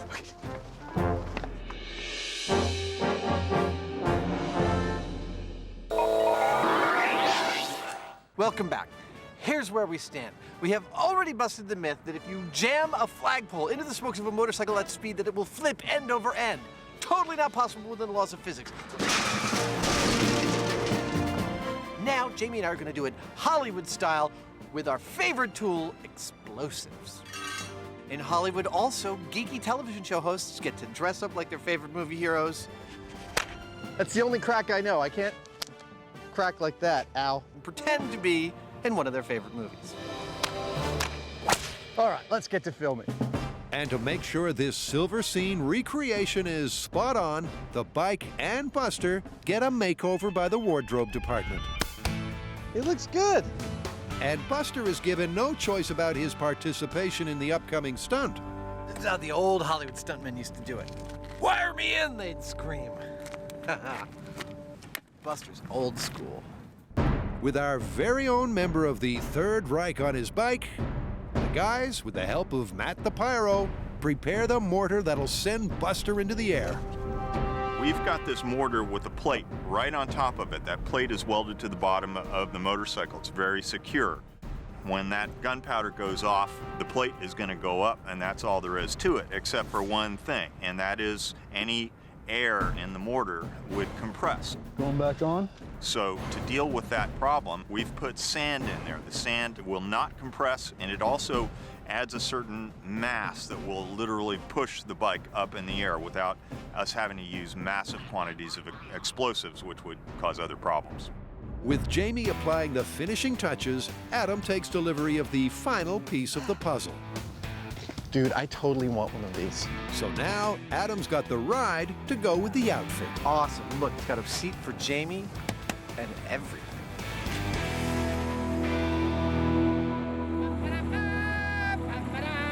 Cue one very happy, geeky TV host.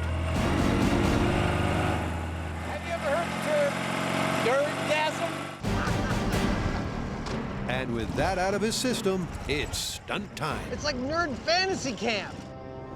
Okay, so here's how the MythBusters big budget movie shot is going to break down. Jamie and I will start the motorcycle and sidecar about 100 feet behind our stunt cycle. We're going to drive right past it, and then we'll get 100 feet ahead of it. The pyro's going to detonate the charge in this. Our stunt buster is going to fly up in the air end over end, and the long lens that we're shooting it from is going to make it look like we're a lot closer to the explosion than we actually are. You ready, old man? You got a taste for adventure? Okay. Here we go. So everyone, including Buster, is all set. Adam and Jamie roll up to speed, and Matt waits with his finger on the detonator. To get the shot, the timing, camera angle, and flight of the bike has to be just so. And that couldn't have gone better. Well, the timing was perfect. If you say so, Junior. Well, let's check the footage. The mortar exploded as Adam and Jamie hit their mark. And Buster, the chasing Nazi with the stick in the spokes, goes head over handlebars. Oh, awesome. I'm seeing it go ass over tea kettle. That's exactly what it looks like in the movie. Yep, as a quick comparison confirms, the guys got the shot. It's beautiful. So you may watch this and still think, well, I think it could happen if the motorcycle under the right conditions. Let me point out. This stick in the wheel made the motorcycle skid. How much energy did it take to make the bike go completely vertical? Enough energy to crush this 3/8-inch thick steel plate and crack the frame in like 19 different places. That's a hell of a lot more energy than you can generate with a wooden stick. Myth busted. And now Buster, for doing such a good job, gets his reward. He really likes it this way. Nice work, Buster! Nice work! You know, at this point, we've done over 500 myths, and we get them from the internet, from movies, but the most important source is from you, the audience. So if you've got a myth for us to test, we'd love to hear about it. Log on to discovery.com/mythbusters, and if it's any good, we'll use it.